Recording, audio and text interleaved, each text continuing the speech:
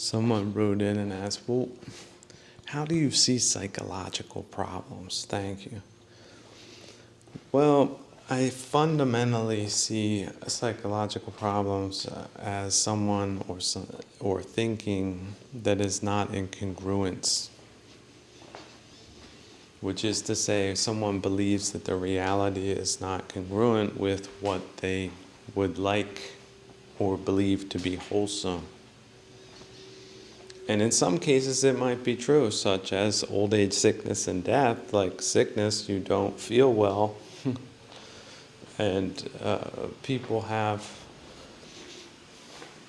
compared psychological sickness to physical sickness, or worse than physical sickness. Just like mental health versus mental illness. People do not feel well. But fundamentally, it's a problem with congruence, with understanding this realm and their place in it, and rooting out what could be on the subconscious level, some kinds of attachments or views, wrong views, attachments to wrong views, or active wrong views.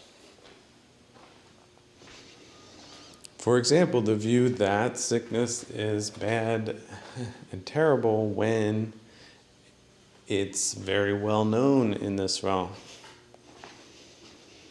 Very well known. It's part of this realm.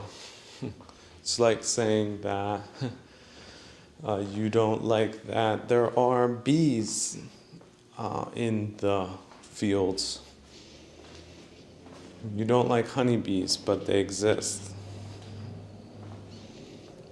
They can fly around. They don't have to bother you. You can shoo them away. Most of the times they don't attack. You don't get killer hornets. But they exist too. There's different levels of creatures that people call bees. But how badly are they really aggravating you at this moment? And will that always be the case? Yes or no? Well, then perhaps you can take some precautions, some optionality. And if it is the case that you're truly sick, well, then it's about recovering or not. If you don't recover, it's death. If you do recover, you will live. That's it. And then how you live?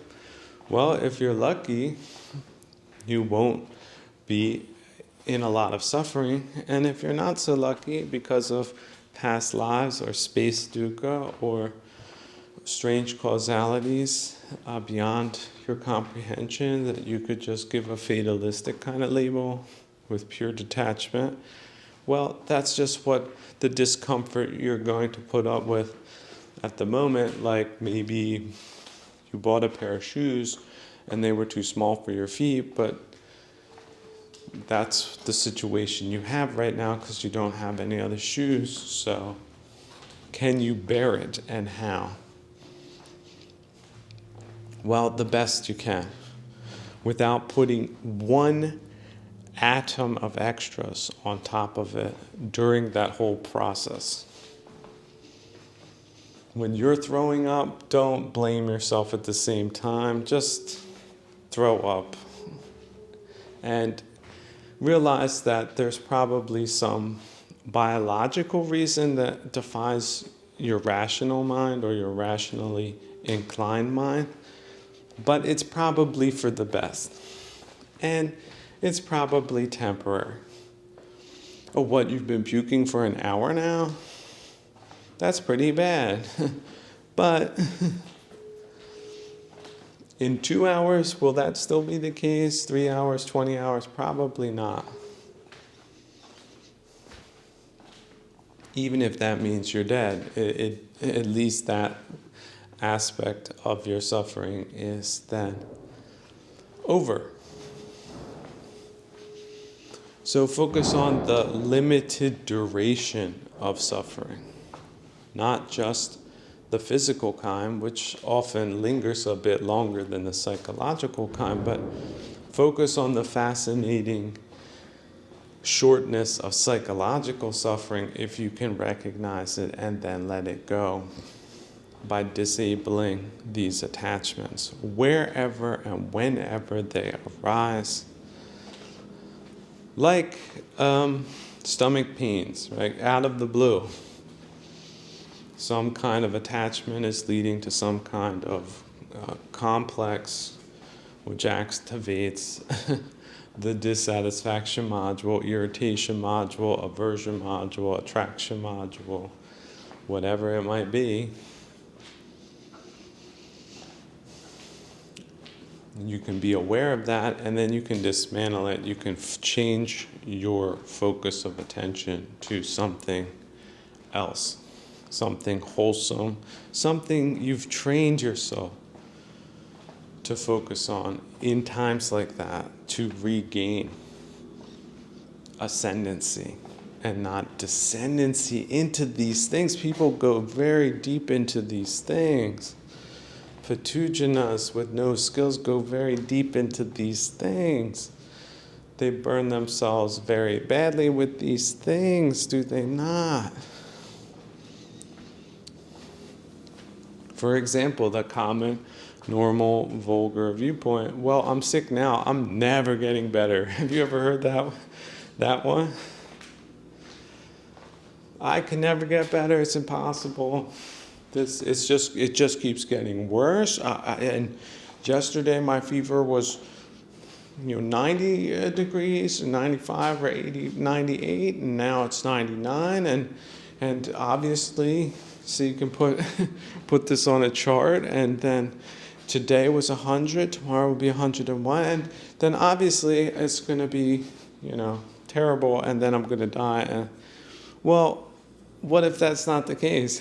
What if suddenly you get better sometime in the middle of the night and everything changes for you? But all of that agita that you put into that projection was completely unnecessary.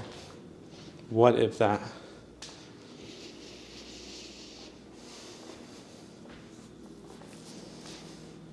See, then you feel foolish, then you feel enlightened, right? Your load has been lightened. And that's the method. That's essentially it. Changing forms and conditions, don't lose your mind. Always bring skill to the point of contact. Right effort and right view are always possible at the point of contact. But knowing that that's right view, right effort is then making it a reality by changing your view at the point of contact. Someone wrote in and said, every time you talk about aversion, I feel like I gain just a little bit more insight. Could you please say a few more words? Please, thank you. Well, I'm glad that's starting to help people, but here's a thought exercise. All right, look to the kilesas first.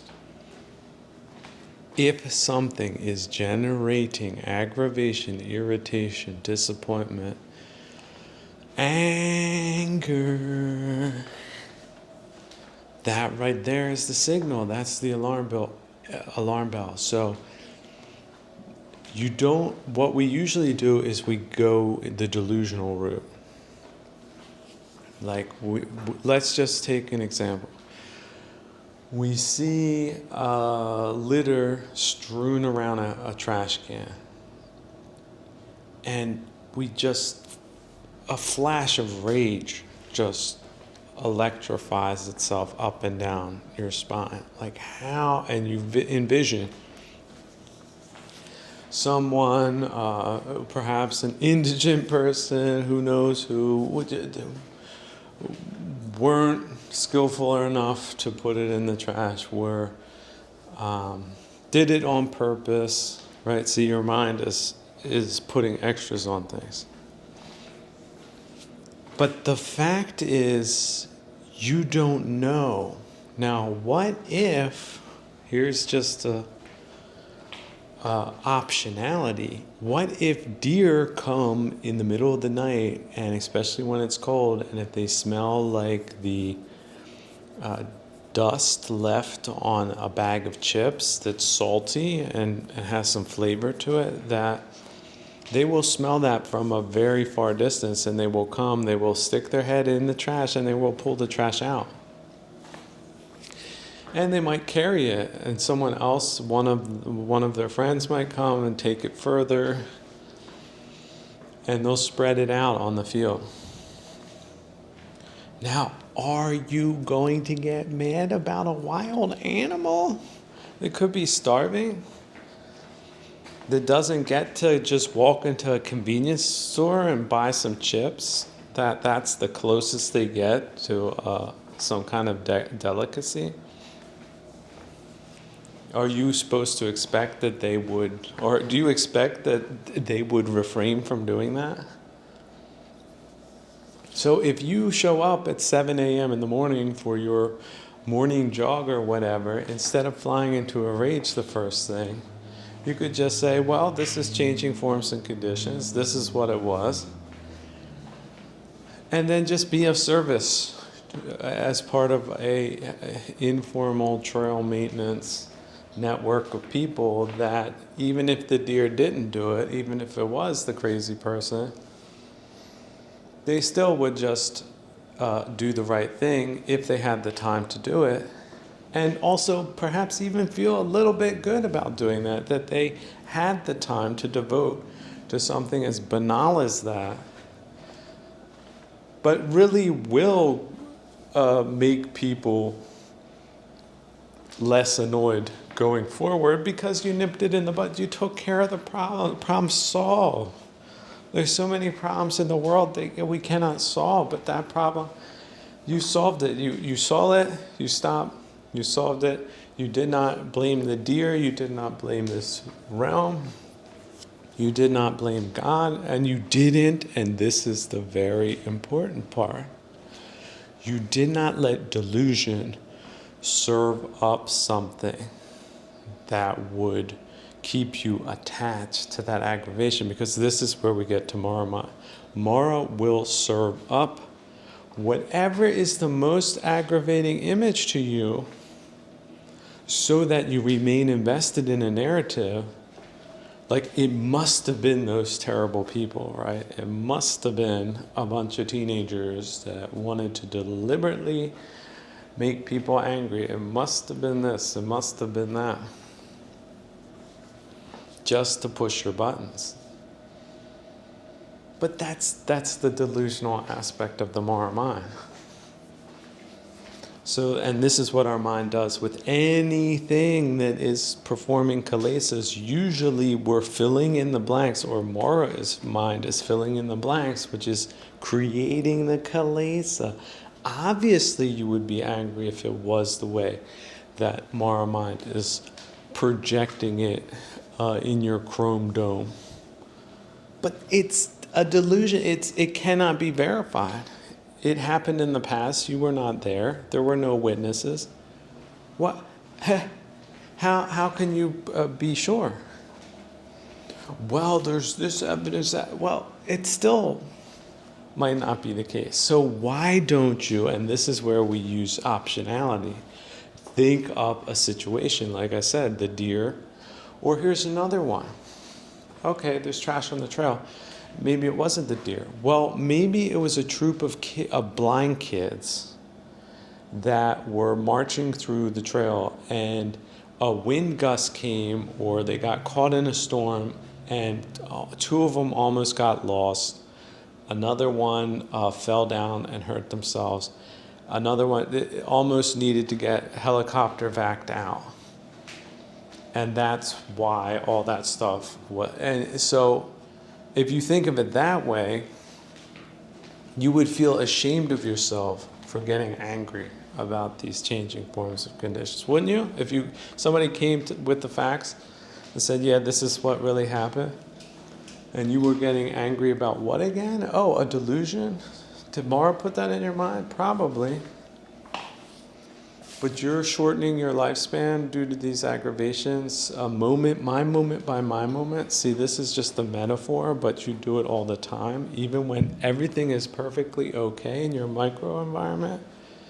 Your mind transports you back to like some of the worst experiences you've ever had, and then because people acted that way, of course all people can act that way, and then, certainly they did it this way because that person did it that way. You see how these things can accumulate and divert us to a default position, which is very unskillful and very aggravating. Do you see that? Do you catch it in that instance? Good. Now catch it every time you do that. Now you'll say, oh, well, easy.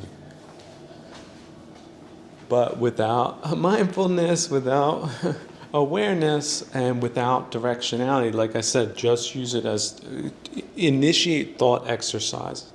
Like instead of the worst thing that could have caused this, think of like the best thing. Like I said, a small group of blind kids, they caused this. How would I feel then? Would I have a little bit of compassion maybe? Would I be glad to take care of it for them? Because maybe that's not something they can do perfectly, but they can do other things perfectly well, like play the piano or other things. Just exist as sort of a special kind of human being that can hear everything, can hear words, can speak words, can write words. How many words have you written were written by a blind person?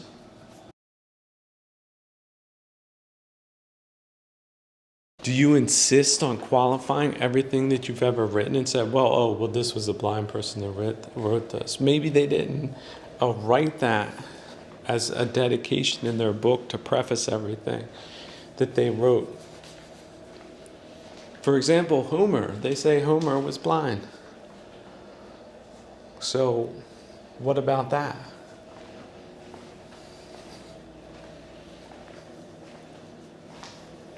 So change, when you're in the world of delusion, initiate the literary module and try to find an explanation that will absolutely destroy ill will or aversion. And then if you have the choice, you have the optionality with that directionality, because who should counter that narrative definitively? Who should do it? Then just go with a narrative that goes with the kilesa neutralizing perspective. Because then guess what? Your net effect, your net benefit is no kilesas, and in fact, a lot of gratitude or compassion instead. That's what you have. You have good karma instead of bad karma, just based on directionality, optionality, and juxtaposing different variables that may or may not be true, just to break yourself out of the default, normal, pathogenistic, deterministic, easy, sloppy, aggravating way. And do that over and over. Do it every time. Every time.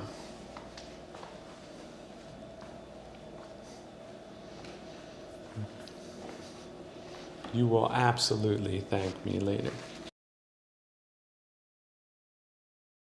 This is also related to blaming in general.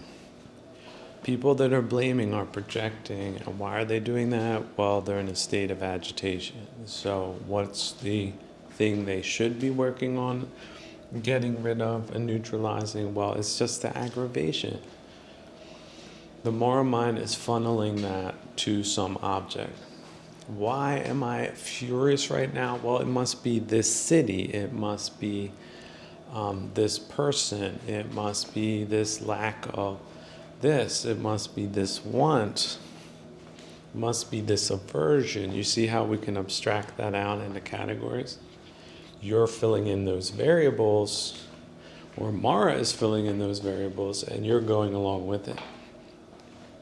Stooge-like, unthinkingly, automatically, disastrously. But can't you help it? Can't you snap yourself out of it? Can't you? Just on a little level, little thought exercise. Hear that? Snap out of it. Your variables, that's just it. That's what works for you right now, or works on you.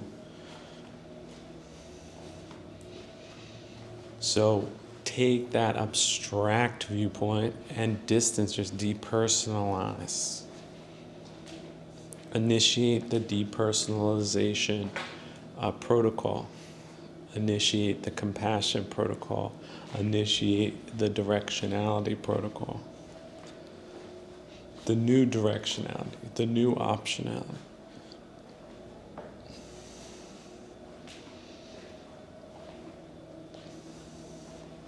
Changing forms and conditions. If you were not you, would it matter? So why does it matter if it is you? If it could happen in this realm? Do you have cancer? Yes or no? No? Well, great. Be grateful for that. You have it? Well, guess what? It can happen here. How many people have died of cancer? Try to fathom it. But if you're caught up on you and yours, your life, your variables, then that is going to be excruciatingly more painful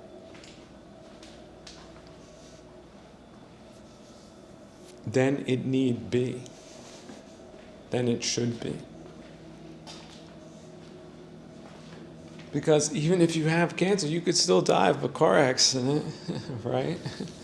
Not a self-inflicted one, although that can happen too, but just you're beat up about that, but somebody runs a red light can kill you a lot quicker. And it could have happened every day of your life.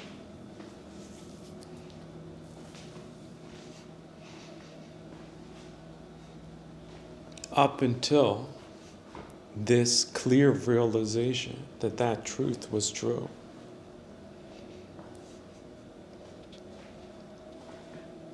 So if it wasn't that variable, it could be another variable. Just because you have it doesn't mean it'll kill you. How many people have survived cancer? What's the number? Do you know? It's a very large number. But then again, how many people have left this earth alive? So again, we're talking about variables, and we're talking about personalizations, and we're talking about immense oceanic levels of suffering that's completely unnecessary. We're talking about psychological viewpoints that are optional. You take the bigger lens, you depersonalize. What suffering do you have again? You're free. And I like to bring this back to politics and countries again too. Like, your country didn't do this or didn't do that for you. But what did you do for your country? Or what could you do for your country to make it just a little bit better? Even if it's just something small, like not attacking your neighbors and maybe being of benefit to people instead of a detriment, even if that means just bringing a good attitude to the game. A few good words. How about this? Just neutral words. Just the reassurance of being alive. How much do people really demand of you? Really. But how much do you expect of others versus how much have you deliver? You have these wild ideas about your contributions, your value, but is that really true? What if everything you didn't really affect anyone one way or another, but you have expectations? Where are you getting these from? Isn't that craving? Isn't that desire? Isn't that a kilesa? So look, it's great when people can get along and people can uplift each other and all of those great things, but we're living in a dimension of changing forms and conditions and different variables, and also very foolish people. Not all of them bad, but it can lead to a certain causality, which is bad in an abstract way. But you need not over-focus on that, okay? Because that can be an endless source of dissatisfaction, which is not skillful. The restaurant that you're criticizing, that you're not eating in, what's the point, right? People travel, now I'm here, so I'm still criticizing there. Why? Like, what's the point? You can also be a little bit more generous. Say, well, maybe the restaurant was having a bad day. Like the truck with the lobster, it had a flat tire that day, and that's why your dish wasn't as good as what the other people claimed they received. So, big deal. Changing forms and conditions. Depersonalized. It's not the end-all, be-all of dining experiences anyway. How about one meal a day, and are you eating healthy stuff or crap? What about fiber in your diet? Or are you drinking enough liquid fluids, like not energy drinks, like pure H2O that isn't contaminated with a bunch of trace chemicals? Are we talking basics again here? Do you have that? No? What? You're a luxury, what do they call it, first world problemist? You're not getting as many energy drinks as you think you deserve at a price that's affordable, but these things are ridiculously expensive and not very healthy for you, bad for your teeth, bad for your attitude long term, but apparently are addictive. Oh, really? Whose fault would that be? Is that the advertiser's fault? I mean, in a way it is. I mean, you want to get back to moral-mindedness and advertising, that would be a lecture I could do. Show up at one of these Ivy League universities, 3-hour open mic, because they forwarded me, let's say, $500,000 to do it, and then another half afterwards. That could go down like a bomb. But why? Right? What's the point? Is that necessary? Would that be good? Is that needed? Maybe you could do it without getting all of that, putting all of those different barriers between you and just doing it, and then widening your audience to people you could abstractly care about, humanity in general. Or not at all. You don't have to do it at all.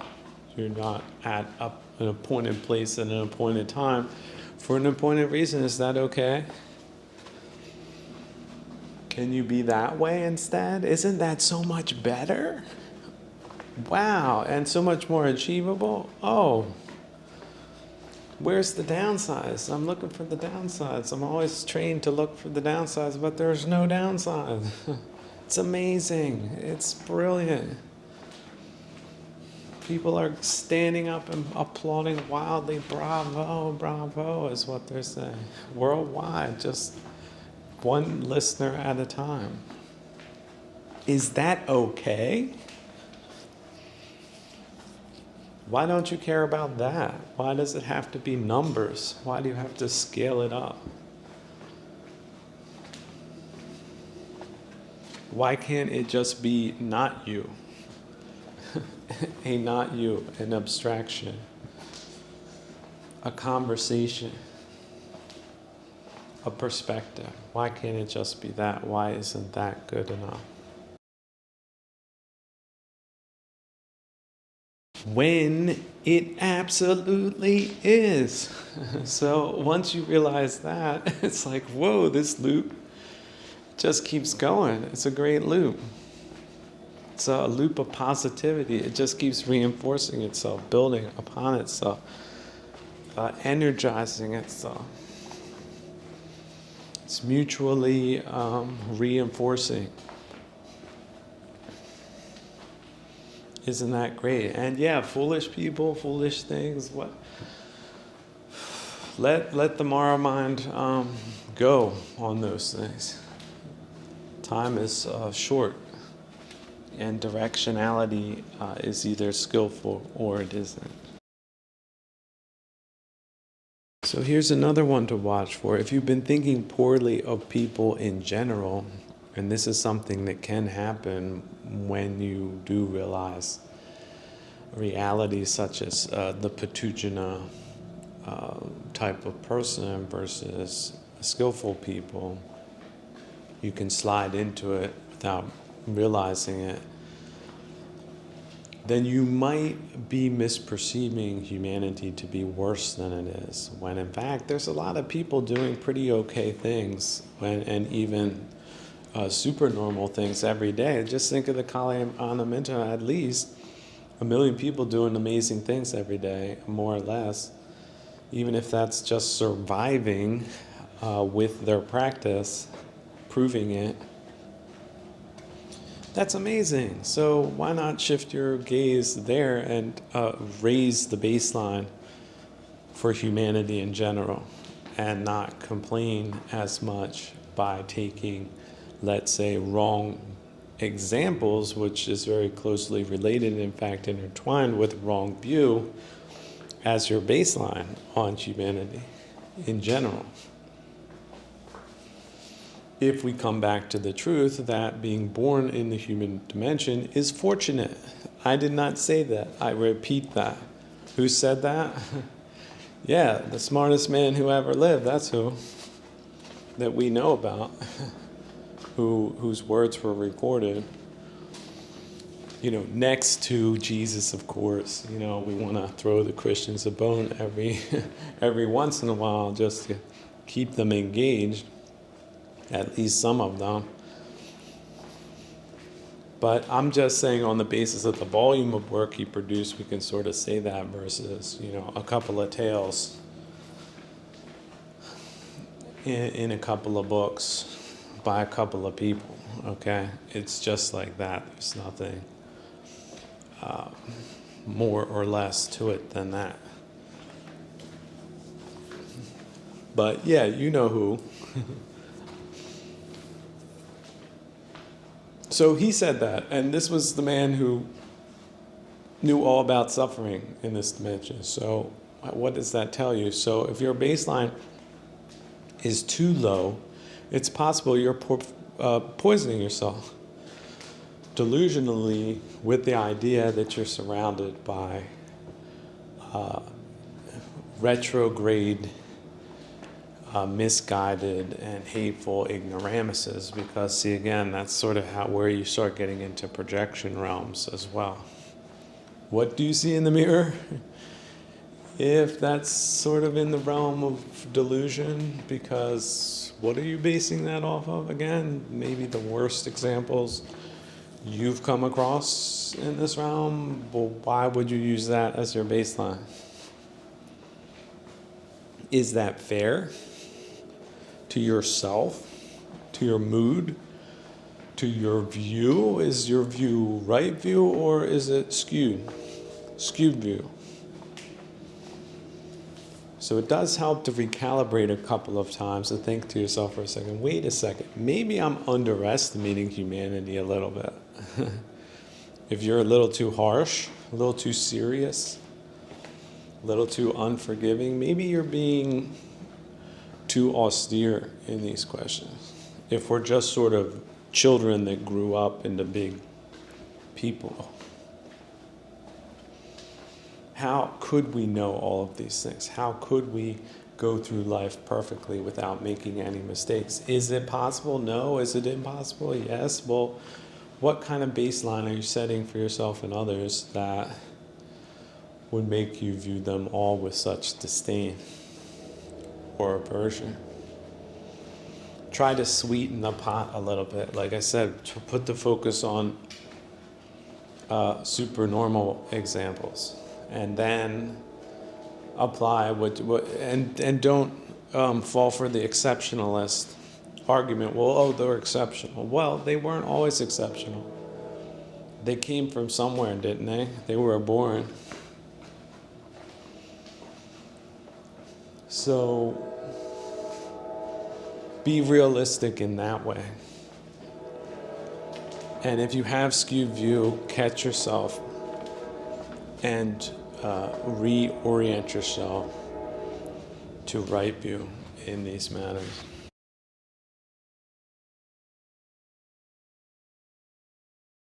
Here's a great saying.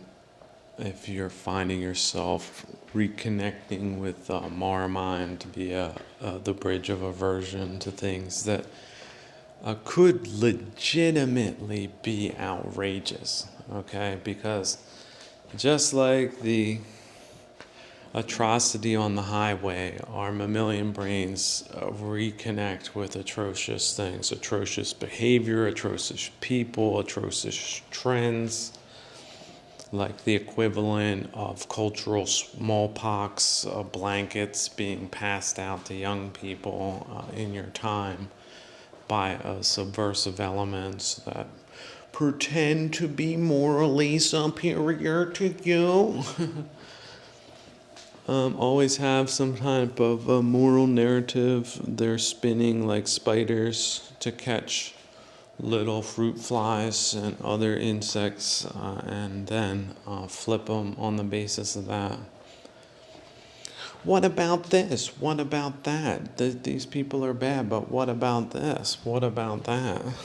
How many times have you been exposed to people whose brains have had that kind of donking in the county fair? Pseudo-intellectualism, the plague of our time. These degree mills with flip people applying psychological techniques. Oh, this is moral, that is immoral. The past, oh, that's immoral. Then the future is going to be moral. Utopianism. Wah. The abnormal should be normal. The normal should be abnormal. Wah. Type thing. So if you get caught up in these things, don't feel too bad about them, but do feel good about disconnecting from them and taking a hot shower every once in a while and getting all of those impurities out of your mind. Yeah, it's a political act to sabotage social institutions and social gatherings of all kinds, and to make the abnormal normal, right? Oh no, the normal, the past, that was wrong. The abnormal of today, that's right. Yeah, get on board. Yay. Now you get it. You see the technique. You can see through these Mara-like inspired individuals when you start looking into the Mara-mindedness of Mara mind. So here's the good saying. Ask yourself, are these purgatorial kinds of problems that you might be having, are they worse than the purgatorial problems of other people in other times? Yes or no? For example, Europe was in a disastrous state all throughout the Middle Ages. Disastrous. Black Plague, fall of the Roman Empire, although people say that didn't really happen, because then you're talking about the Western and Eastern Roman Empire, then you're talking about the fall of Byzantium, you're talking about people motivated to be involved in politics that aren't qualified to be that, but have malignant narcissistic tendencies, kleptomaniacs, tyrannical sadists, all different types of personalities that have just had massive negative impact on world civilization, our civilization, the development of civilization, at least in the West. Okay, outside of the West, people don't even have histories that they know of because it took other people to try to figure out what happened in their areas. So if the West falls again in this time, there will be a similar kind of loss of accurate historical information. Be up for debate, right? Oh, did it really happen? Well, if it doesn't suit our interests, then we say it didn't. No, it's the opposite of that. Wow. Somebody gets their people in there, right? The Ottomans get their people placed. Christianity was a religion of hate, and this is why, and right? Or haven't they done it already, I guess, at least in some places, so you can already see what they're planning on rolling out. And then, yeah, what do these dumb young people know staring at just the equivalent of, butt advertisements from infancy until adulthood and beyond? What type of information do you think is floating around in that kind of universe of their mind, like that has been exposed to, I don't know, they have statistics like 50,000 murders or something like that, hundreds and hundreds of thousands of pornographic images, you name it. Oh yeah, of course, the alternative history narratives that tyrannical regimes. I mean, 1 billion Chinamen don't know a damn thing about their real history, or the people running their country. So that's something. And then India is sort of a small Soviet satellite. Intellectually, they have a history they don't want to acknowledge. It's not flattering. They don't have a reality that's flattering. They don't really have a political system that resembles a functioning democracy in Western terms. So who's wrong? Well, it's the West. Why? Right? West's always wrong. But they all want to be in the West, don't want to be where they is, but then they recreate what was there, because that's sort of how that works, doesn't it? So, yeah, a lot of self-hating individuals that have very contradictory things going on all at once that not even a psychologist that was being paid on a dedicated kind of way could figure out for them. Not in this lifetimes, and probably not in lifetimes to come, if they get reborn as human, which many of them most likely won't. But anyway, yeah, purgatory and its problems. And then, are the purgatorial problems you're dealing with worse than, do you think, than previous purgatorial problems that we do know did happen in purgatory, such as the Black Death? Yeah. I encourage people to go back into the archives and read up about that. And then come back to your purgatorial problems of today and then ask yourself, are they really first world problems, or what can you do within your microenvironments to eliminate that, to as great of degree as you possibly can without being, of course, antisocial or harboring aversion or being a dupe or a conduit for this kind of plague that we're dealing with now. Can you still be tepidly optimistic about going into ascendant lives to come, despite all of these things, with which you have nothing to do, that were launched by, let's just say, drug money launderers and their accomplices, a class of them that use the multiplier of money and their lack of morals to launch cultural programs that were developed in psych labs, and they produce radical classes, and this is just some of the fallout of that. But there's still good people fighting the good fight, and that you can find and support them. All is not lost, right? In purgatory, that's one of the fascinating things, where we also have to come back to the Gnostic kinds of traditions. Good and bad, right? It can't just go one way. It can't just be all good, and it can't really be all bad. So just when the bad think they're going to get their devil's due, they're tricked, right? And just when the good think that they've completely destroyed all the bad, well, they're in for a little disappointment, usually.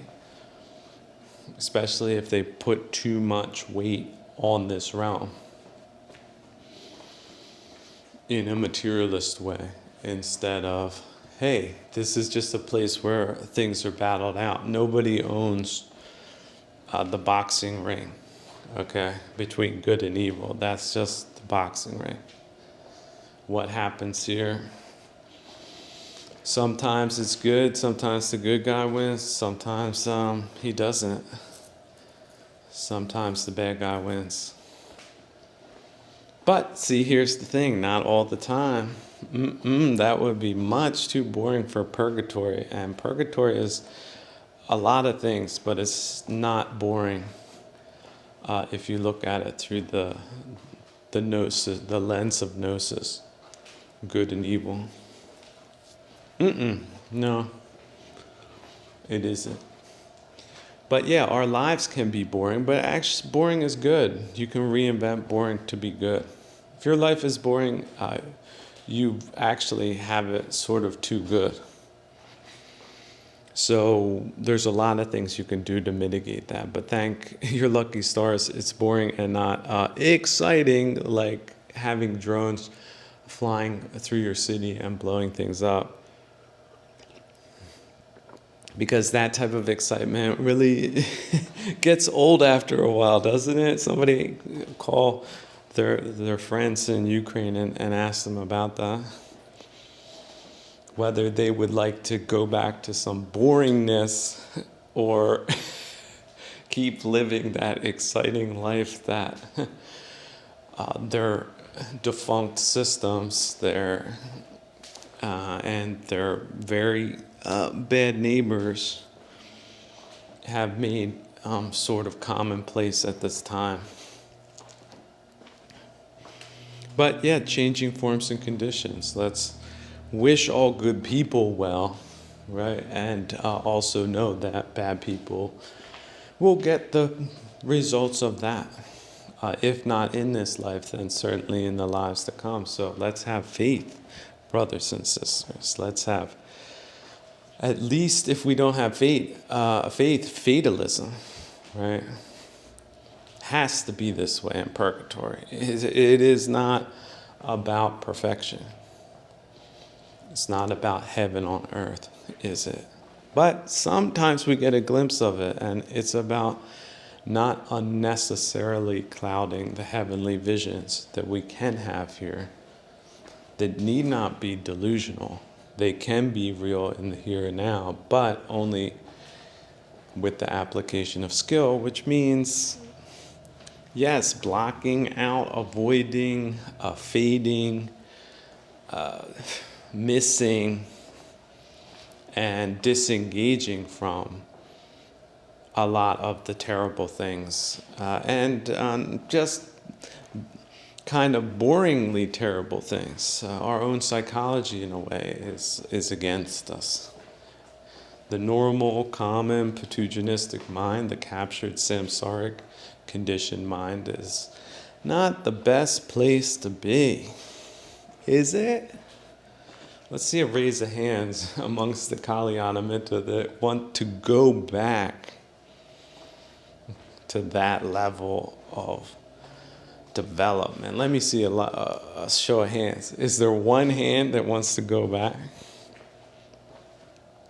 I'm looking out like over a sea of people, like at least 1 million in purgatory worth a damn.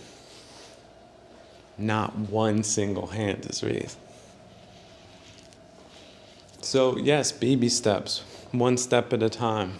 If you're in a bad place, turn around and walk in a different direction. Physically, mentally, how about both? I like both.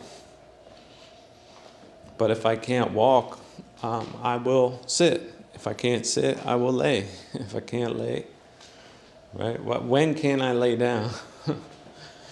Okay, I'll stand, right?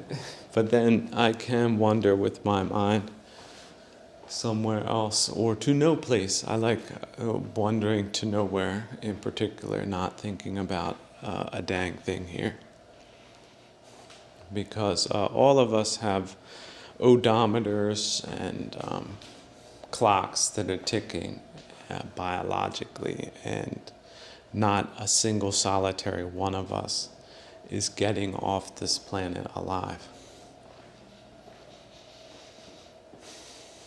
So until that happens, until the timer, right, is buzzed, don't unnecessarily bother yourself about bothersome things that are legitimately bothersome, but realize, yes, it has a certain attractive quality to it, because that's sort of how we're built.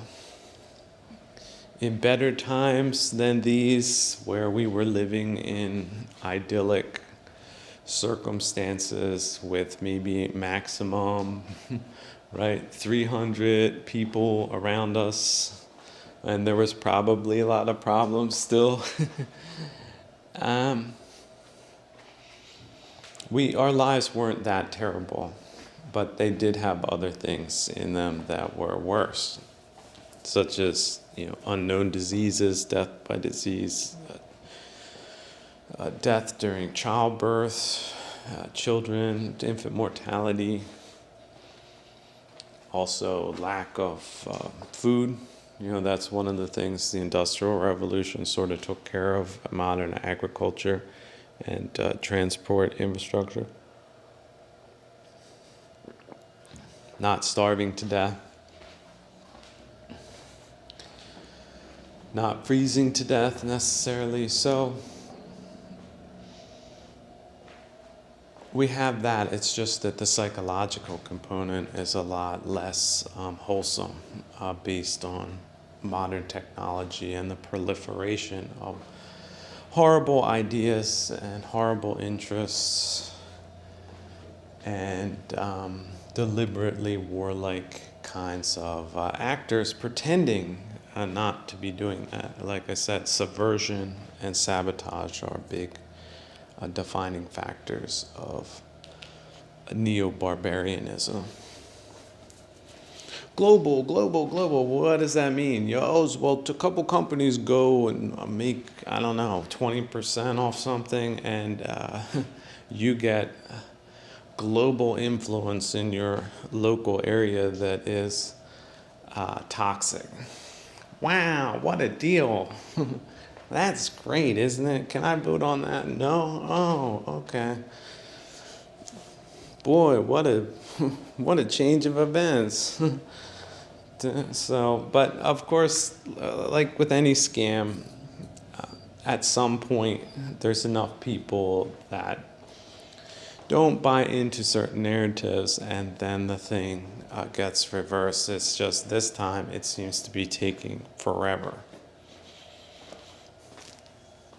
But, when it happens, where it happens, nobody knows. But we do know that this realm, part of it is the delusional realm, which is the deceptive realm, which is also the covert realm. So if you've been deliberately duped, call 1-800.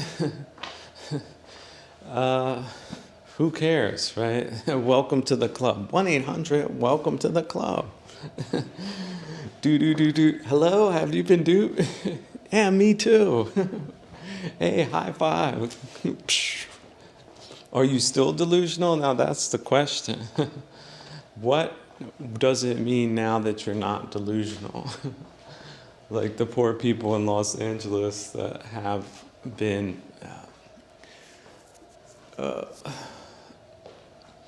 let's say, set up with one of the worst political attacks mankind has ever seen, and the causal relationships such as, well, all the money went somewhere else and nothing was done of note, and now there's been a major catastrophe. And, well, if they could keep that cultural bandwagon going, then I'm sure the profiteers will just like to brush that one under the rug like everything else. And it's off to sports land or the freak golf arena, and no consequences of note, despite knowing that. Who would that benefit? Well, maybe there's some terrible countries that would rather be in control of the world's oceans, and so they would prefer that trend continue there, but no one else worth the damn. But we'll see. It's sort of like, what is it, creative destruction? Like the crap that was there that is now gone.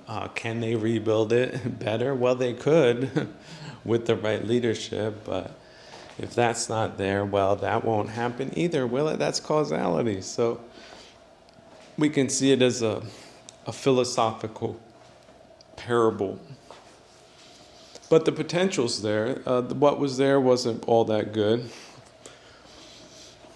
And they were neglecting some basic things, and then like basic security and being in La La Land. And then that's what happens, a major catastrophe. So if we come back to Asia Minor and we apply it to what's happening now, we can see there seems to be a conjunction in total genocide and destruction and being poor in security or political matters, and being sort of gullible and naive and sort of good-natured versus outrageously toxic and conspiring and manipulative kinds of people that aren't that at all, but would pretend to be that for the rest of their lives just to, be able to take things or exert tyrannical sadist kind of directives. So you have to differentiate between cultures, caricatures of leaders versus what is masquerading as that at this time. But we'll see. The Roman Empire went through different epochs of ridiculous personalities and interests, weak people, straight man people, like playing the straight man, puppetry, criminals, criminality, Crassus. I like coming back to Crassus. How about this? Hey, he was in the fire business. Show up with his fire brigade. Hey, you want your house extinguished that they set themselves? No? Okay, burn it down. Buy the property at a fraction. Do what they wanted. Became the largest real estate holders. In Rome, wow. Purgatory, right? What did the plebs have to say about that back then? You can only imagine. If you could speak Latin and go back in a time machine, what would they be saying about that? Oh, it was Nero that fiddled while Rome burned. It wasn't Crassus or some type of outfit like his. No, certainly that didn't happen. All them senators, they were legit leaders, weren't they? I encourage everyone to return to Plutarch's Lives. Yes, try to find a good translation of that and read that during these times. If you need to start putting purgatory into perspective again, that helps. A lot of things really haven't changed here. But anyway, back to the point. So, in my case at least, I don't want to go down in history as a complainer. I would rather go down as a reformer, which means, okay, what's one of my reform ideas? Well, okay, the globalism was a catastrophe for the West, so any company that called itself global or is engaged in global activities, right then and there needs to be a targeted restructuring and reevaluation of their activities in any country in which they operate. But specifically, the United States needs to, let's say, deglobalize these global companies. And if they were engaging in genocidal cultural policies, that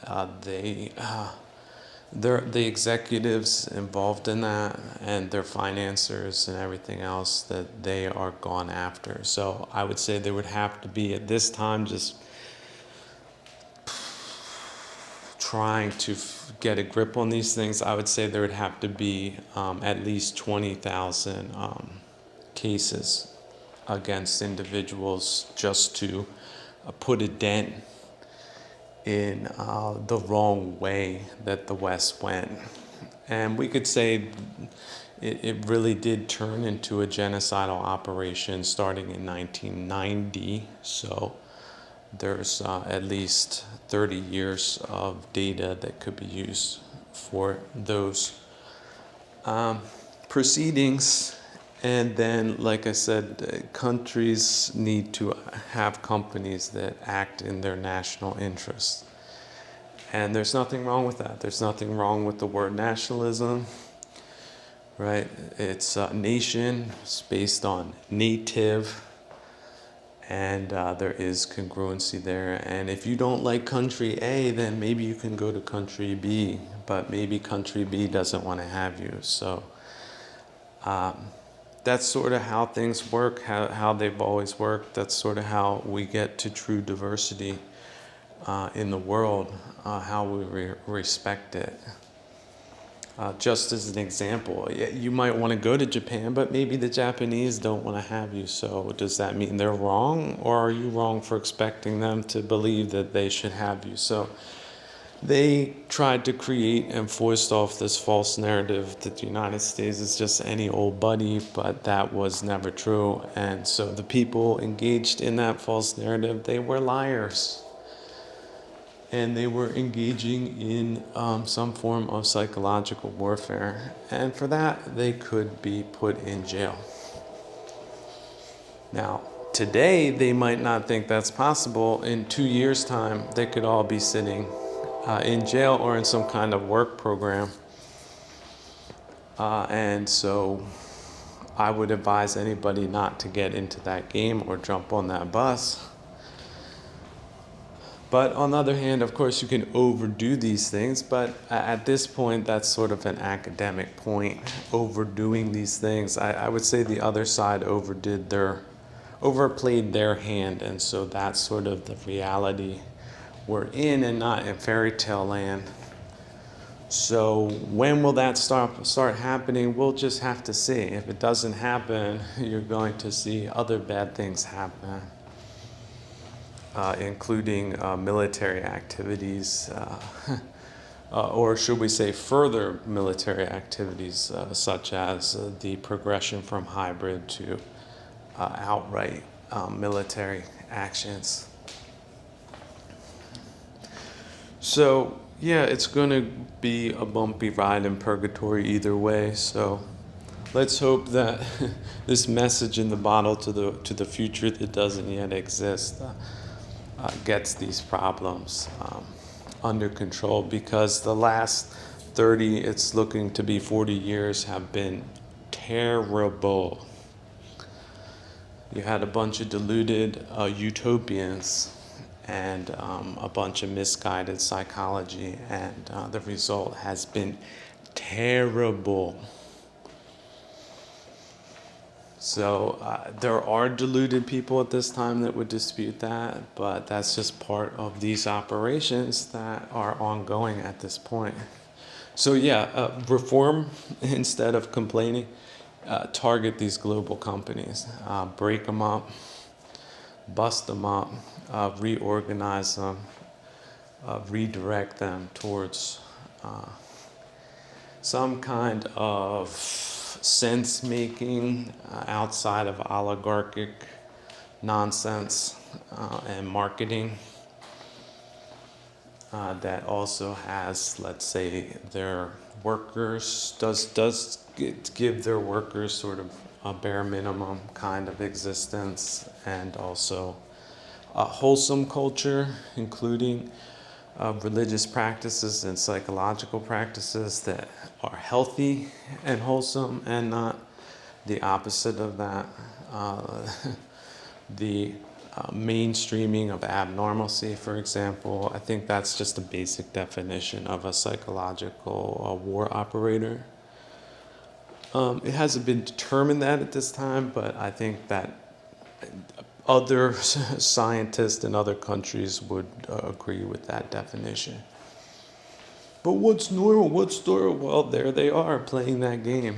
So you can see them, and you could convict them in a court on the basis of that. And in my opinion, they absolutely should serve time.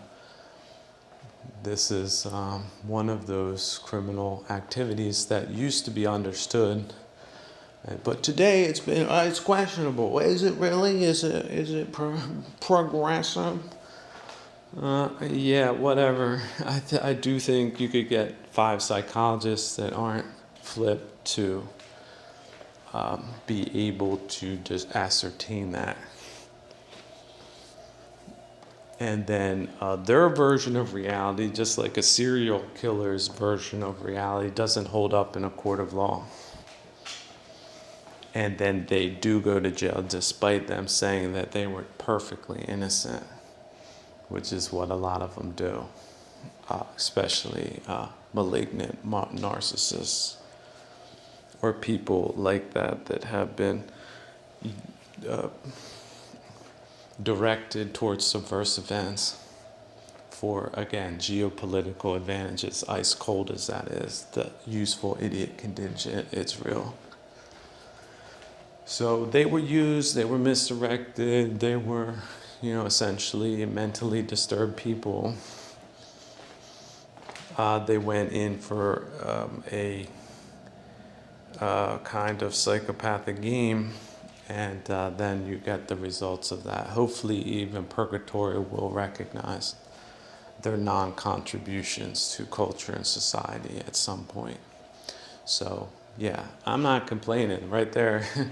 You could package that in a bill, pass it tomorrow, and then start implementing it. And millions, potentially billions of people would benefit from that. But will they do it? Will they stop it? Will they water it down? Will they slice and dice it? Will they salami tactic it? We'll see. Purgatory, that's what comedy lives from, right? Don't do the right thing, do the wrong thing. Well, then you become the butt of jokes, don't you? Look at them. Look at them dodging and weaving, playing the Crassus game, playing fire truck. Do-do, do-do, do-do, do-do. Sticking their hand out. Yeah, how much you gonna pay? Want this fire extinguisher? Look at the comedy unfold. I'm telling you, my next movie could just be that. Crassus in Rome. My God. Just base it on the Los Angeles example. We could have the whole cast of actors, like the B actors. I mean, what's Mel Gibson doing? All the B actors left in LA that weren't incinerated, get them playing 2-bit roles with really funny lines in absurdist kind of scenes that people just will laugh at for years to come. Kind of comedic lens on these things. I was recently listening to some good-hearted Buddhists trying to get a hold on all of these identity politics. These were also older ones, coming from a much more wholesome age, so they essentially are assuming that people want to be cured, that they want to have a neutral position, and essentially want to achieve neutrality, but that's not oftentimes what, for example, tyrannical sadists or subversives want. Subversives like to play games. They enjoy it. They enjoy making people feel discomfort. They enjoy playing the abnormal role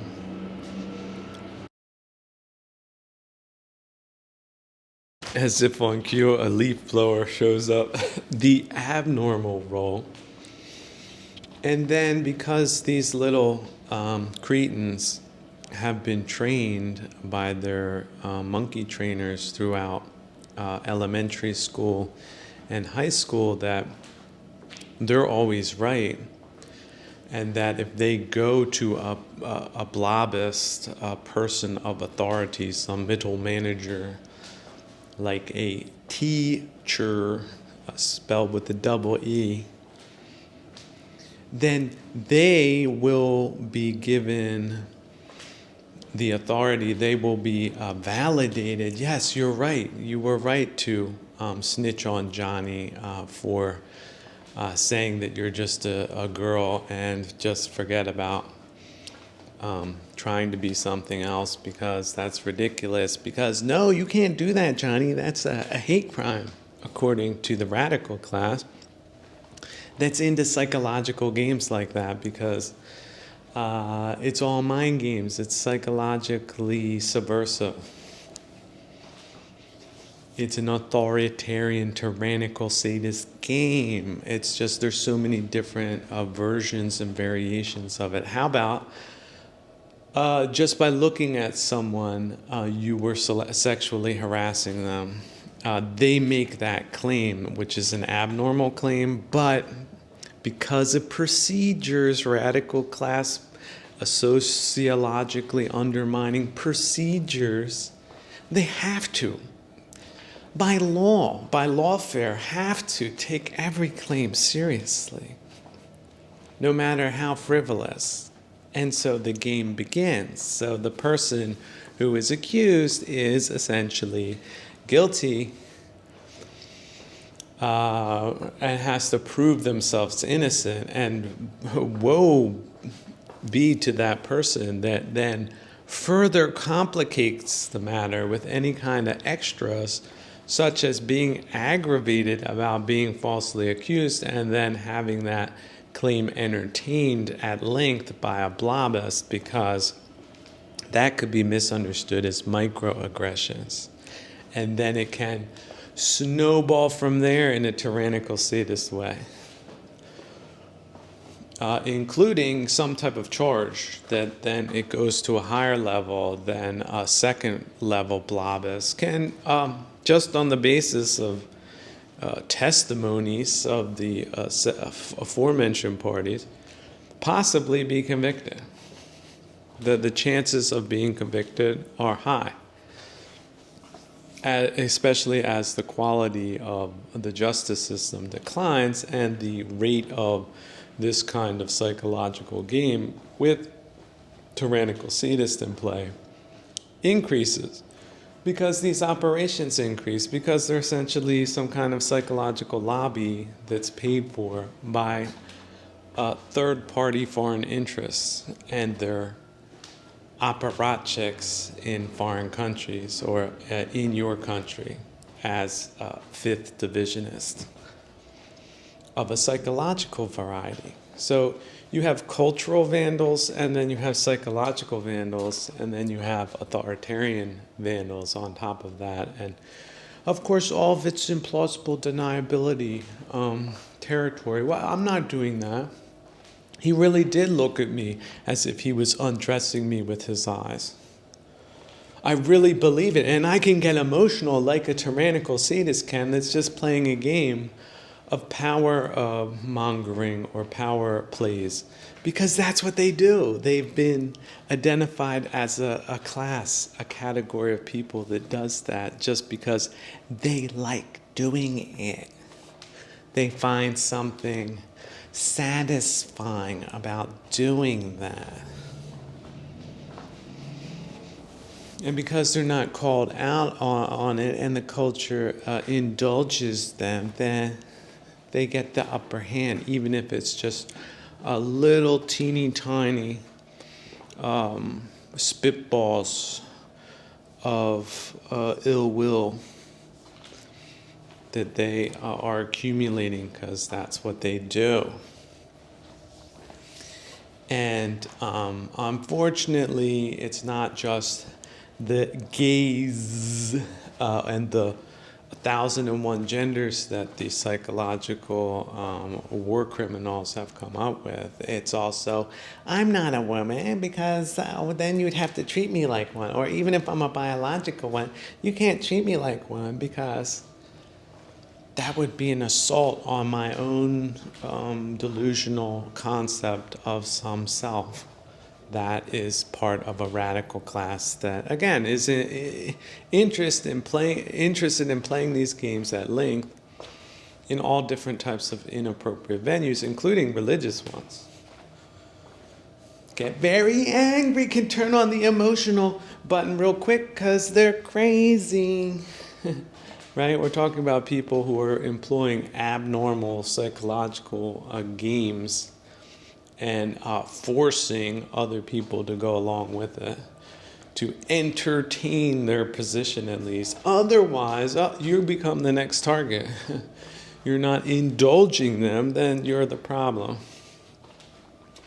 So yeah, it's very annoying, I'm sure, and very frightening for religious people that are legitimate and having to deal with people that aren't. But that's the whole point. They want to jam up religious organizations and religion in general because they believe it to be BS. They believe themselves to know everything better because that's the leftist, tyrannical sadist Venn diagram that they're in.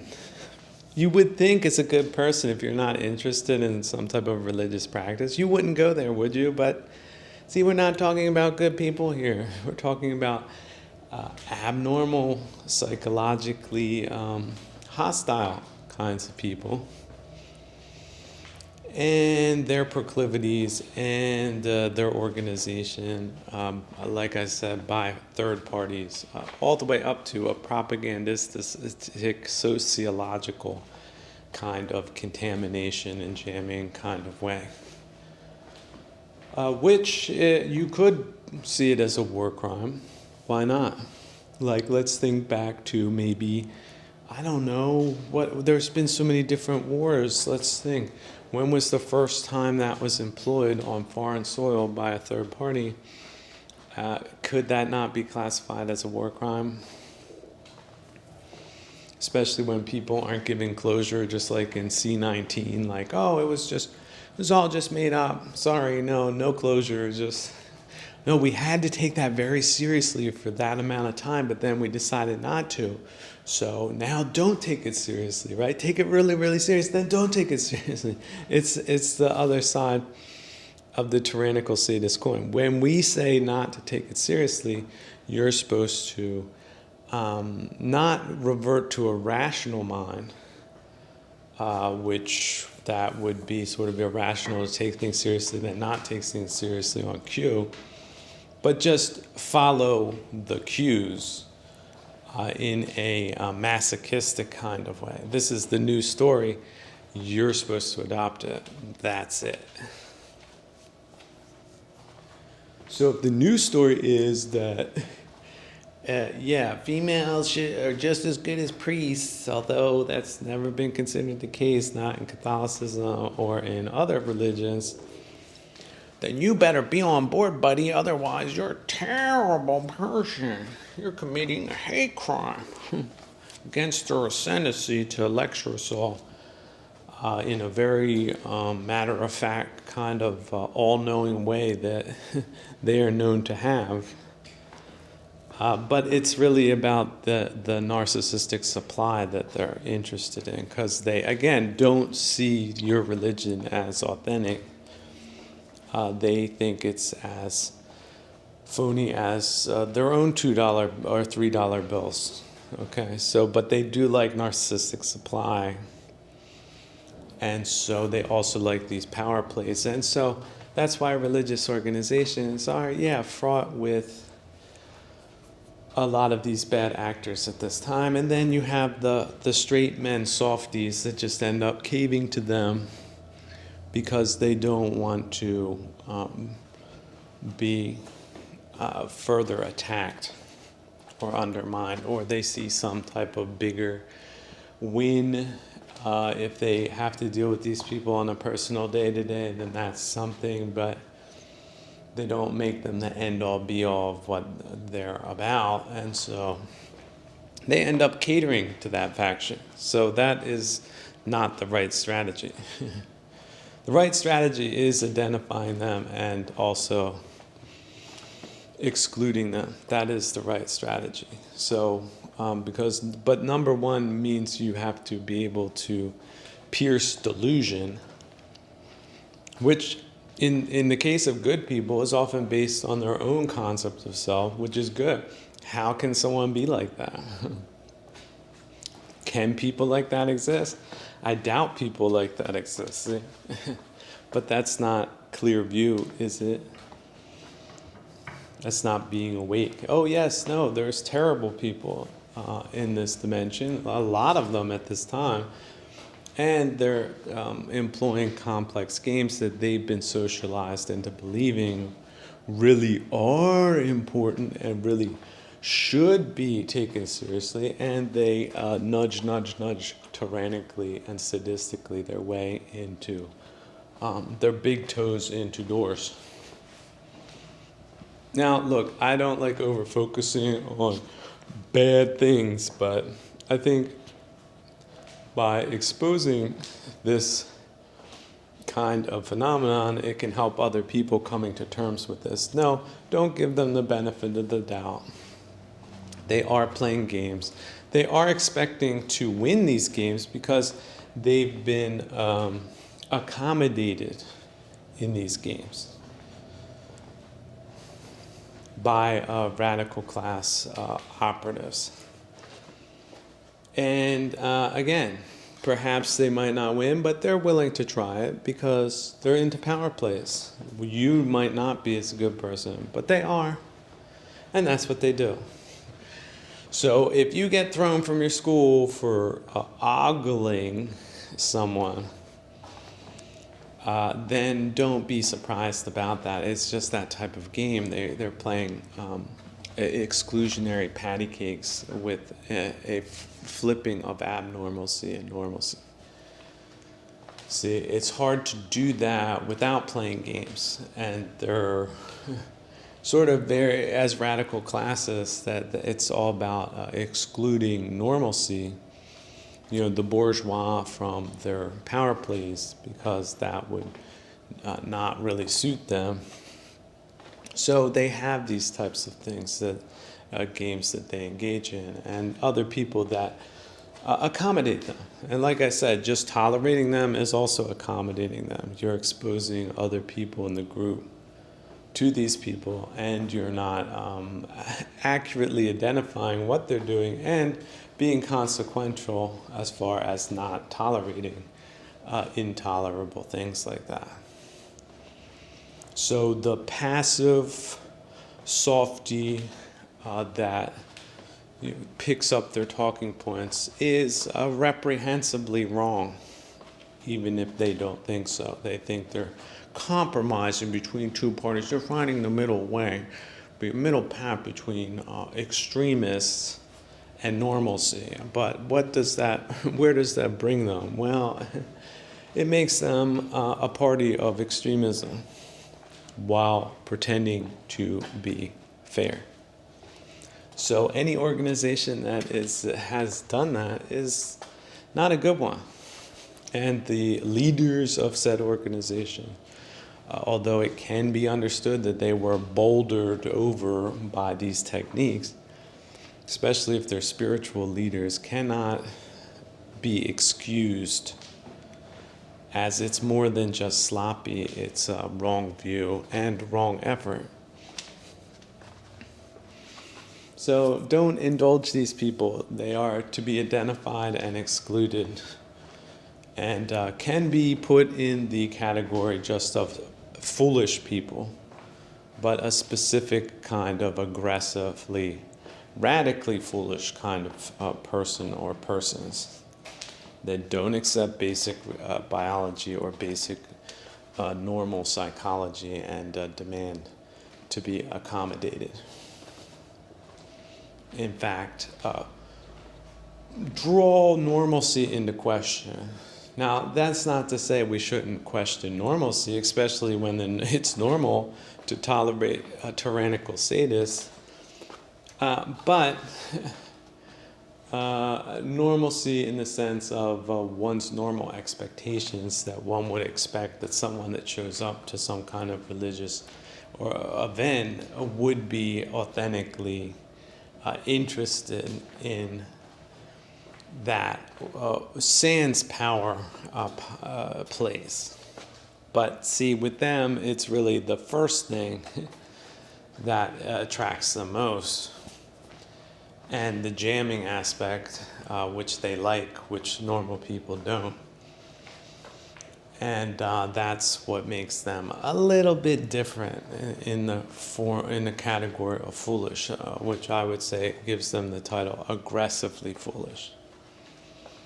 See, Buddhists and other spiritual people of note would like to avoid them, but they don't want you to avoid them. That's not how they satiate sadism. The sadist does not satiate his sadism or her sadism. Lots of female sadists, by the way. If they don't have an outlet and you're the outlet. You wouldn't think someone would be that low, but when we're talking about, subnormalcy, not supernormalcy, then you have to change your lenses out a little bit. Put your microscope on, not your binoculars. And look at the pathological, psychological kind of hybrid war-like social conditions that have been unleashed at least in the last 10 years. It's just a constant campaign that they ramp up where they can with new techniques that are more aggressive or as aggressive as they can get away with before the whole group, whatever it is that has these people sent in like torpedoes, falls apart. Because they either drive off the good people or corrupt the weak ones, and then all you're left with is a rump of the original thing, which is considered a desirable outcome by third parties that aren't interested in good conditions for what they believe to be the opposition. So yeah, bad news, I understand. It's like, hey, why can't we have a party with 100 people and everybody get along? Well, that's this little thing called purgatory and numbers. Right, once you get over 50, the chances of that happening go down, and then as the numbers go up, at some point it reaches like a 0% probability of things going smoothly. Whatever, the house gets trashed, there's a fight, gunfire breaks out, a fire is started, that kind of thing.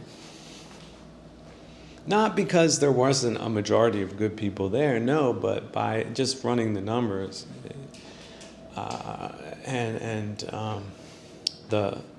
like a bell curve, right? Most people are just normal, right in the middle, but you have maybe some extremely good people, but you also then have some extremely bad, to a lesser degree. But one extremely bad person is pretty bad, and then you have a couple that sort of like that bad person, right? Then maybe you only have one good person or mostly normal people, and then they prevail. So yeah, social things, it's really not easy to do right. Now, that's not to say it's impossible, but I do sort of feel bad for these older Buddhists, but on the other hand, I have the feeling they are playing the straight man routine as masochist, as I do believe they've been exposed to these people more than they're willing to admit, and haven't really made the consequential decisions if they're still entertaining the kind of faux middle path between extremism and normal people when that is not the middle path. But on the other hand, look, I understand some of them just want to talk in some kind of obscure ways in an attempt to bring these people from the brink of insanity, but I question whether A, that's worth the effort, or B, it's really possible, or C, what the real point is, because if they're that far gone, it's really up to them to change their view to right view and not to accommodate wrong view. Another thing they do is they lump together all these different groups, like, oh yeah, this group, the right, then the left, and again, trying to give this fake impression of being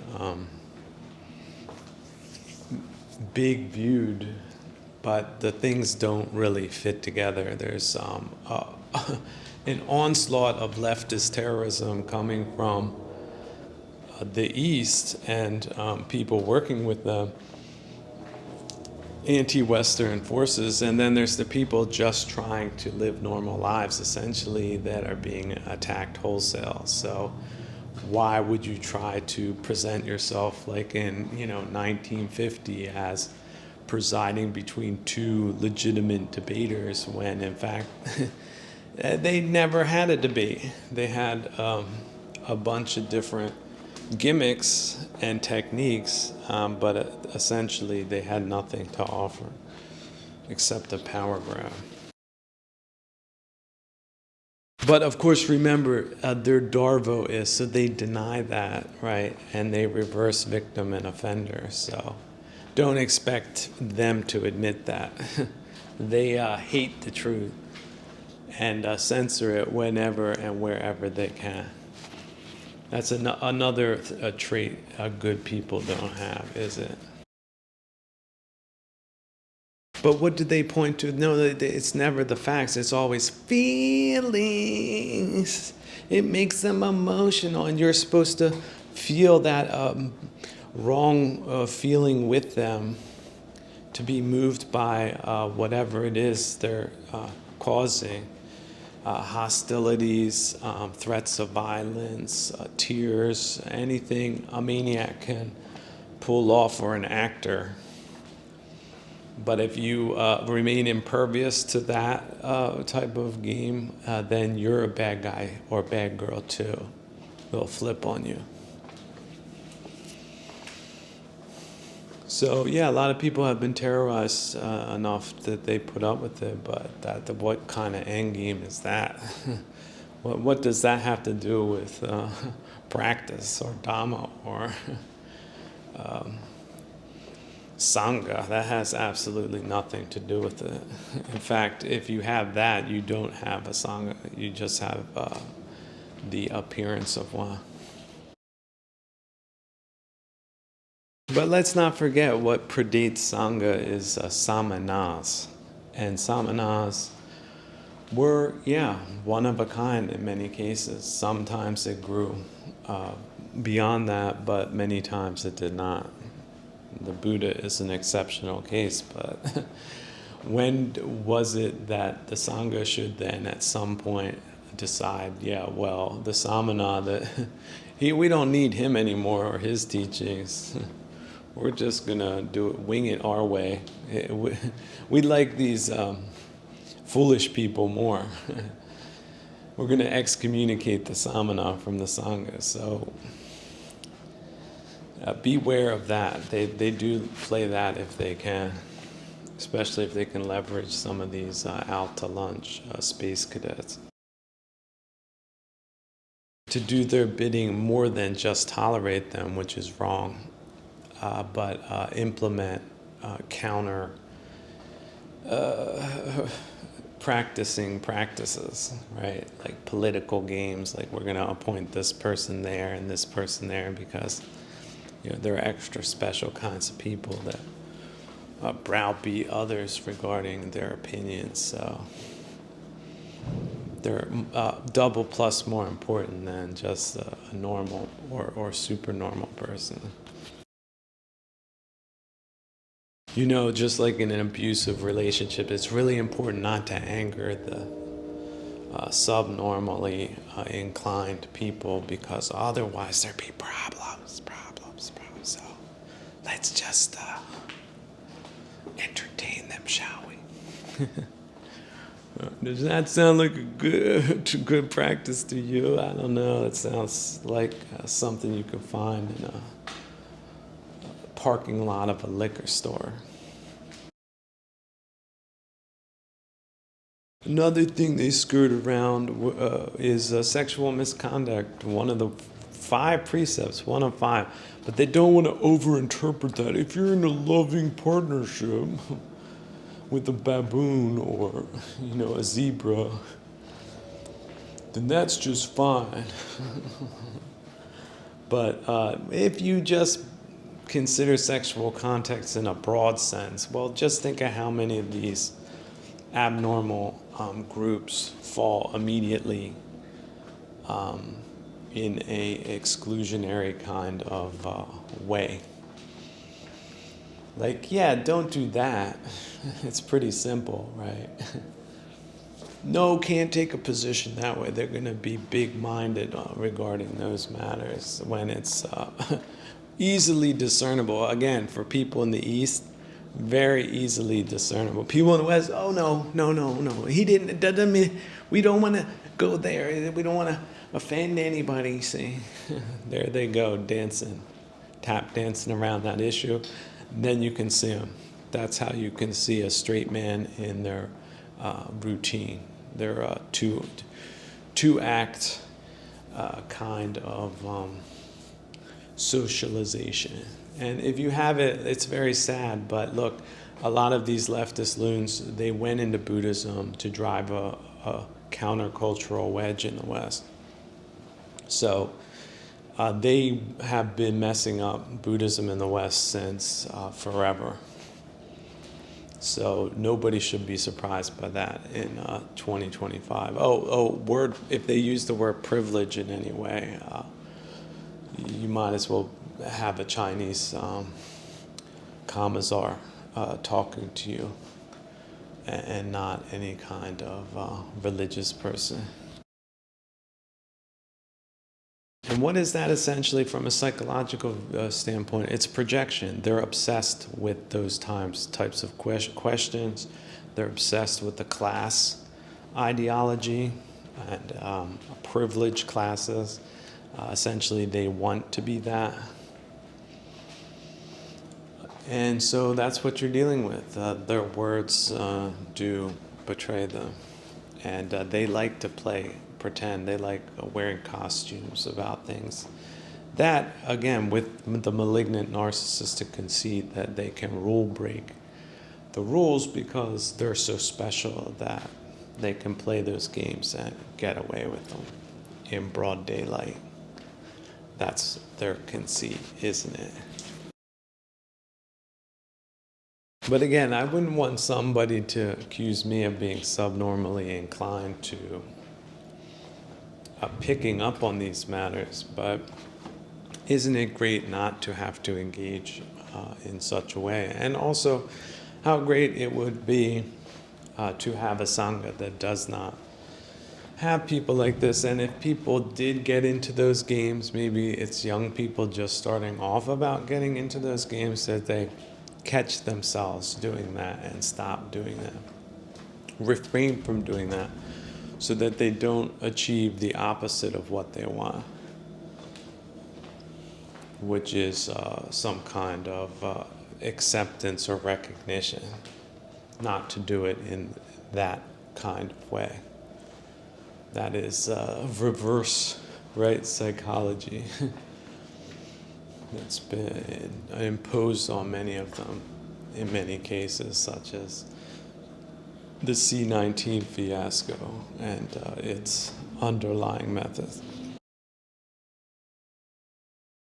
Not to seem like I'm harping on this point, but I do want to just give a historical or add some historical clarity to this time at 2025, where leftoids, and essentially it's their sociology, it's not necessarily the countries, because leftoid sociology is not contained by a country. The terrorist regime in China is a Russian imperialist export that was adopted by domestics there.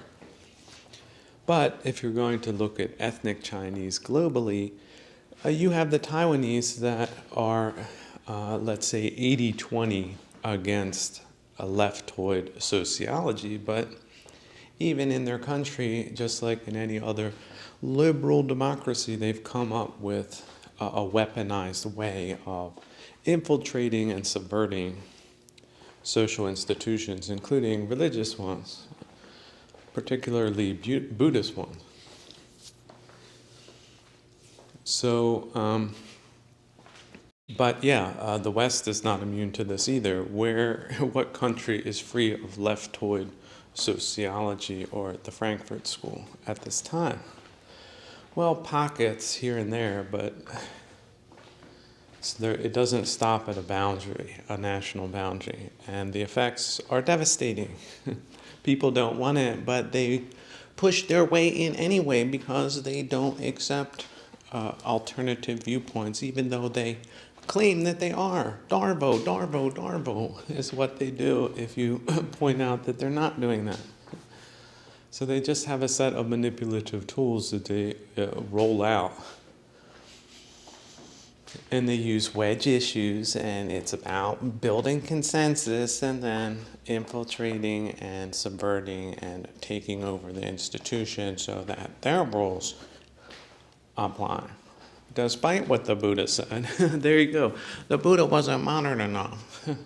These modern people, they figured things out so much better. Of course the Buddha meant that they should be ordaining bhikkhunis, for example. No, not really. It's very clear. For example, Thailand, it also has a problem with leftoid sociology, but not all the way up to the top levels of the Theravada school at this time. But believe you me, they're working on it. But they haven't gotten there yet. But yeah, they decided, no, based on our teachings, based on the teachings of the Buddha, and we're old school, we say no. But you had Western monks that still considered themselves to be Theravadan, or of the Theravada school, that, we got set up with monasteries in the West, so we're going to play by the leftoid sociological rules. So we're going to ordain them anyway. Call ourselves Theravadan, even though if you look at the split between the Theravada and the Mahayana school and how bad that was, that's a very bad thing to do. So essentially, if imagine that they get the pronouncement comes down, well, yeah, these Western monks that we set up pretending to be Theravada monks are disrobed. But they don't recognize that over here because then they want to repackage themselves as being courageous by caving into leftoid terrorists, essentially, and subversion. But then will the Westerners learn about that, or where will they see that because they've been contextualized in an Overton window? So it's just this wedge issue now, but yeah, believe you me, that Overton window can more or less provide entry to any and all people and make the teachings of the Buddha defunct. Just like they did in Christianity. It's the same method. Same method. Different players in costumes.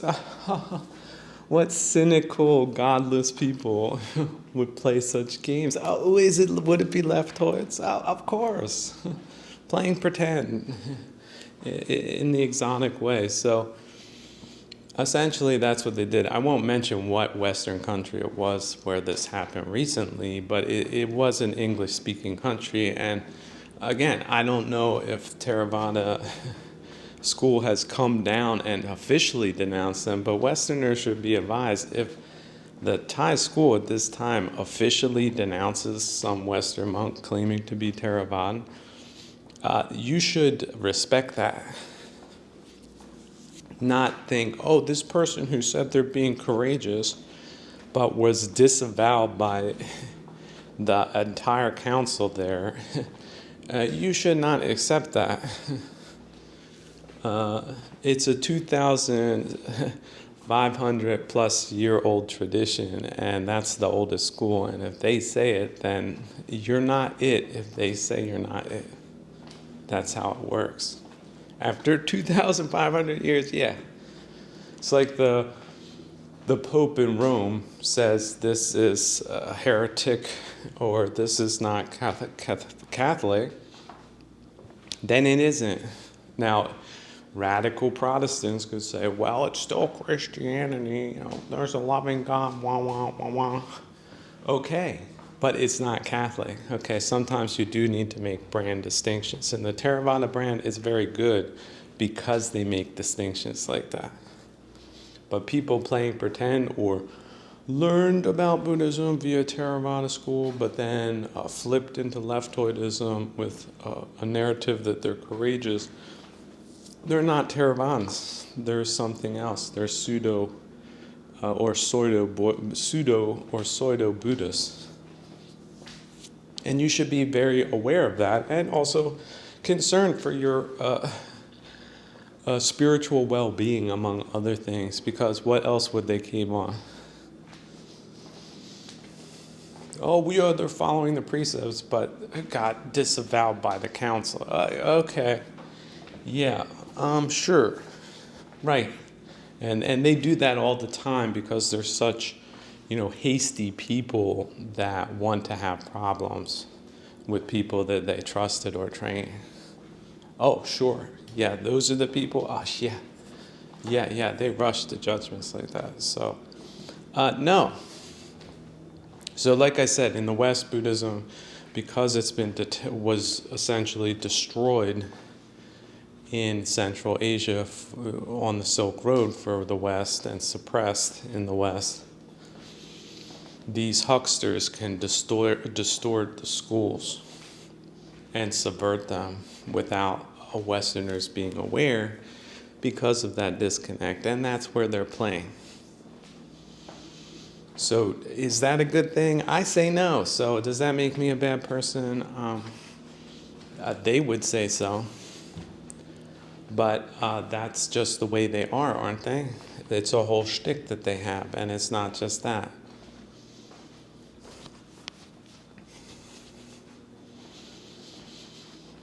Yeah, these matters, it's always something, right? In purgatory. Mara does not like Buddhism. Mara does not like it. And these Mara-minded people don't like it either, at least not the real version. Their fake version, they love that. They love playing dress up and pretend and collecting contributions and subverting the teachings to their own proclivities and ideas, but that's not really the tradition that will live for the next 2,500 years. Will it? No, I don't think so. I don't think so. In fact, I know so, just like the Buddha knew. But still, we need not hasten its demise with these things. So yeah, be advised, that's sort of what's going down. And the first issue is, of course, bhikkhuni ordination. That's the wedge issue. And of course, after that, just the typical leftoid psycho babble and subversions.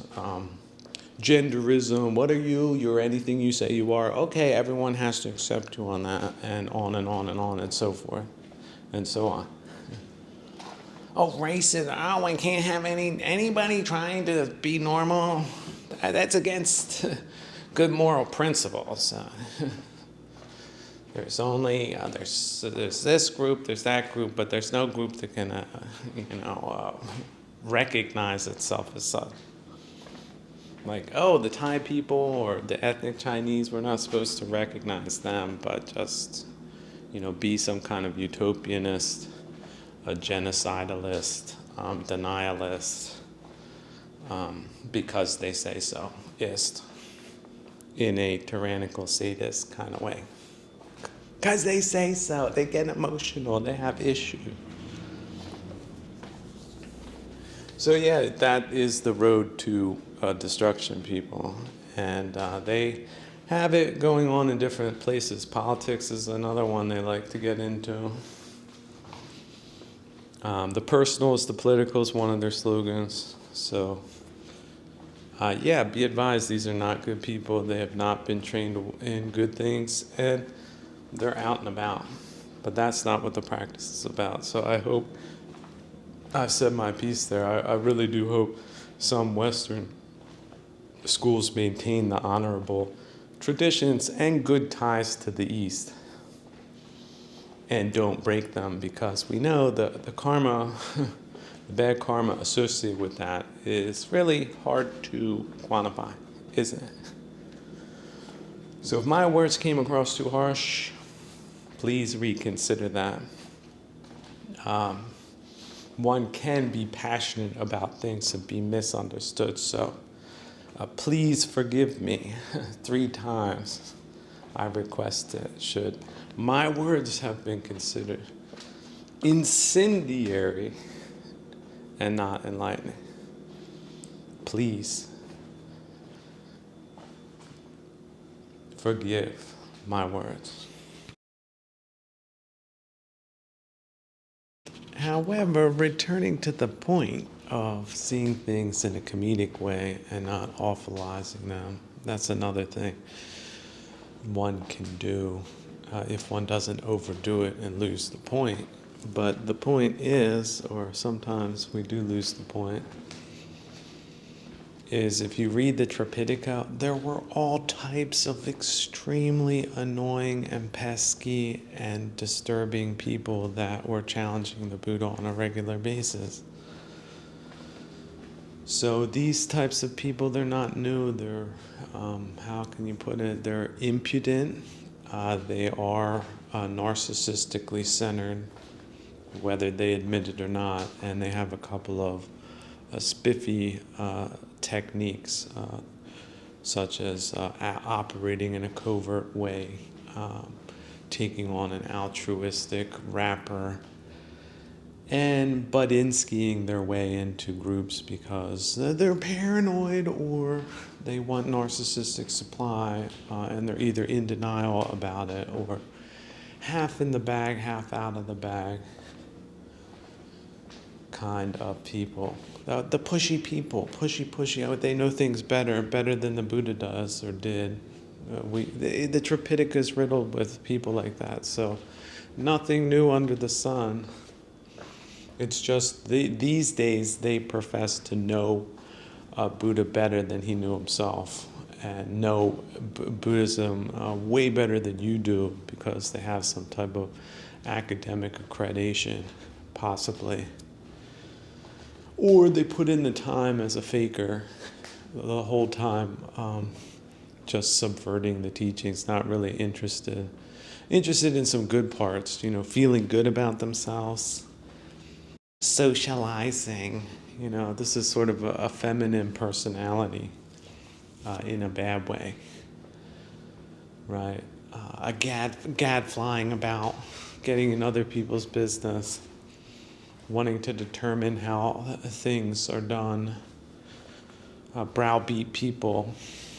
It's all sort of in the context of that. So they are dealing with something that's 2,500 plus years old in this case, but these people are very irreverent. Like I said, they don't take really anything seriously outside of what they want. And they want to feel good, and they want to tell people what to do, and that's sort of the radical class modus operandi, isn't it? They do think themselves better than you. They do think they know things better than you or the Buddha did. And they do have these points that make them discernible to anyone with eyes in their heads, but they keep on playing pretend. So there's still an audience. Remember, the bell curve, half is below. That's who they're working for. But if they embed themselves in your institutions, ingratiate themselves, that's not really a sign of supernormalcy, is it? So I want to give a polite wave to all the Theravadan brothers, and also the nuns, that have their own orders and are very respectable and know where they are appropriate and where they're not. So a polite wave to all of the good people there. And I won't say the bird, flipping the bird to the rest, but just maybe a backhanded wave, like a gust of wind to the rest of the patuginistic machinations of purgatory.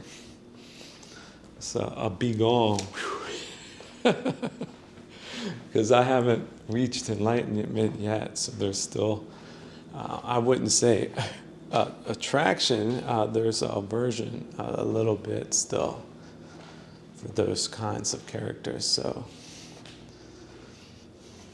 but every day is a new day to work on that, and I hope all living creatures are doing great, and one day will reform themselves or free themselves from their kilesas. Why wouldn't I wish that?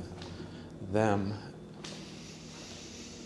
And that they would involve themselves in nobler pursuits than trying to undermine the Dhamma or Kalyanamitta or venerable institutions, because darboing your way through life is not the road to success, dear friends. Reconsider your positions before it's too late.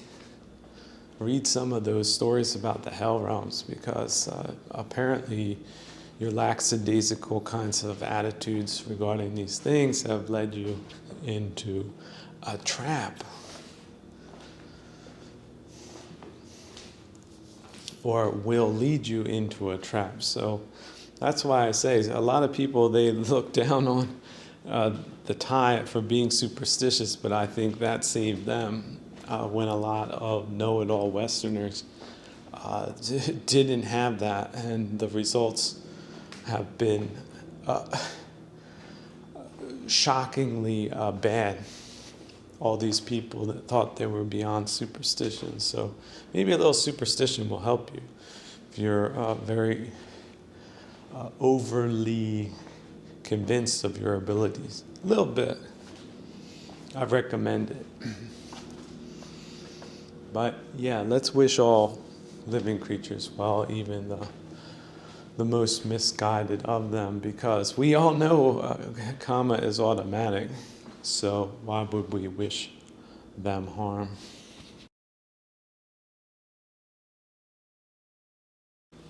A few words about walking practice. I could probably put it under the rubric, the walking module. But I think for me personally, the breakthrough was the concept of slow walking. I think it's very beneficial to egoically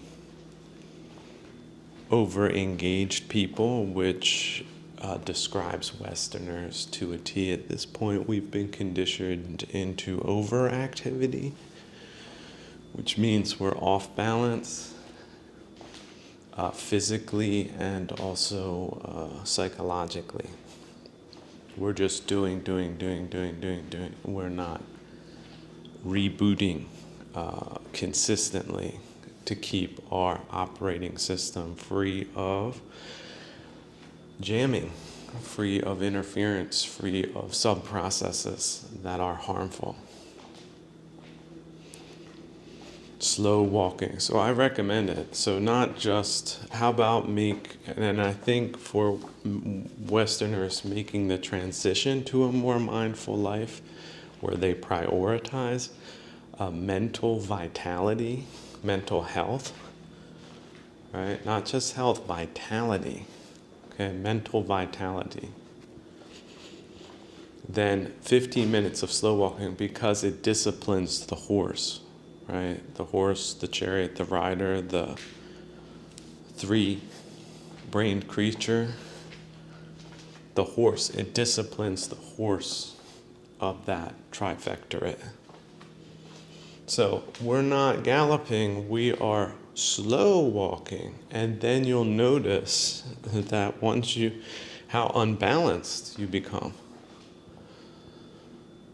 Because we're able to keep balance if we have a certain tempo that we've accustomed ourselves to. But once you slow that down, you see how unwieldy it is to move with the human body through space, and you have to correct your posture as well. So you're working with balance, you're relearning balance at a different tempo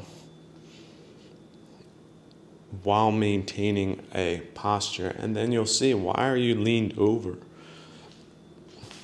So then you'll pull your shoulders back. The idea is to walk straight and upright, or to retrain the curvature of the spine backwards in almost an exaggerated pose to make the practice more liberating psychologically, because you're coming out of your shell, to put it in colloquial terms, when you are engaging in these activities. You're coming out of a conditioned body posture or way of moving through space. And you can set the timer. See, we're so conditioned, we need these external devices to give us the permission to do this and not to give up before the allotted time. This is a Pomodoro technique. So you set the clock 15 minutes and do not divert from it. 15 minutes is not a long time. It will feel like a very long time, which is why you need to keep it to 15 minutes. Do not stint on 1 minute. Stay the whole 15 minutes. And then schedule it in your calendar at a time when you know you can do it, and then do not waver from that practice. Stick with it once a day. That's your 15 minutes of realignment using slow walking and posturing and breathing. See, you have to bring in nuances. All things that you notice while you're doing these exercises.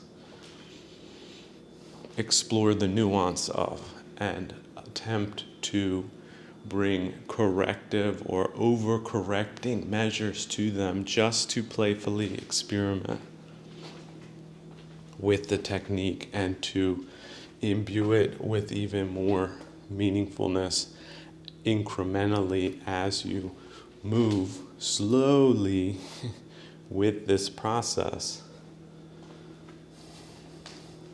which is similar to realigning your brakes or taking the time to put in the maintenance for the vehicle that you drive around through the day and through the night.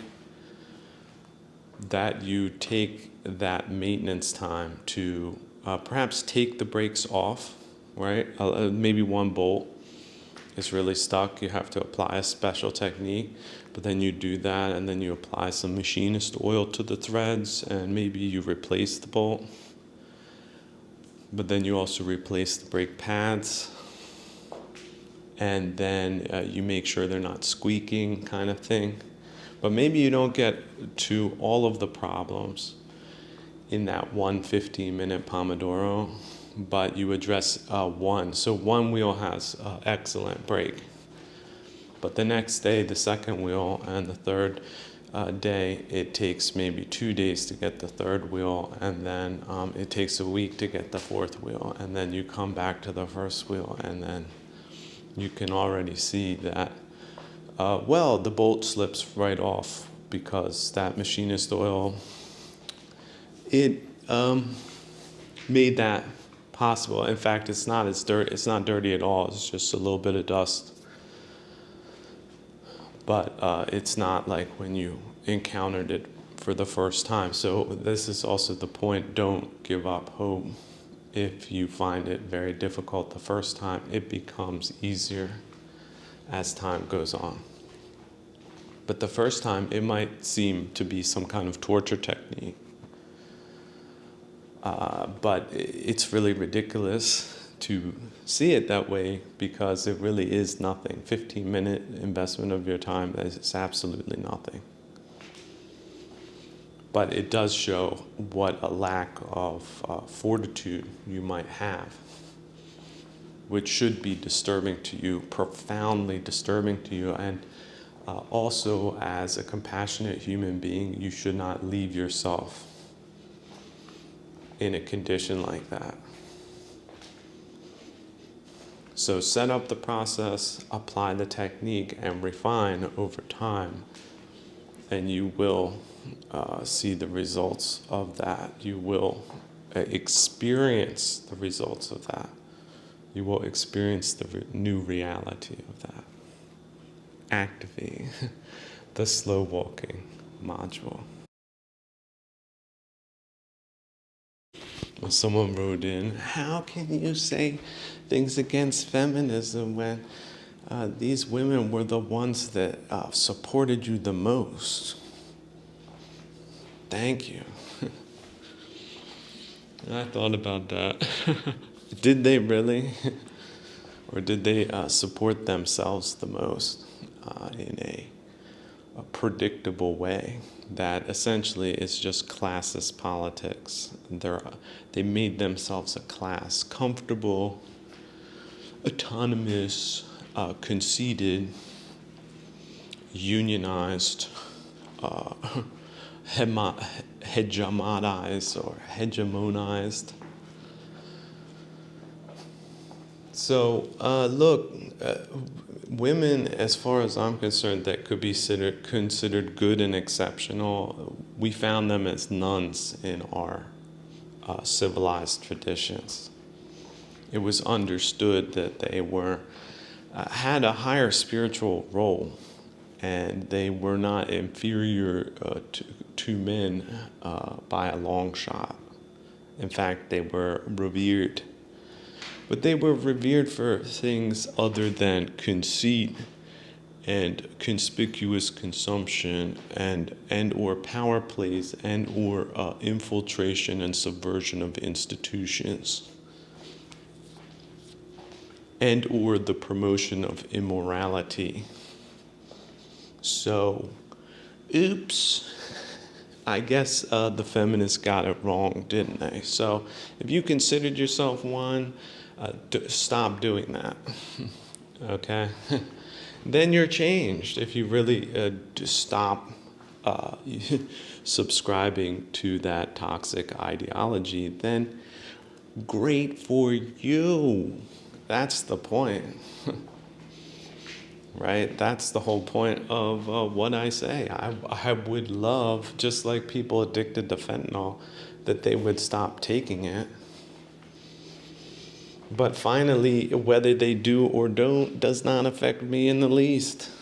I know it's harmful, but fentanyl users say it isn't, so feminism is really the same way.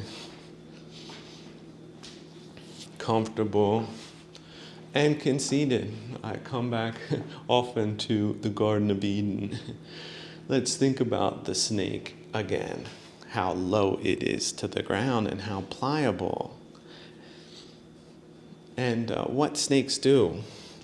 I find watching snakes and pondering their kami very instructive.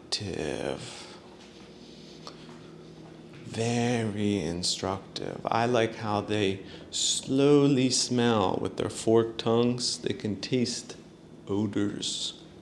Will creep up a tree, which is a pretty miraculous feat, and then swallow little birds' eggs in the middle of the night. Slowly, silently, determinedly. So, as far as plotting and undermining and poisoning, let's not forget venom is part of the snake. That they have all that in spades if they want to, but that does not mean that they're indefeatable. Snakes, there are traps for snakes, and there's reasons why people don't like living with them. But if they live amongst themselves in the jungle somewhere, who really cares, as long as they're not in the institutions or promoted anywhere to anyone, including the most barbaric tribes in the world that don't need it, don't want it either. But again, we have outbreak of it like herpes at this time, and it's been since the Industrial Revolution, and they have their simpy male contingent that thinks it's great for some reason. But they're deluded too. So, but the great thing about delusion is you can stop being delusional. And if you don't want to support men, which again, that's sort of how the process starts. You support men, then you get children, and then you support them, and then you support society as a whole, which is not feminist at all. Counter the feminist narrative or model. That's sort of how it works. But if you don't want to take that traditional path, the other path is, let's say your uterus has been removed because you've been banging more men than is advisable. Well, then there's prostitution that is open to you that you can perform professionally and with a lot of civility, dignity, and respect. If you're sort of the freaky broad, which I'm not casting aspersions, unlike perhaps fundamental Christians would in this case, I don't. And Mary Magdalene is one of my favorite examples for that. How a bad woman, in quotation marks, can do a lot of good things. for herself and others. Oh, yes, it's true. But then for the virtuous women that don't feel like they want or need or should be railroaded into the other two ways, they have the third way, which is the spiritual path, which has absolutely nothing to do with feminism at all. Again, the spiritual path that is about virtue. Now, I know some men are, coughing and perhaps sniggering at the thought of that, but I don't think it's impossible with 11 billion people on the planet that there is not one virtuous woman that would be capable of what I just said. I'm not going to make such blanket pronouncements, but they should be very aware that this type of game has been played on them. And they should distance themselves from it, disengage from it, and look at it through a more pragmatic lens. That, okay, you want to adopt the kami of the snake, well, there's a lot of bad implications to that. And even imbibing in a little of it has bad consequences potentially that are unexpected. This is the theory of causality. For example, my famous example that I come back to is just picking up one piece of litter and throwing it in the trash could have unexpected is a lottery ticket of good karma for you. Just like that, supporting even with the word, putting that word in your mouth and speaking it as or legitimizing it in any way, shape, or form could have or will have the causality of a grenade blowing up in your face, going into the bardos of infinity. So what other good things you do might be or probably will be negated should you indulge yourself in such a toxic tradition or idea, lineage. See, it's very cool to look at the different Buddhist lineages, like the Mahayana, Theravada, and Vajrayana. But there's also splinter groups. There's also hybrid kinds of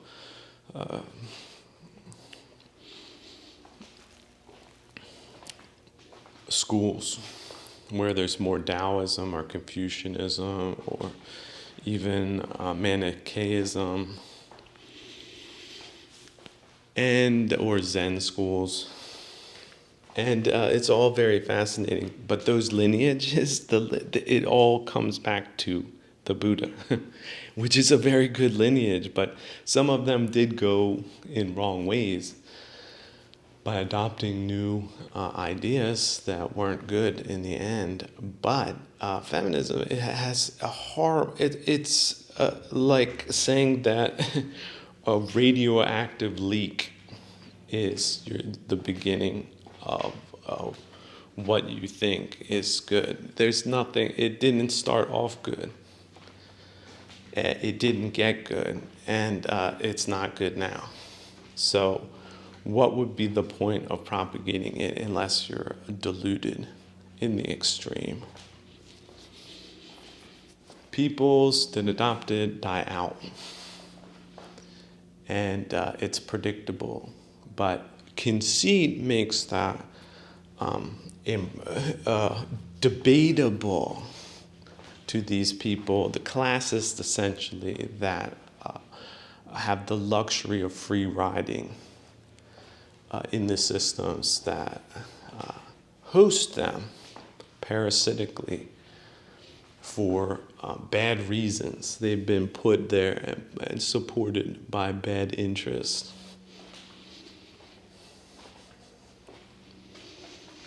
So if that's a shock to you, good. If you don't like that, well, that's your problem. I myself, I've got 2 minutes to live, so this could be the last words I speak. I really hope I don't on the matter. But, or as far as I'm concerned, I hope those were my last words on the matter. But if I live another 5 minutes, it really doesn't matter. What would have the Buddha said about it? Well, if you go back into Tripitaka, you can see what a difficulty he had with the women of his day, which I believe has been airbrushed.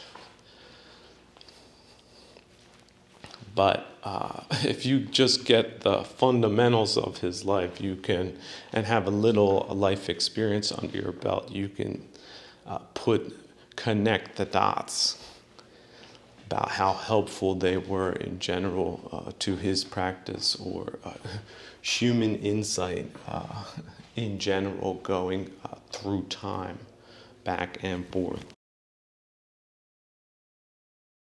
And as far as essentially belonging to or being a privileged class, again, this is a projection. They're always attacking in Darvo privileged classes, but they're the privileged class. It's something that is heavy on their minds. I never thought about privilege until I was in the vicinity of these privileged people that were Darvoing, essentially. If you have the good karma, see, I'm going to just take a neutral, detached position because I can. Then keep it to yourself. Consider it good karma from past lifetimes, and don't ideologically spew ridiculous initiatives in civil society and pretend like you're part of it, because you're not. Feminism has been a detriment to Western civilization and shall remain so until it is finally exposed for the pernicious fraud that it is. But again, if you're privileged truly and not Darvoing, then keep it to yourself, okay?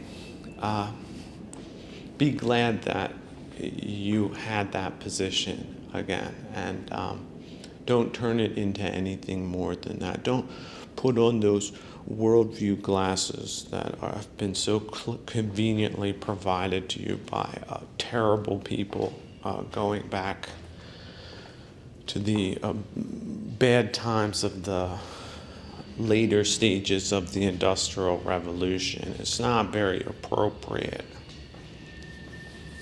But they're always repackaging themselves. Oh, they're the zany bunch. They're not. So, but because this is purgatory, that's just going to remain an admonishment, because that bell curve, the 5% good on the one end, which adopts spirituality to the point where they might become nuns, for example, you're going to have the opposite on the lower end, and they're the ones that are going to stick to this thing despite it being totally and utterly discredited in this time at least, but it never really was credible outside of their little Darvoing bubble. So it's epoxy, it's herpes on the face of humanity. There's outbreaks here and there, but don't delude yourselves about its goodness. But like I said, some historical personalities that may have considered themselves that, to the extent they did that, were terrible and are terrible, but maybe they're doing still 80% that's worth something good. So mixed karma. Just because people affix these labels to things does not mean that they are those things or were those things or really matter at the end of the day if they do the right thing and are deluded about this thing. That's just the way it is. It's the zany, purgatorial mixed bag existence that we're in. So, yeah, that should be the final word on the matter.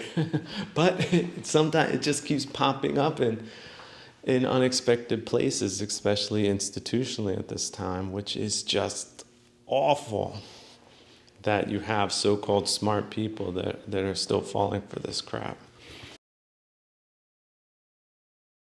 And if that wasn't bad enough, just look how they also then get these conceited, deluded people to then back other horrible political causes that they're big into, like decolonization, pseudo-intellectual this and pseudo-intellectual that. You don't need to have those frames to be against military invasions or hybrid invasions. You don't. Or misdirecting empathy. They're big into that. Oh, we know you're empathetic, women, so here's a bad cause, there's a bad cause, this is a bad cause you can get really connected with and identify with. So these I'm not just saying these words people might consider bad. They deserve all the admonishment that anyone can muster. And more than that, as they are essentially cultural war criminals of their own making. So culture and feminism, they go together like lasagna and excrement. So how does that taste? Not very good, not very healthy. Well, yeah. So whatever they're packaging in that, you don't got to eat that burrito. I wouldn't. And to see things in even more ridiculous context, just imagine somebody came out with menism, like, yeah, we're the best, wah, wah, wah, wah. My God, it would be so ludicrous. See, my comedy routine could pick up on that, and then you could infer who I'm really talking about by how asinine that looks. But we're talking about irony-proof, conceited, deluded, and aggressive kinds of subversives here. So if we're going back to the snake metaphor, well, will that prevail in the end? Who wants to be in a garden with a bunch of snakes? Do you? I don't know. I'll just leave them to that. Like, I think it's good they have their own little places, but I'm not hanging out with them. Why would you? Or any other well-meaning person. Despite how clever snakes are, they're commie, very clever. Yeah. Watch some documentaries if you want to know what they're like. And again, it's not just the venom, it's not just the poison that they produce, but let's not forget the boa constrictor. Oh, the python. How do they kill their prey? Yeah, there's all metaphors all over the place. I also find it amazing how they can slither through the smallest hole or crack and gain entry to places that nobody wants them in. So get yourself some Yorkies or some terriers that can pick up on them and bark if they're around. Because people who live in the vicinity of snakes know how to appreciate dogs like that. Walking through the jungle, and then one of those cobras pops up with the hooded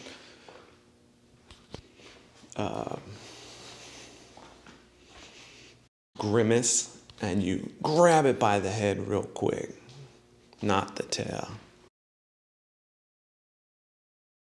Or bring yourself a little flute and play some music, lull them to sleep. Keep them in a basket. But make sure it's got a lid. question I'm fond of asking myself every once in a while, and you should be too, is what is it that you're doing or pondering that's so important? And put that question to your face with that kind of screwy face of a voice that you can attribute to that faith. But just let it stay incredulous and don't answer right away. Let that question seep in, and then why can't you clear your calendar? Free up some time. Not have it filled with annoying, samsaric, repetitively annoying activities.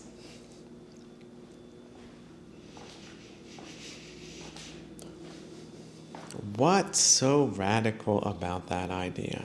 Why couldn't you possibly do it? Look at the reasons rush you as if they are foreigners in your mind. Delusionary emissaries sent from Mar himself. That's who. Who are you going to listen to?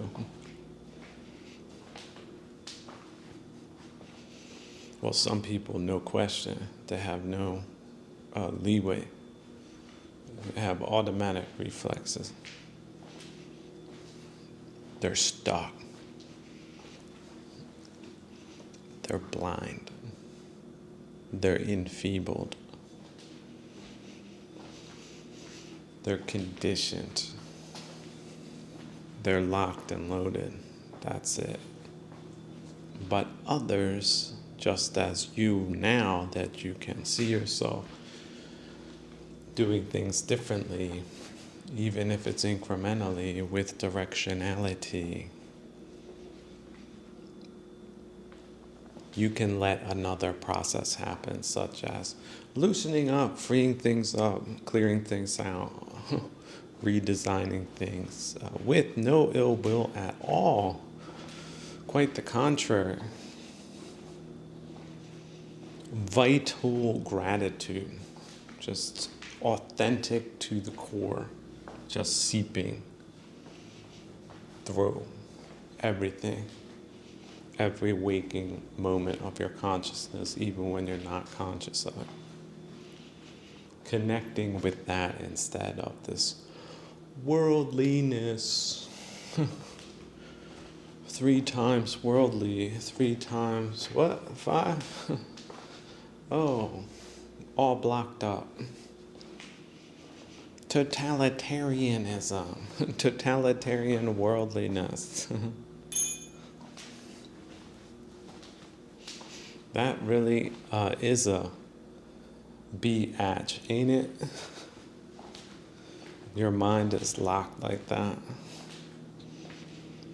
No directionality, no ansus, sovilo, or kinas. None of that. You've got coins, Münzen on all 3 positions. That's why you're blind. That's why you're stuck. Untie your mind first. Lift the lid a little bit on those other 3 qualities and aspects and powers,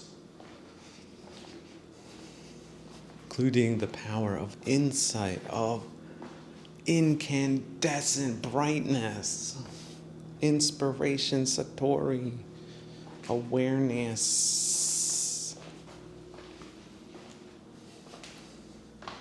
And then that wisdom, See, this was the thing. It was Bhikkhu Cha that pointed out that traditionally people look at it, morality or ethics, then samadhi or reflection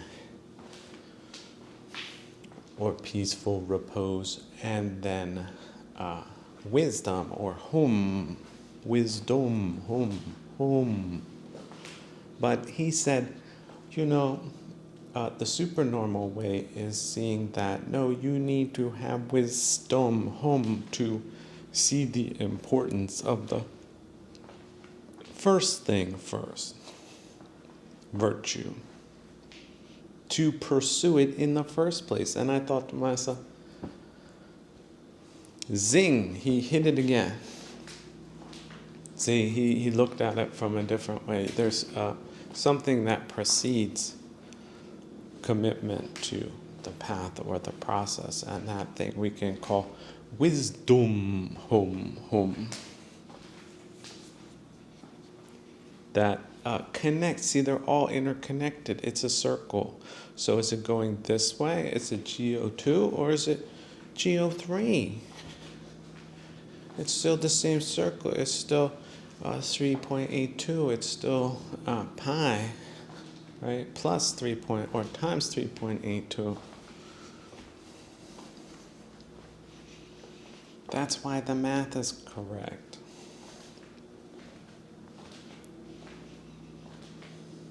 That's why there's such precision down to the micron. Stuff is insightful, isn't it? Math is insightful. Insight is insightful. Cultivate all of those things all at the same time. But it is true, wisdom is the first thing. Thank your past lives for whatever wisdom may have manifested itself in your life, such as taking the path in the first place, saying, look at this sign post with all these different paths. I chose this path.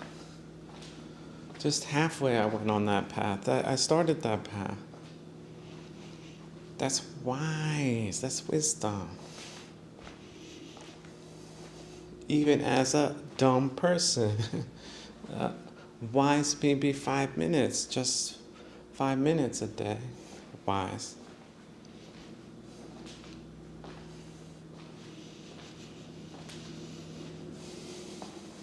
Maybe the two positions are blocked, but the third position isn't. Take that one then. That's what wisdom's about. Om Mani Padme Hum. Say it 5 times. Maybe that's what will unlock it for you again and again and again and again and again. With right effort, diligence, PAD, PAD. Personal advancement,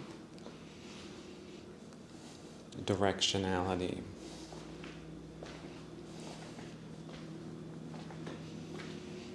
Don't even need the thinking mind. If you set yourself already in the right direction, then it's just about diligence, that's all. Don't have to think, just be diligent then. The arrow, once released, just needs to fly. There's no going back to the bow at that point before it transitions into hitting that apple and splitting it into fragments hundreds of meters away from the position, because it's self-guiding. You still have control of the fins.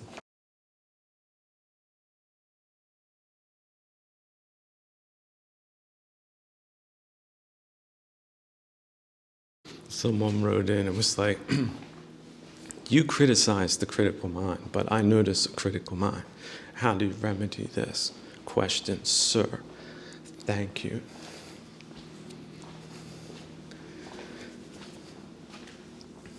Yeah, the critical mind. Look, compassion is how you get over it.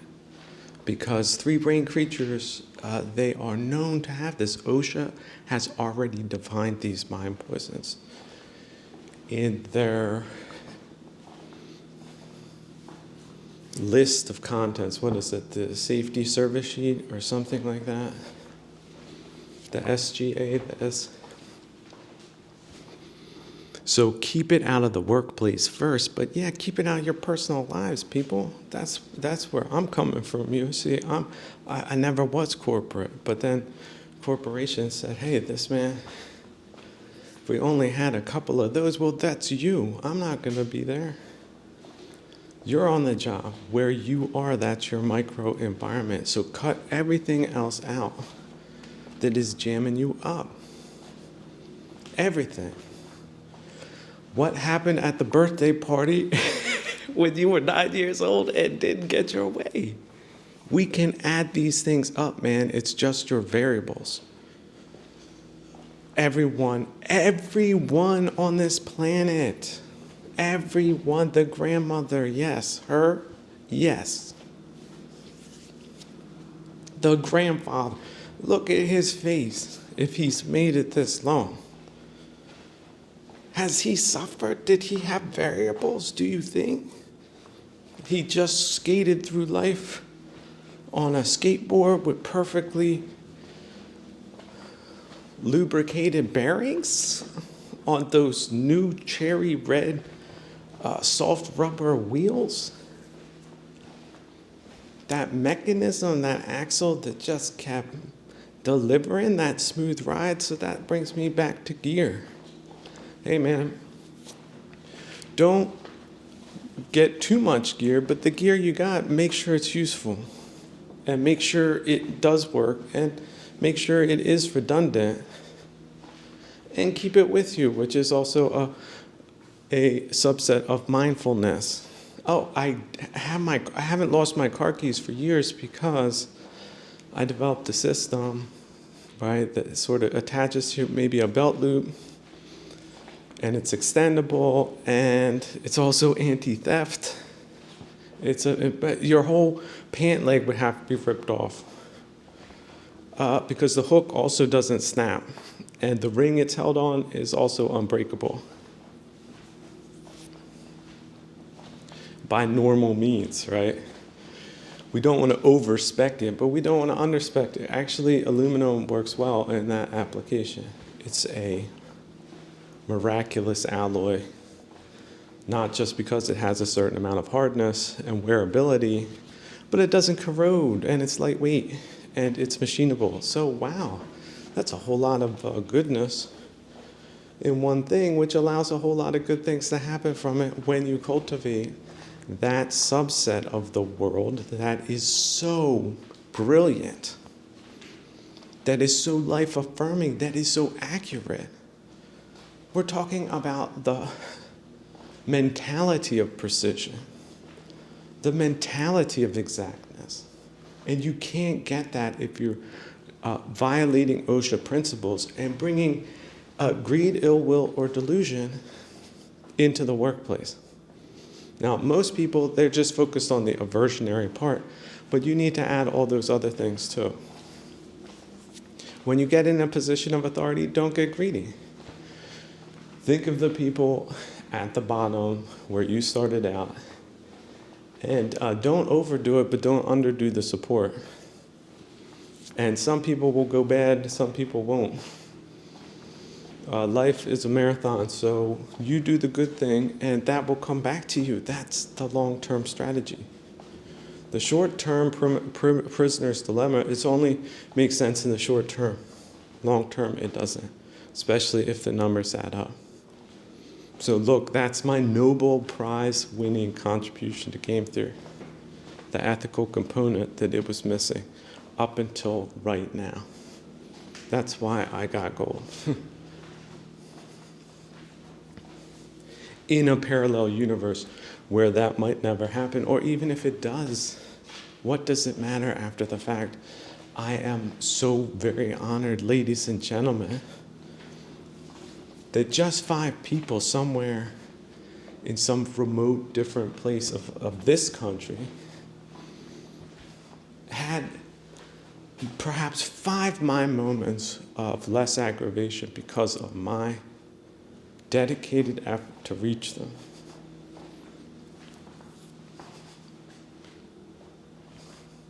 So that they heard this and not that other noise. You're not good enough. You can't do it. The world's screwed up. It's always going to be this way. And on and on and on. And these are supposed to be the experts. I'm the counter expert to that.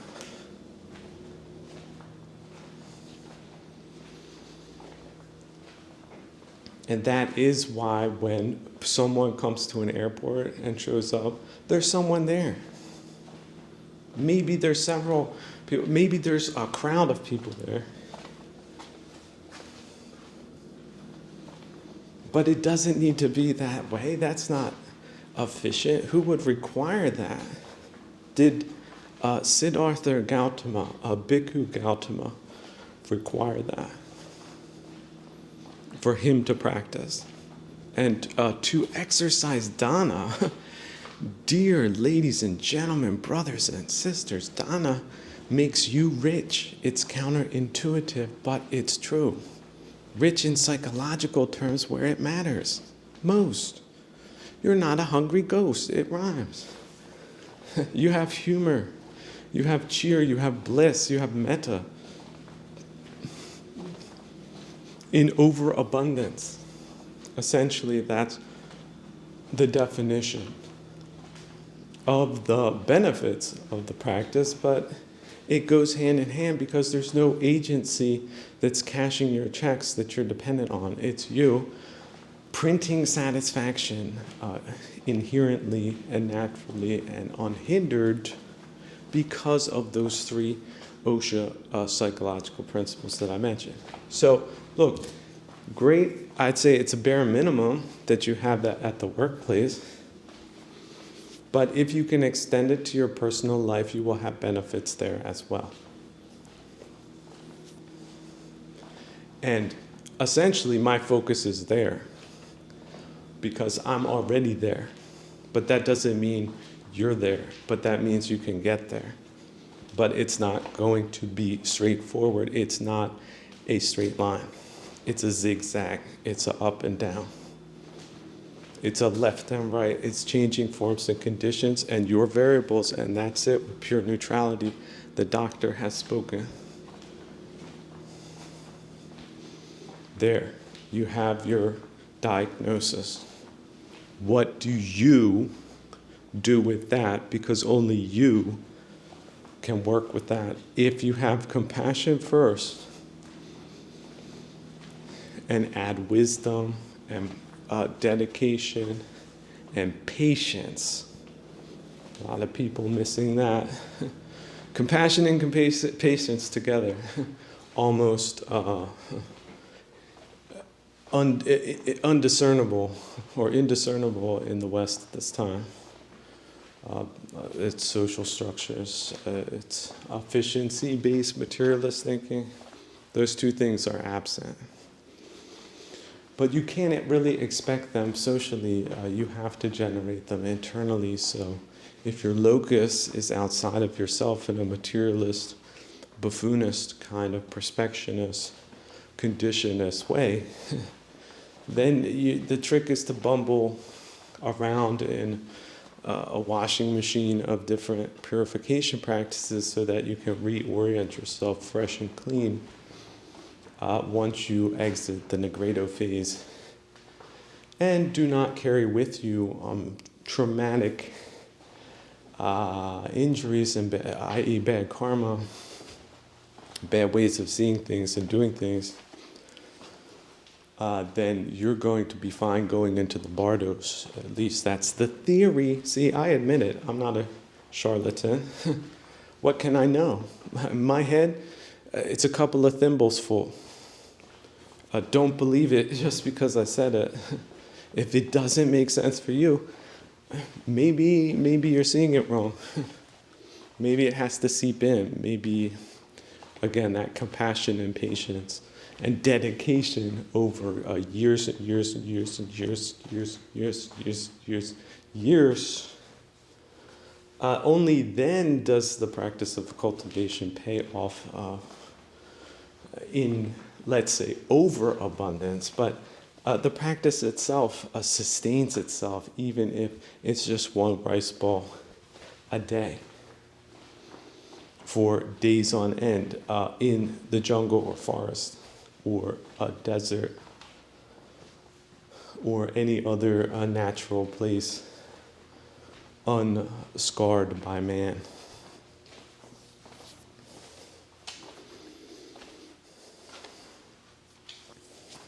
Which brings me back to the Hesse module and the Alpenstock, or ice axe,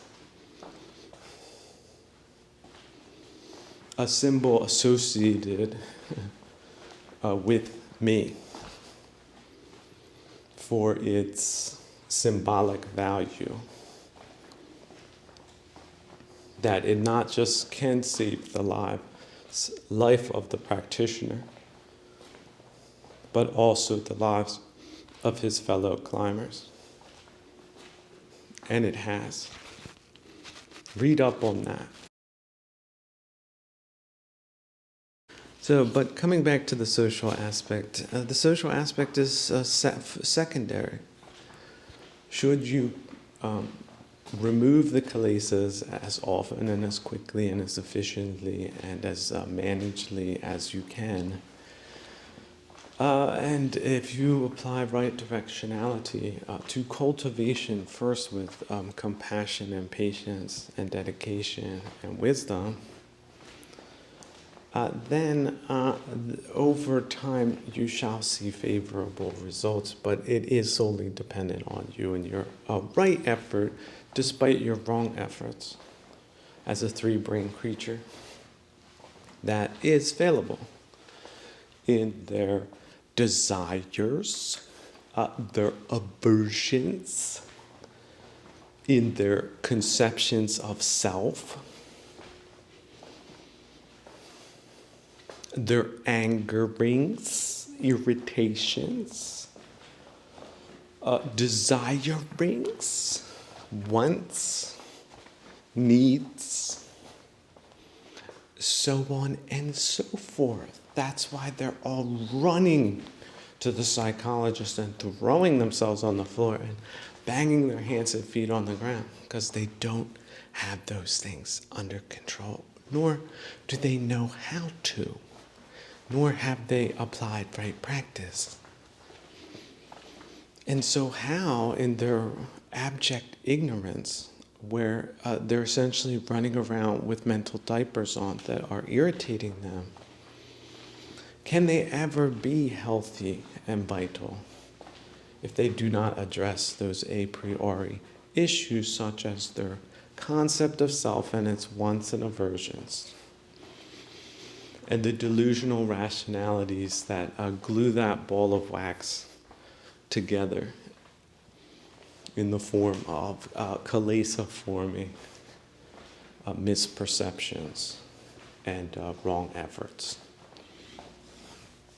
Dear ladies and gentlemen, that is the cure. See, that is why when I show up doctors, they stop what they're saying and look. It was a method that they weren't sure was right. And doctors are very conceited and also very aware that should they make any mistake, that it could be very bad for them if they are blamed for malpractice. Which is fine. It is fine to be cautious. It is fine to be discerning, but finally it's not very wise to make wrong pronouncements, such as this person's practice is malpractice, when in fact it's not. So making terrible, catastrophically misguided pronouncements like that at a time when one was perhaps experimenting with these things, did not have 100% success rate, that one would have expected more patience, but how much patience do certain people have? Doctors don't have a lot, some of them. They could have more, but finally they like to practice more and learn less. But learning is a part of it. even if some of them dread it and aren't particularly good at it. But that is neither here nor there. In purgatory, we have all different types of non-accomplishment versus accomplishment versus socially respected people and socially poo-pooed people. But that's just the variables of the dice. At some different times, some gin joint or campsite had some strange people thinking they knew this and that when they didn't, feeling very passionate about that too, as if they were conditioned to see things in the wrong way, with wrong effort.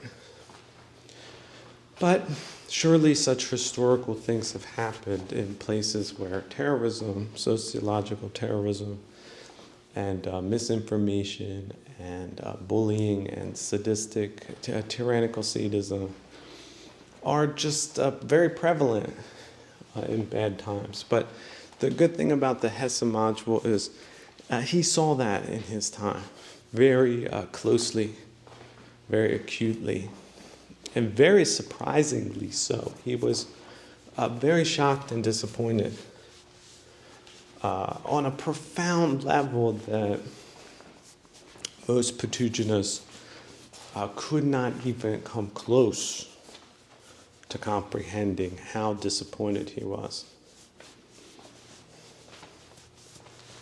But that was a self that was that, but he dispensed with that self. He finally left the disappointed self behind and then just remained a, shall we say, semi-enlightened being. I think that does fit the bill. I mean, it's not perfect, but semi-enlightened, like some moments of clarity and beauty and interest and humanity, but not everything to everyone. Some people just dismissed his work. They read 2 pages and the book went back on the shelf. But then there's the other people that read not just every book, but the letters, all the letters. Mounds of letters. Second, third-hand accounts of different life events happening, historical events. People dying unexpectedly. People being horribly injured. Just cultural atrocities. Bad governments, bad people, bad implementation, bad kalesas on a mass level. So that he managed to live in the civilized way that he did despite all of that action in purgatory is a testament to the merit of the module. What a true superstar he was, and an inspiration to all civilized peoples in all times for the right reasons, not the delusional ones. So here's another thing as far as the diplomatic or world community or whatever, is that sometimes people's develop different, let's say, ill willings towards each other because of perhaps real experienced realities that were misattributed, but then one does track the causation back. But in any case, it's best to dispose of ill will discreetly and safely and efficiently, like a septic tank. Like I like these, what are they, these camper vans. They compartmentalize it, and then when they get to a place where they have all of the equipment and they have special gloves and maybe even some cleaning solutions, for every eventuality they have a tool. And then at the place where one can transfer the bilge, then one does so, and then it's done efficiently, and it's gone. And it's sort of a private affair. That's how you need to see the disposal of ill will, individually and collectively. But don't make it the problem of the person that you were ill-willing in the first place, especially if it was based on something like envy or desire or avarice, greed, and other different defilements that would lead one to be so bold as to take things that don't belong to oneself, including positions of authority or influence or location or any place else. So by limiting one's footprint, as they say, that is the way forward. And just don't be a nuisance to yourself and others. That would help a lot of people live more civilized lives than they do today for understandable reasons. And yet we do have changing forms and conditions. And perhaps next week everything changes. Hey people, guess what? We're not doing this anymore. And the world changes in a better direction. Oh yeah, these people, they snowed us, and yeah, there's been some losses, but now I do things this way, and it's so much better. Well, people call me a saint. I don't say so, but my comedy routine anyway. Some people say these foolish people are lovable, but man, not all the time. Some of that stuff does get old, which is why the Buddha said, hey, the best thing is not having to have to do anything with them. Just think of all your crazy friends and then think of their relatives, how crazy they are. Like not crazy and good ones, I mean crazy and bad ones. And then just think you don't have to know them at all. Isn't that wonderful? Oh, the peace and quiet some people wish they had if they were you. But see, even if you're that person, you can transport yourself into the mind of that person who doesn't have to do anything to do with foolish people or their reasoning or their way of doing things at all. And with a 1 meter monastery that is fortified by much more, let's say, Taoist elements than stone, that it's a force field that is impenetrable, but also very flexible and malleable and toolable, right? Toolability, machinability, I think that's a underlooked aspect of nuance that it's really better to be that. You know, aluminum is very seemingly lightweight, it's non-corrosive, and it has enough of a hardness, not too much, but it's also very machinable, and so that's why it's a choice material. It has so many benefits, and it's also not very expensive to make compared to other metals, because it's sort of been decided on to make it because it once was very rare. It was considered very valuable, but then they ramped up production and they improved it, and now it's sort of a miracle material. So you can be that too, or work with that material, not all different types of materials, just one material that has all those good things to it, but don't overdo it. Steel, for example, is still preferred in applications that require a lot more service, a lot more, let's say, technical specifications. Your axle could break with aluminum, but steel axles, to a certain extent, they are more reliable over time. So you might want to mix and match things, but do it in a way that doesn't cause breakage. Is that not so? But even if there are breakages, you were gear testing and then you improve the model based on that, and it's an incrementalism with a dynamic give and take of sometimes adverse conditions, weather-wise, socially, psychologically, physically. One could have an illness unexpectedly. Again, when I say socially, that can also be economically. Yeah, sure. All the money gets sucked out of your region, that's going to have a massively negative effect on the individual, will it not?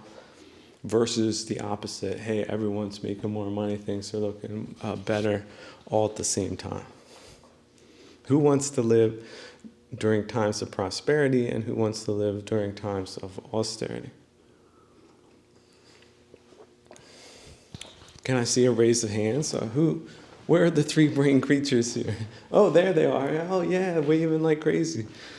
Yeah, me too. But purgatory, changing forms and conditions. Conditions can be very bad because of bad leadership, for example. All the funds get directed into pleasure palaces of, 500 people, and everyone else goes without. Because that's sort of the demystified political process that can happen in your country if nobody's paying attention and nobody's planning on anything other than extracting resources for their own self-indulgence, which is a subset of greed, isn't it, in a social sense? Also, they say greed makes blind. So once they get started on that, they just go into these self-justification spirals, but the heart's not really in the right place. But it's great when they're able to take care of a couple of good things. But they can only do that if they focus on those things and not focus on every damn thing in a global context where they haven't managed that very well, have they? Like, whoa, they had some dumb ideas and assumptions, and they haven't changed those, so that's not very good. That's not responsive leadership. If you did have that type of leadership in your life, you would be in a bad way, wouldn't you? Like, oh yeah, it's raining, but I'll just wear this shorts and t-shirts again like every other day. Don't really want to invest in changing a self that just does that as a fashion victim. So pragmatically, the suffering is sort of pre-programmed into foolishness, isn't it? So whatever marvelous aspects these shiny people might have that are foolish, do believe at the end it's a bitter pill to not swallow, but to vomit out of your life.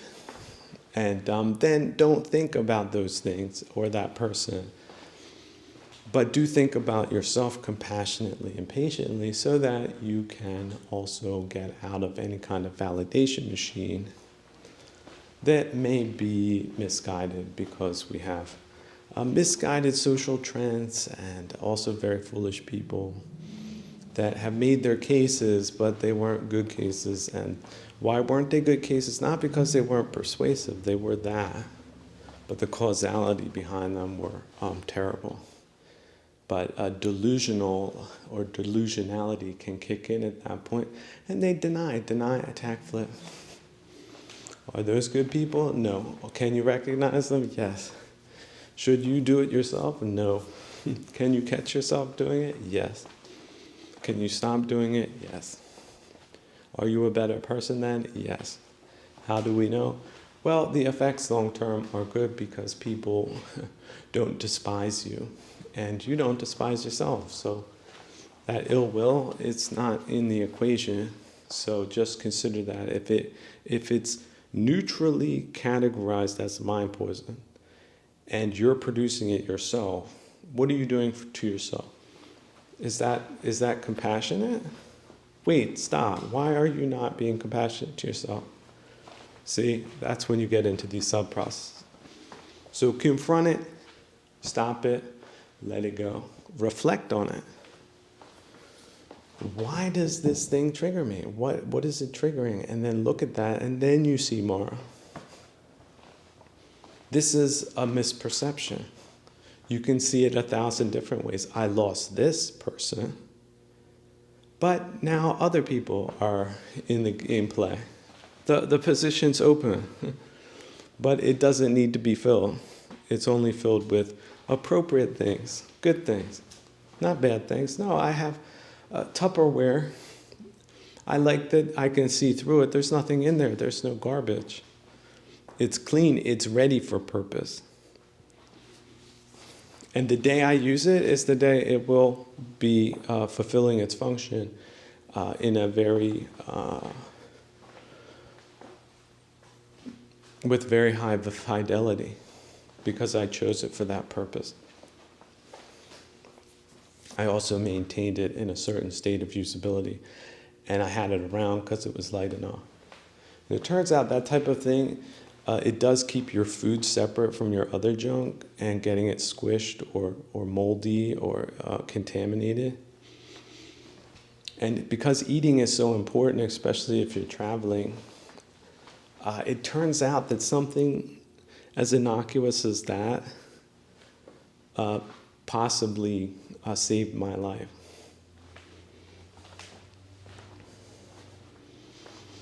So don't forget that the Taoist kind of module, it can give you life surprises on a mundane level, which makes it so special because it's really around you now.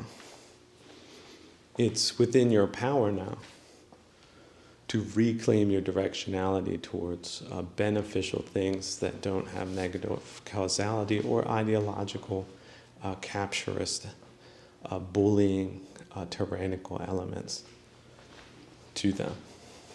That is liberation, dear brothers and sisters, is it not? See, at that moment, like the strong scent of lilac came into the room. And that early spring sun started to make everything just sparkle. Liberation, it's possible. So another thing people do is they hinder themselves by thinking they have to ask someone for permission or to get approval from someone to do something first. This is the mistake of our educational system. This is what it's caused psychologically in people to be reflectively like that. Instead of taking the initiative and saying, look, I'm not putting up goals that I can't achieve, but what is in my micro environment achievable? Is the place trash? Yes or no? If so, let's just start there. And then reflect on the mind. Is the mind trash? That's worse. Then reflect on that and maybe do both at the same time. De-trash your space, de-trash your mind. And do both at the same time. Because just trying to de-trash your mind without de-trashing your space, you see, it would be hypocritical, wouldn't it? Perhaps start with the genuine side and then watch it flow into the other side. See, good karma, small deeds of kindness, generosity, and sanity add up over time. Apropos gear test again. So this lighter that failed me once, it's back in service, see? Failed me once, it failed me twice.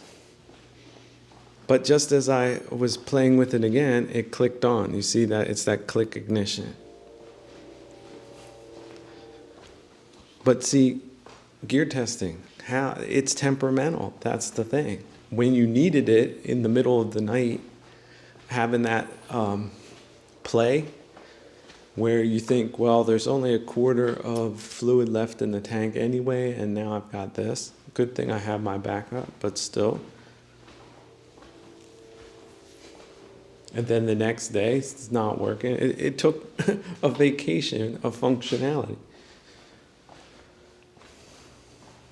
Now it's back. So do you see how dangerous a piece of gear like that could be? I mean, but still you can demote it. You can say, this thing is tricky, so I might fill it up. It'll keep me mindful of this trickiness, but if you're over-reliant on it, you could be putting your life and the lives of others in danger. So maybe it's not as trivial as you think.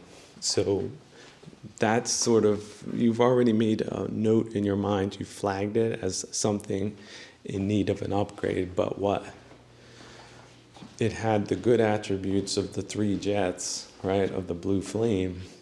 It's good in wind, but its ignition is tricky and potentially fatal under adverse conditions. Now, will those adverse conditions ever come? One doesn't know, but one should be mindful of adversity and how it can come at you from any angle in purgatory, because otherwise that would be foolish, would it not? But you don't need to overdo it. Where's the crocodile in the room? None? Oh, can breathe a sigh of relief, can't you? So we get ourselves afraid about all different types of things, like deer. Deer spook themselves all the time. If you had a trail cam and watch deer, they see a snake, they spook. They hear a dog, they spook. They're spooking themselves left and right. They're spooky dooky. But they're very sensitive because they're coming from a more or less pristine environment. But even in that environment, there's natural occurrences. Lightning. They don't like lightning. Right? They don't like thunder. They don't like the sounds of loud vehicles. So, so on and so forth. We are similar mammals, right? So be mindful of that. We should not subject ourselves to too much of that and be unaware of how these things are aggravating us on a certain level, and have a little compassion for ourselves based on these limitations. But also putting it in perspective. Yeah, maybe I was spooked from something that was not there. It was delusional. It was overblown. It was over-exaggerated. It was over-awfulized. It was over-criticized. Right? And then say, I don't see things that way. Look, deer, they can be annoying, but they can also be very nice. It's nice to see a deer. Like, hey, here's a fascinating life form that does not require man to live, and lives in pretty wild places, do they not? So the chance encounter with them is actually quite fortuitous, and yet they're spooky creatures, and human beings are too. Some people ever hear a deer walking around your tent at night, but you think it's a monster, you're spooking yourself. You're a mammal. Some people resemble sloths. If you ever look at a sloth, look in their face, how many people does that remind you of? Or Frog and Toad. The Adventures of Frog and Toad. Go out and get that book out of the library and reread that. There's so much wisdom in those books. And it's delivered in such a delightfully entertaining way, in the form of parables.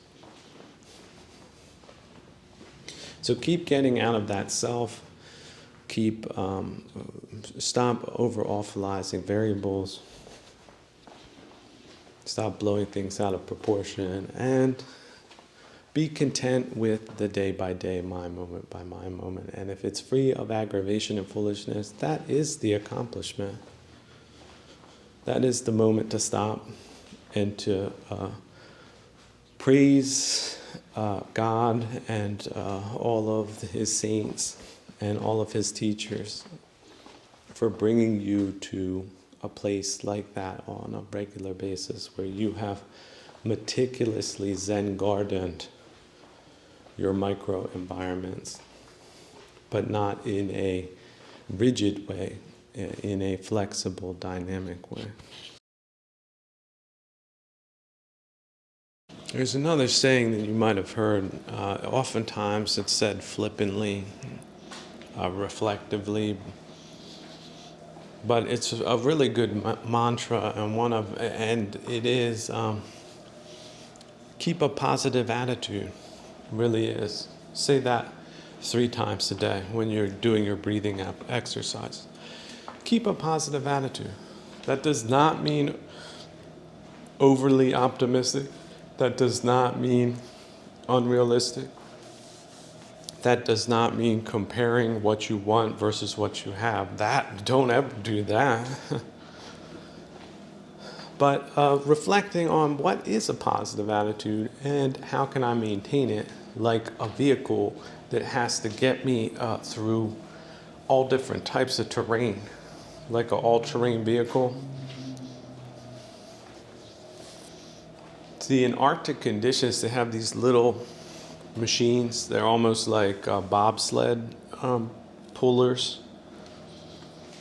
And those things are heavy duty. And they're almost like little tractors. They'll pull you out of anything you're stuck in, pretty much. Almost like a modified bobsled or something. And that's what a positive attitude needs to be. It needs to be a vehicle for you to get out of the dumps. Because you have it and it's maintained and it's at the ready and other people might not. See, not having that's normal. How many people got a piece of equipment like that? None? Do you look around? Probably no one in your vicinity. But this vehicle is an internal vehicle that you built and maintained. So yeah, guess what? You can afford it. But a lot of people don't put their investment of time and right effort and right view into it. That's normal to subnormal, but you're not that. You're super normal. You know, when it's raining outside, but you got a roof over your head, that's super normal too. Isn't that nice? A lot of people don't think about the supernormal that surrounds them. They get comfortable. That's why they lack gratitude. That's why they lack insight. That's why they lack get up and go. That's why they don't know how to maintain themselves also by doing nothing. Wu Wei. Do you have to be doing something? No? Well, great. Then sit down and practice. See, although I would say the emphasis has been on sitting practice, put yourself in a place where you can do walking practice, back and forth, not bothering nobody. Not playing loud music, not littering, not taking drugs, not doing anything other than walking. Back and forth, breathing. Body weight exercise, low intensity physical training. That's another way of putting it to Patujanas that are big into physical fitness but not mental fitness. But this has the emphasis on mental fitness, spiritual fitness. Because you wouldn't believe it, but these practices, they add up. So that in real life situations where everyone's losing their mind, you're not. Because you have that little tractor inside, it's going to pull you in a sensible direction because you have that positive attitude. You have a positive attitude, you're going to do well for yourself no matter what those changing forms and conditions might be, with your variables on top. Of course they have to have your variables. This is purgatory. How could that not be? Your variables are not important. And they're not you and not yours. Oftentimes it's just the deception, the belief that that's so. This person did that to me. Who is this person and what is this that they did to you? Perhaps it's insightful to look at it as delusional instead of as real. The biggest delusions are the ones we think are real. I thought I could walk over this bridge and get to the other side, but zounds. As I got closer to the center, I noticed there was a gaping hole that was impossible to cross. I was delusional when I set off to cross that bridge, but what do I do now? Do I stay there? Do I continue to do that thing, to cross at that point? Or do I revise my plans with no personal animosity at all? Now, some people might stamp their feet damn, and do that type of little human game that people play when they're disappointed, when their delusions go up in smoke. But some people just turn around. Oh, look, there's a sign. It says under construction. I missed it. That's on me, my bad, right? That's actually what people can do, and they think nothing of it. It's a good thing somebody's repairing this bridge, because those planks that you walked on the week before, they were pretty soft and potentially dangerous. And it's about time that somebody decided to replace them. And they can't have people walking over the bridge when they're removing the planks and then replacing them. And those things take time. So can you find acceptance for that now? Can you? Oh, well, that's even normal, isn't it? So why can't you do it with your other variables, where it's just as impersonal, just as neutral when you get down to it? In 5 years, who's going to care? One way or another. You had to walk 2 miles down to the other bridge. Who cares? And maybe during that walk to the other bridge, something happened. You became enlightened. You had a Satori moment, and you sat down and you said, you know what I'm doing right now? It doesn't make any lick of sense. I'm going to do it this way instead. Was that a tragedy, or was that part of the plan? Was that what a positive attitude provided for you because you provided for the positive attitude? You invested in it when it wasn't necessary, where there was no terrible thing happening. But you invested in it then, and then when terrible things happen, you continue it. You use it when terrible things are happening. And a lot of times the terrible things that are happening, they're all in our minds. We're projecting, we're awfulizing, we're over-exaggerating, we're getting ourselves worked up about people, places, and things. Is that not so? What are your people, places, and things? Okay, wait, stop. Don't think of those things, right? You can write them on a list, and then next week you can scratch out that list and start a new list. But then dispose of it, compartmentalize it, distance yourself from it. That's the method. That's the practice. Someone wrote in again. I know you absolutely hate talking about politics, but what else do you have to say? Thank you. Well, you're right about that, and you're right that I have a lot to say, and sometimes I think I say too much, but it's a duty. That's the only way to put it. I have not earned a cent with politics.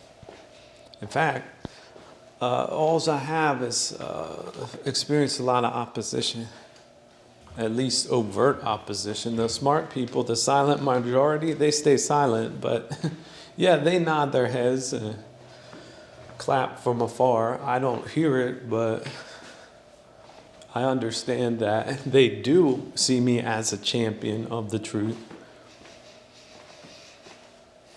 And the truth doesn't pay. It doesn't. See, if you're lying, that's a job, actually. Just like actors. Why do people pay actors? Well, here's your script. Say this.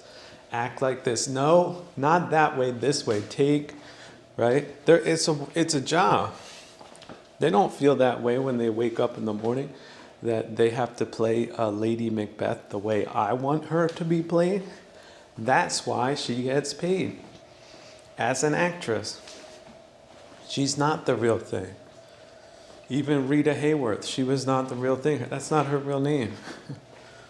By the way, her father was Spanish. If you look at her younger photos, you can see she had more of an ethnic look. She dyed her hair. She got her hairline raised to look, and her last name changed to be more appealing to her audience, and she did. Why? She was an actress. She was one of the best. Now, if you read her biography, she also claims she didn't get paid enough, and I agree with that. She was treated like dirt by the film studios at that time and their direction. But what can you say about that? The art speaks for itself. Her performances, legendary. But of course, she wasn't just the role she played. She was a lot more boring than that. I know it's going to hit people really hard to hear that truth, but it's true. She wasn't as fabulously glamorous as she pretended to be on screen. But sometimes we want to believe in those things because it's attractive. And why not? See, people used to compartmentalize the arts and say, well, this is the arts, it's not real. It's Hollywood, right? It's a glamorous version of what can transpire in life. Don't get tricked by it. It's not a blueprint for how to live a great life or be a success, morally, ethically, contentedly, etc., and so on and so forth. But as far as making watchable movies, yeah, they knew how to do it back then, but it wasn't all sunshine and rainbows. Right? Making art, just like making valuable and useful products, it's easier said than done. But some people manage to do it. For example, people were saying, well, this fentanyl thing is still getting out of hand. They said 100,000 deaths. And it's primarily young people, 16 to 25. It's like 80% of young people being killed by chemical warfare, sponsored by third parties. And we're talking not just China that produces these chemicals like COVID-19, but the transit countries. Mexico is an accomplice.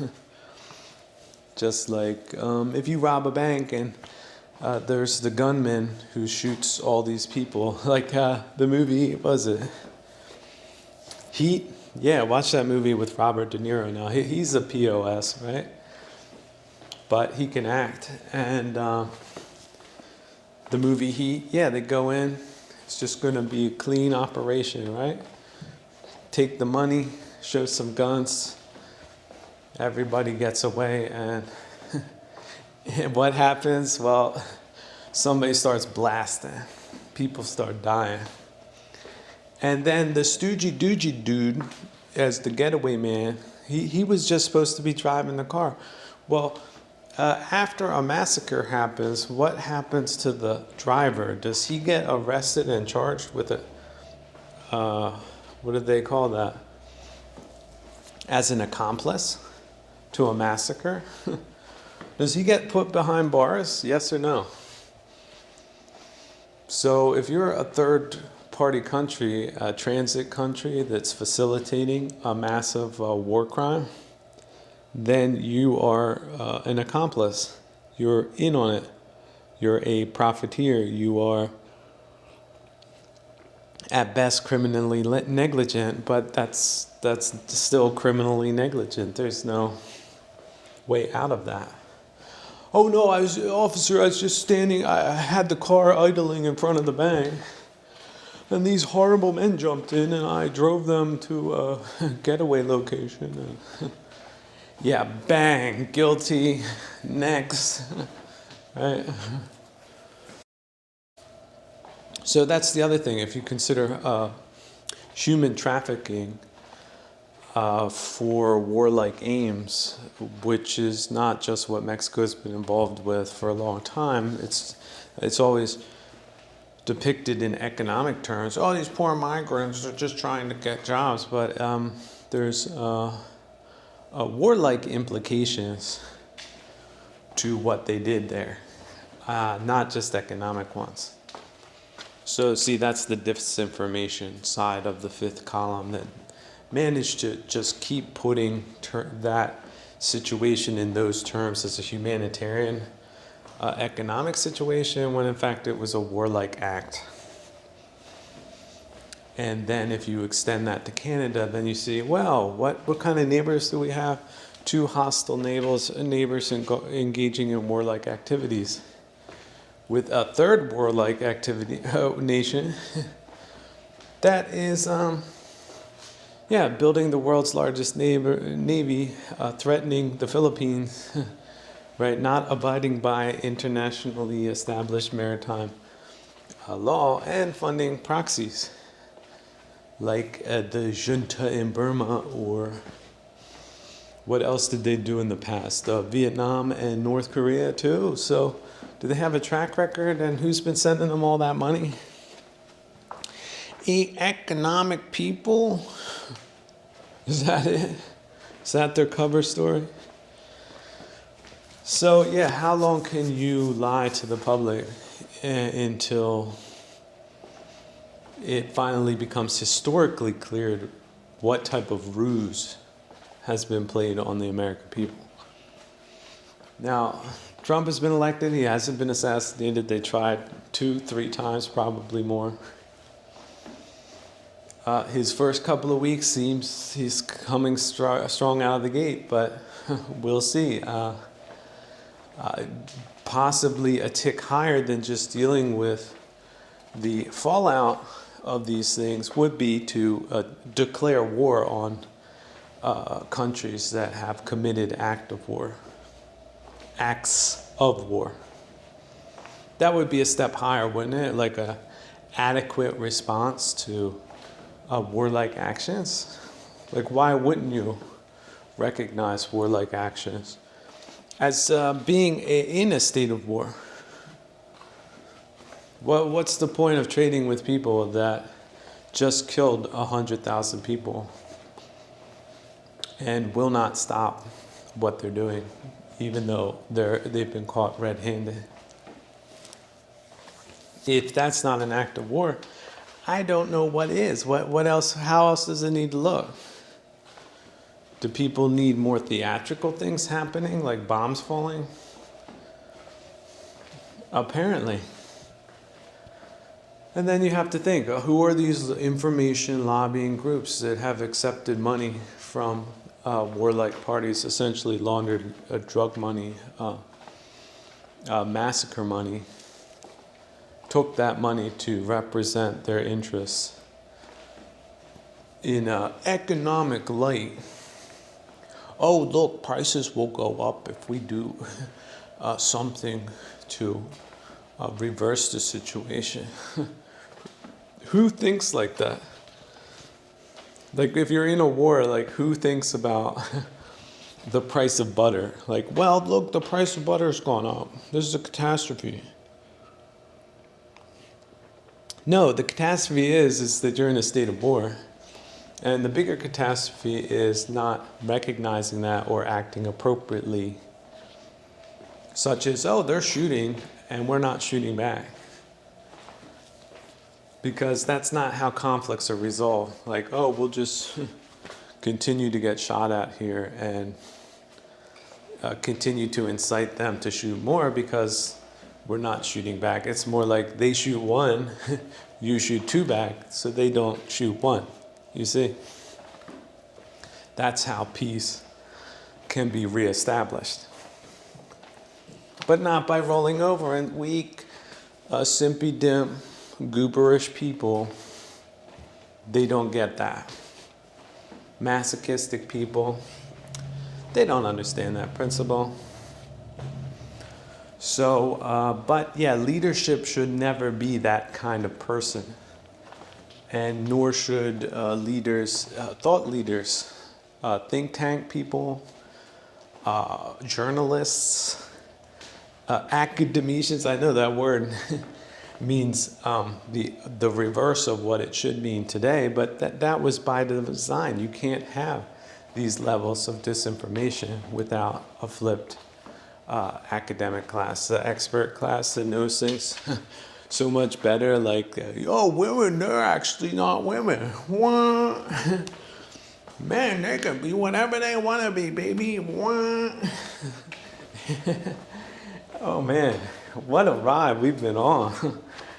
Like I said, these tyrannical and hateful war-like, psychological war-like measures that they launched in the 70s and 80s and 90s and stuff, they were thinking they would be shut down like within days.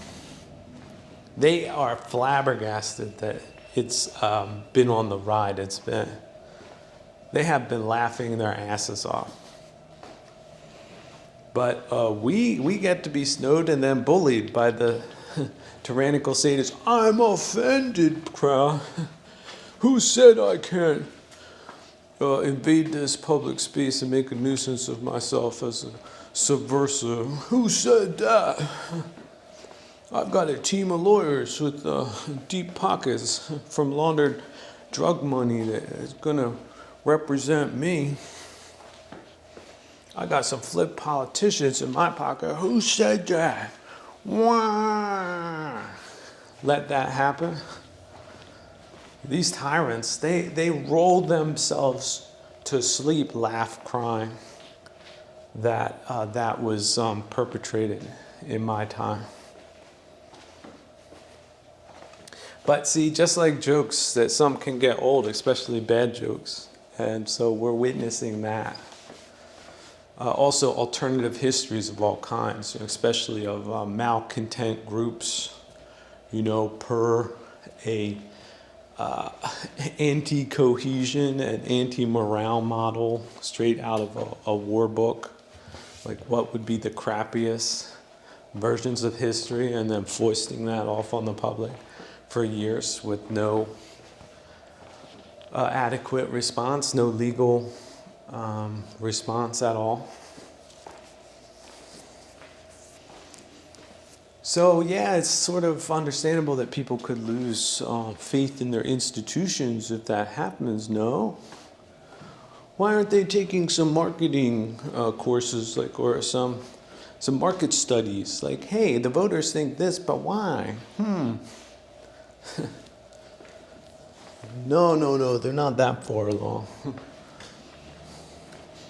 Well, what if we're talking about a class of people that have denationalized themselves, have globalized themselves into being aligned more with global interests than your own national interests? What then, as a class of blobists, administrators, like maybe some place like Zanzibar had at one time, and now you're a native and they're the loyalists, the insiders, the string pullers? Could that have happened here? Oh, well, I guess it did. Just a new version of it. But what does that mean for civil society and politics going forward? Well, I would say people that don't respond adequately or fail to respond, they lose. And the bad people who launch strategies like that, they win if the response is not adequate to their terroristic activities, essentially, across the board, below the threshold of hostilities, as they say, in a hybrid war. So yeah, Russians were in on it, Chinese, and the Ottomans. And the Ottomans, just think of that as a large 10 of, let's just say, anti-Western tribes from Mesopotamia. Iran is one, but that doesn't mean they get along with each other. But generally, they agree that the West was a bad idea, their religion was bad, and that they have grievances against the West for territorial disputes, among other things. So would they fund operations, psychological operations against the West? Well, they have, yeah. So that's how it will be historically seen But in this day of confusion and obfuscation and denial and Darvoism, it's really hard to get clarity on these things. So it's sort of a confusing time, but okay, let's give Trump a round of applause. He does seem to be trying to crack down on these things, but we'll see how far he gets. A lot of his cabinet picks, highly questionable. Like that the FBI has had a major subversion problem, that's catastrophic. But who's going to remedy that issue? Some Indian from India? That doesn't sound very promising, does it? Vice President also has some Indian on the side. That's very strange. If you look at the I in the BRICS alliance, that's India, right? Brazil, Russia, India, China, South Africa. That was the original BRICS. And who was it? Goldman Sachs. They're the ones that put that together. So then you have the financial class component gluing that mess together, or at least did in the beginning. And now the I's, like I said, you could add two I's to that. Middle, and a T, because Turkey. So that's what you're looking at. That's what happened. That's how we got a flim-flam. Now, where did this class, financial class, where was it based? Well, London, yeah, the money laundering capital of the world that doesn't have any Londoners to speak of. It has new imports. Sort of like Canada, some kind of like proto-Pakistani Indian model of finance and governance.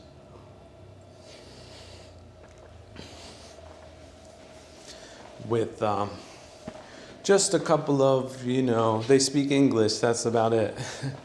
No direct connections to the lineage or tradition other than being able to move money around.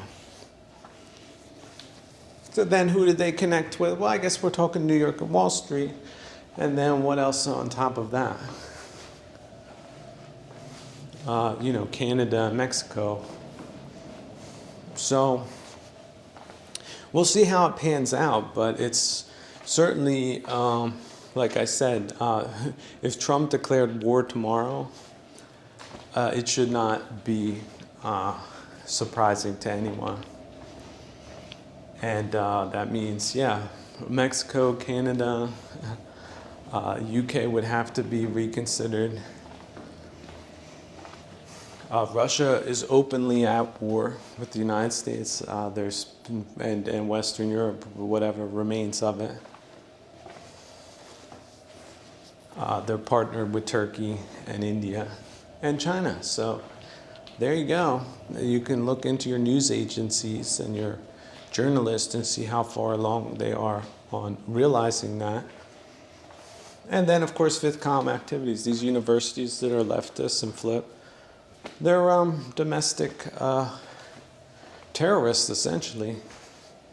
They engage in alternative history. They have a lineage that is murderous. They're Pol Potists, like the Swedish model. They're internationalists. Again, the International launched by Lenin in 1919. That's their direct lineage to that. So was he a terrorist? I think we could say that. So are they a terrorist? Well, they belong to, if not officially, indirectly, to his lineage. So are they that? I say yes. Would they dispute that? Of course they would. Why? Well, they don't want repercussions for their activities.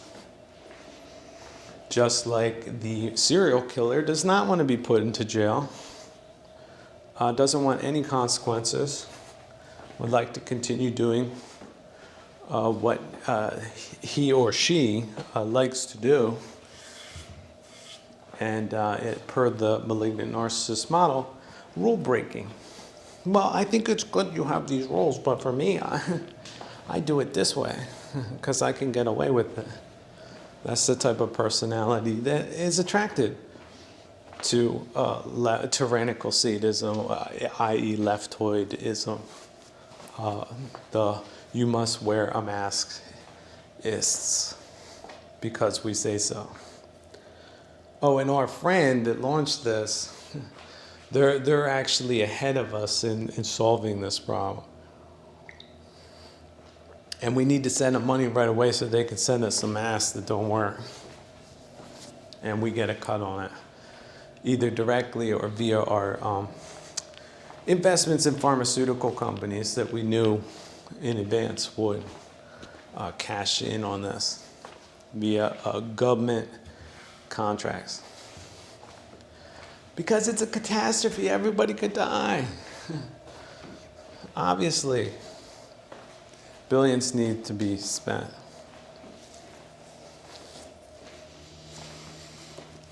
So look, it's just a plausible theory. I mean, these worldly things, like I said, sometimes they're a source of comedy. Sometimes they're a source of major, shocking kinds of assessments. But at the end of the day, look, if this is purgatory, well, it's all fair game, isn't it?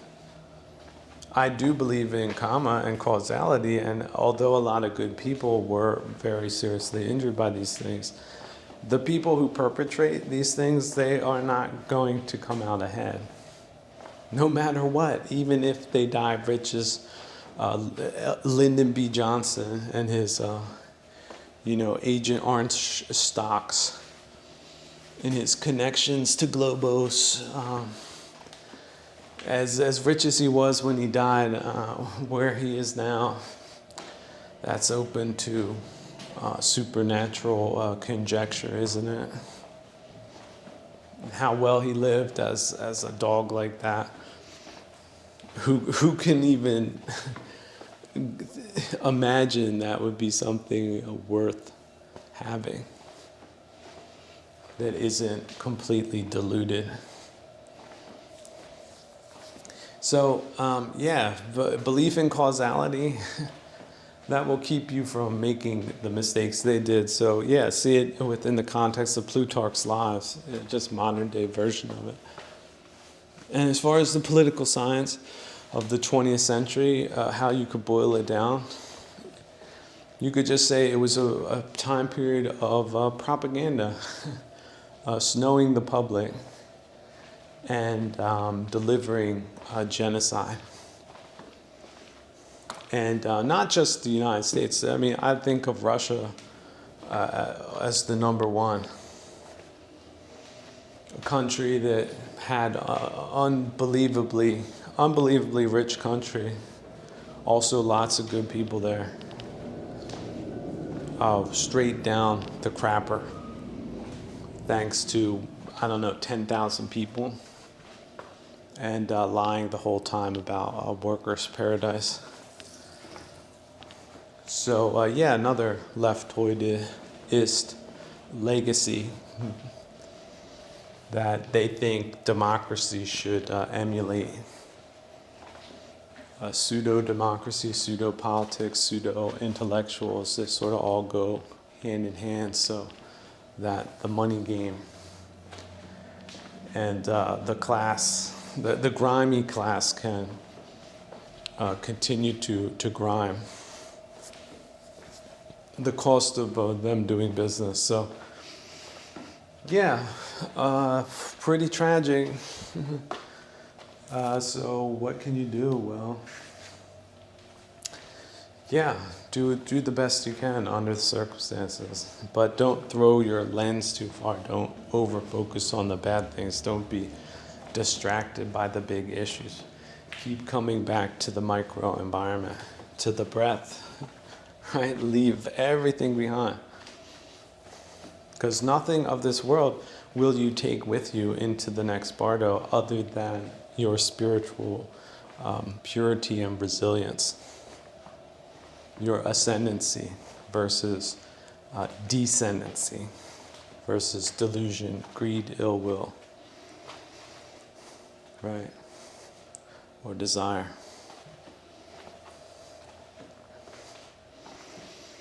So worldly people would say, oh, this is a cop-out. This is just somebody walking away. Well, it's not, because whether you walk away or are drugged screaming and kicking into the next life, it really does matter, right? If you walk in the right direction instead of kicking and screaming.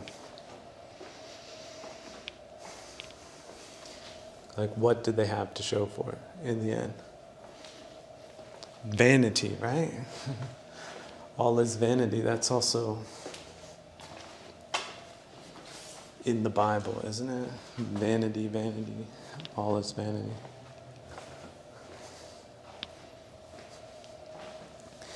So, yeah, I hope that's enough. That's the sort of update. But like I said, maybe Trump could turn it around.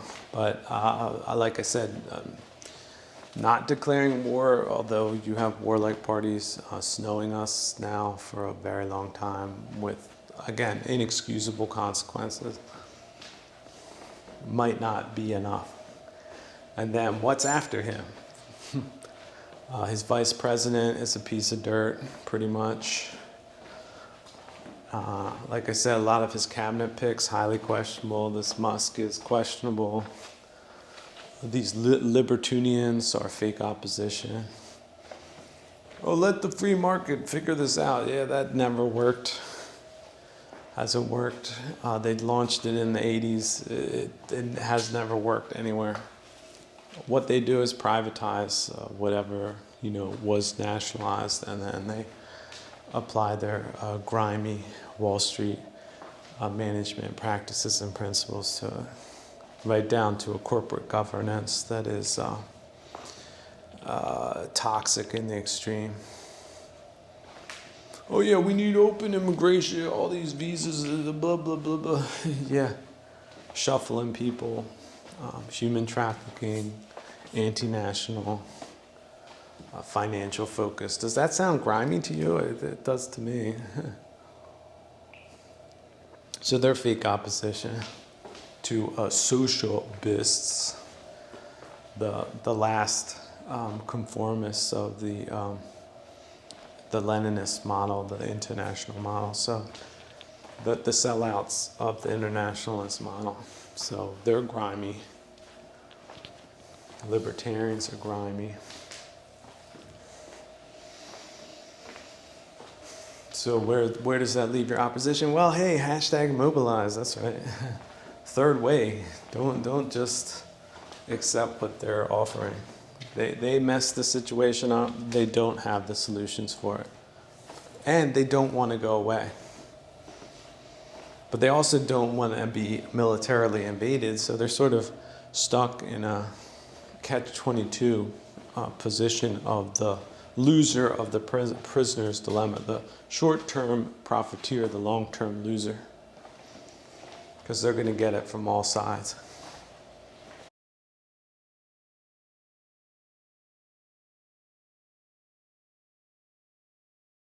But again, I don't like to focus on losing positions or half losing positions, because I sort of do feel that's what Trump is. He's just some kind of, they're hoping to make him a safety valve if they can flip him into, just a libertarian, keep the grimy game going, and skate with the appearance of conservatism, such as Viktor Orban has pulled off, when in fact just being a criminal class. If you look back at the last 100 years, there's just been a precipitous decline in every field that matters except technology. And if you look at the wealth distribution, it's heading quickly towards 95-5. 5%, that's the grimy class, 95% with nothing. No say, no opinions that are off-key. And you've got a banana republic like Cuba, or now Georgia, right, on the Black Sea. Then what else?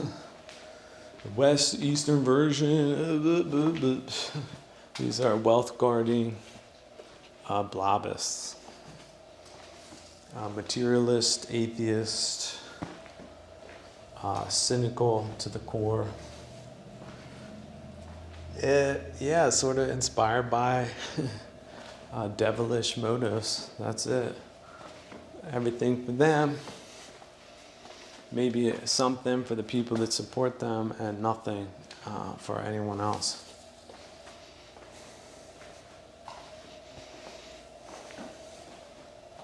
So I hope things get turned around and people start rallying around leaders that do represent their best interests. But we'll see. Maybe, again, maybe inadvertently Trump can pull some things off that keep this thing from getting even worse. But essentially the other side is the one that declared this war. And they've proven it with actions, not while denying it with words. So what kind of situation have they left him? Other than to play some kind of cowardice or cowardly card. But will he play that out or just take out the people that put all that bad causality into motion? Time will tell. And again, before anyone gets too caught up on this time, think to Byzantium, right? Byzantium, the inheritors of the Roman Empire, thousands of years of history, military campaigns, everything. Big stars in sciences and the arts and everything else, Latin, very civilized language. Yeah, the West fell to barbarians. Then the East shifted to Byzantium. How well did they do in Constantinople? Just wealth guarding themselves and playing politics with people that were just a class of administrators. No real big plan other than greed and Machiavellianism. What happened? Why did they stop speaking Latin there? Yeah, figure it out, man. The historians have been trying to figure it out. So that can happen anywhere. And the bad guys, like I said, the BRICS, again, India, very underappreciated how terrible they've been for Western interests. And the entire world, going back to the Silk Road times and beyond. But just because you're bad does not mean that you will succeed. It's really sort of a lose-lose situation for humanity, should this thing continue the way it has or the way it has in the far distant past, just as in the recent future.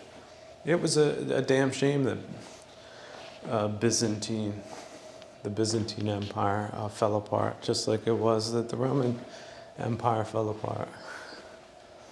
But these are changing forms and conditions, so sometimes when things fall apart, then new things happen. If that didn't fall apart, then we wouldn't have gotten the Swiss Federation, right? We wouldn't have gotten a different kind of Italy. So maybe Italy needs to fall and to be reborn, and other places too. Like it just gets overburdened with bad legal precedents, bad administrators, and bad operatives, and then who needs it really? It's just an old building that's defunct. There's maybe one or two landlords, and everyone else is just treated with impunity. So who cares if the whole building burns down? The people that scatter have to build themselves shacks without an administration like that is really doing better for itself, isn't it? at the end of the day. They didn't need to live in that dump anyway, so. And if you look at Canada and Mexico, what are they? They do not represent their people. There's some kind of quasi-legal class, financial class. Nobody needs them. Just the territory, you could say, give it back to the Eskimos, right? It'd be better. Or the 51st state. I thought that was a good idea. Just, it's not called Canada. It's called something else now. And Mexico too. What is it called? I don't know. We'll have a renaming ceremony. And go all the way down to the tip of South America if that's what we feel like doing. And there are quasi-legal classes that have wrecked their countries. The people there don't need them. Was it, again, 10,000 per country of parasites and sadists and tyrants. Nobody would shed a tear.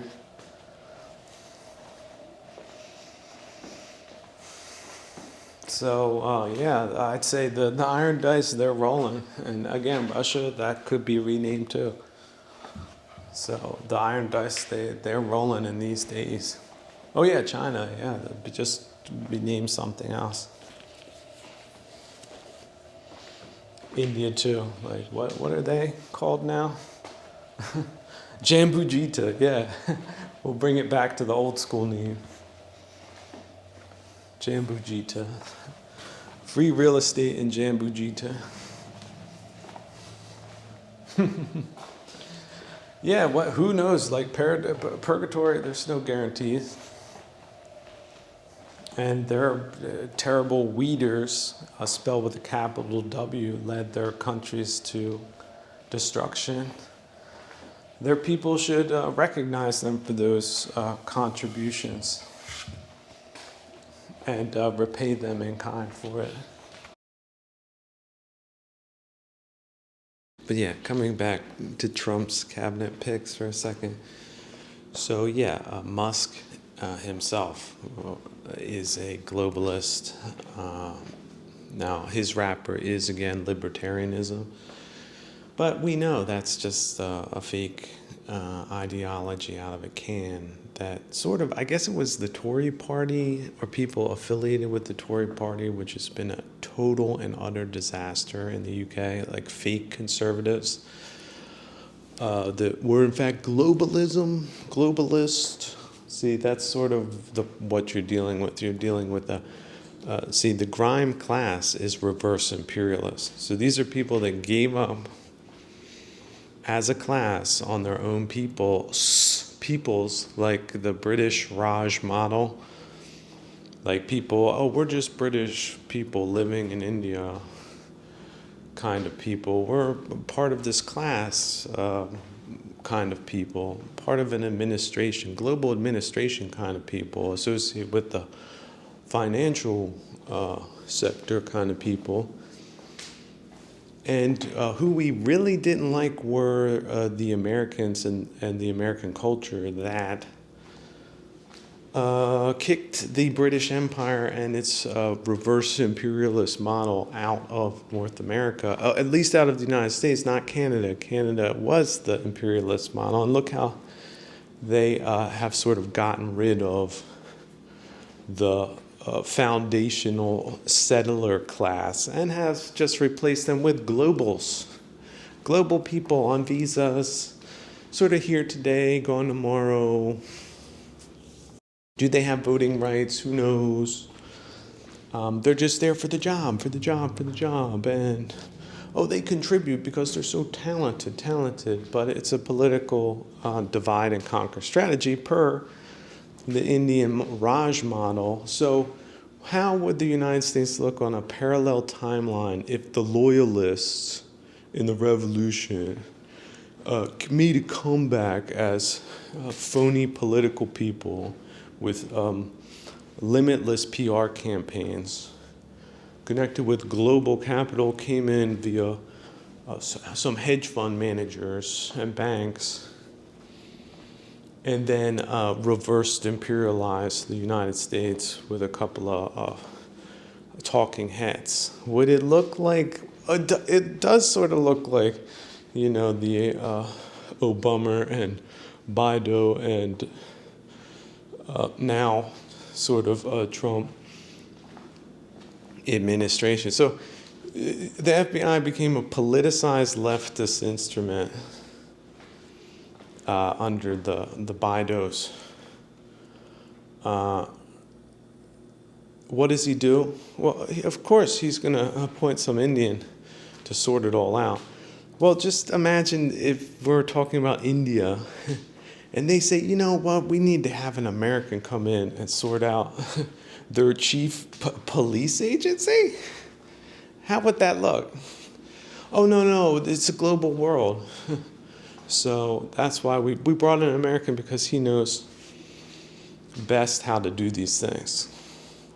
And then, the intelligence director, that's also a woman that has been adopted Hinduism as her religion in Hawaii, a far-flung place with funny games being played there by foreign intelligence agencies.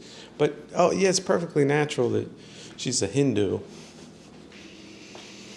And then who else? The vice president has the Indian connection as well. So, but it's all global. But India's no longer part of the British Empire, but they did adopt leftism, with their big phony, a humanitarian public relations man, the parsimonious landlord lawyer, Gandhi, and his Soviet airbrushers.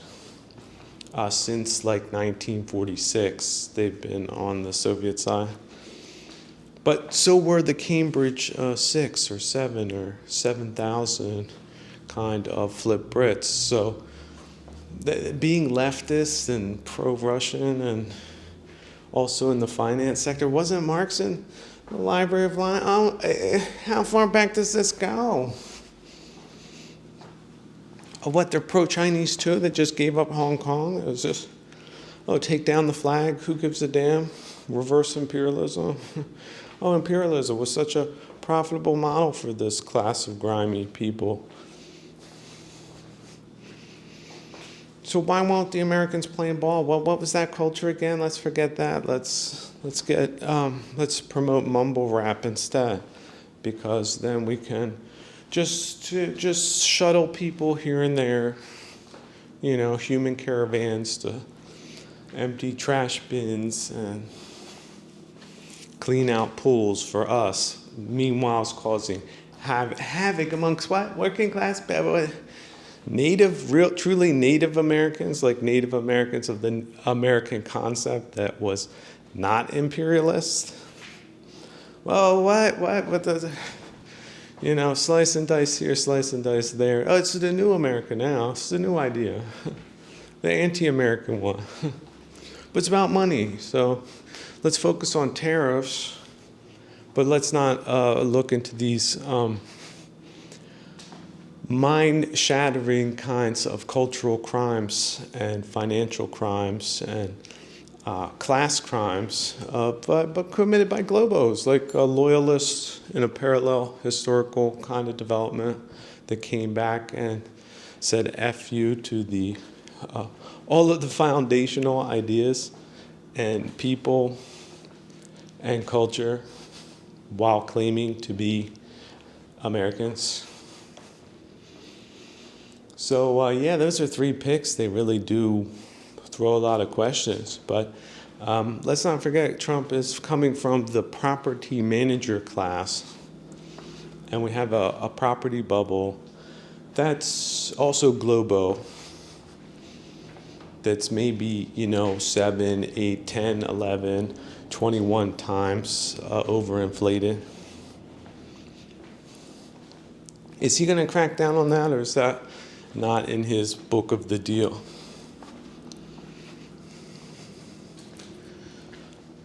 So, I don't know. I don't want to be the person that comes down on someone that's willing to enforce basic security. Like, if you don't have border security, you don't have a country.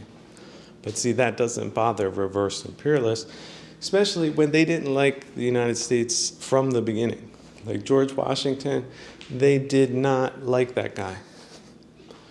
And they don't to this day. Like their parallel history of him is that he was bad for their business. And they're sticking to that. Like they might not say that out loud, but when would a classist ever say something out loud to people they consider to be a populist, people who address popular issues instead of just working as a class to predate on the population, like a good grimy reverse imperialist would. So it's funny that they had to find these anti-Americans in India, because not even the UK can produce them apparently at this time, or the United States. They couldn't find enough anti-American grimyists to stock the administration, so they had to pull people that directly affiliated with India's a very shady kind of expatriate community. How do you want to call them? Cultural Indians for their reverse imperialism. So, yeah, I'm afraid that the financial class and the blobist class and the leftoids are sort of all in bed together and have been for a while. And, a flipped UK, a flipped Canada, and a hostile Trotskyist Mexico working together with China, yeah, that does sort of look like what's happening. And whether or not Trump, just imagine having a government that does not enforce border security. That's what the United States has for the last 12 years or so. People collecting taxes for security that don't enforce security. Would that be something loyalists would have done, rather than have an American Revolution where people got civil liberties and a say in their governments? Would they do that? Would they have done that if they could have, to keep the country, so-called, for themselves and their class of administrators? I believe so. I think so. So, preposterous. That's what it is. And in fact, it's a crime. It's treason. So these reverse imperialists are treasonous in fact, but they do have very fancy PR relations or PR campaigns and very cozy relationships with all these disinformation outlets called news outlets that have been monopolized with this foreign capital, which is why their opinions don't check out. Not popular, see, not populist. They operate at a loss because it's good. It covers the profits they make on the property market, which is overinflated. How about that one? Could it be as cut and dry as that? So, but is this class delusional and very bad for everyone, especially the culture, which is more important than the economy? Because if you don't have a culture, you don't have an economy. You have commodity-based economies, like in Brazil. They also have some type of blob and a class. They don't want manufacturing. They've deindustrialized. Population goes up. They deindustrialize. Why is that? Well, it's safer for them politically to just have peonage, 95-5 kinds of societies. No problem at all with that. Grimies, that they just figured that's the way things should work. And for all the people beating the drum about China, that's essentially what they have. They have a 5% class of people, right? Like 1% class of politicos, 5% that profit, and 95% that have no say whatsoever. No input at all. Police state. So you can see how leftoidism aligns with reverse imperialism. They like that. They like totalitarianism. They like, tyrannical sadism. They don't like American freedoms. But they will do whatever they have to do to get into political office to essentially rob the till, destroy the American exceptionalism.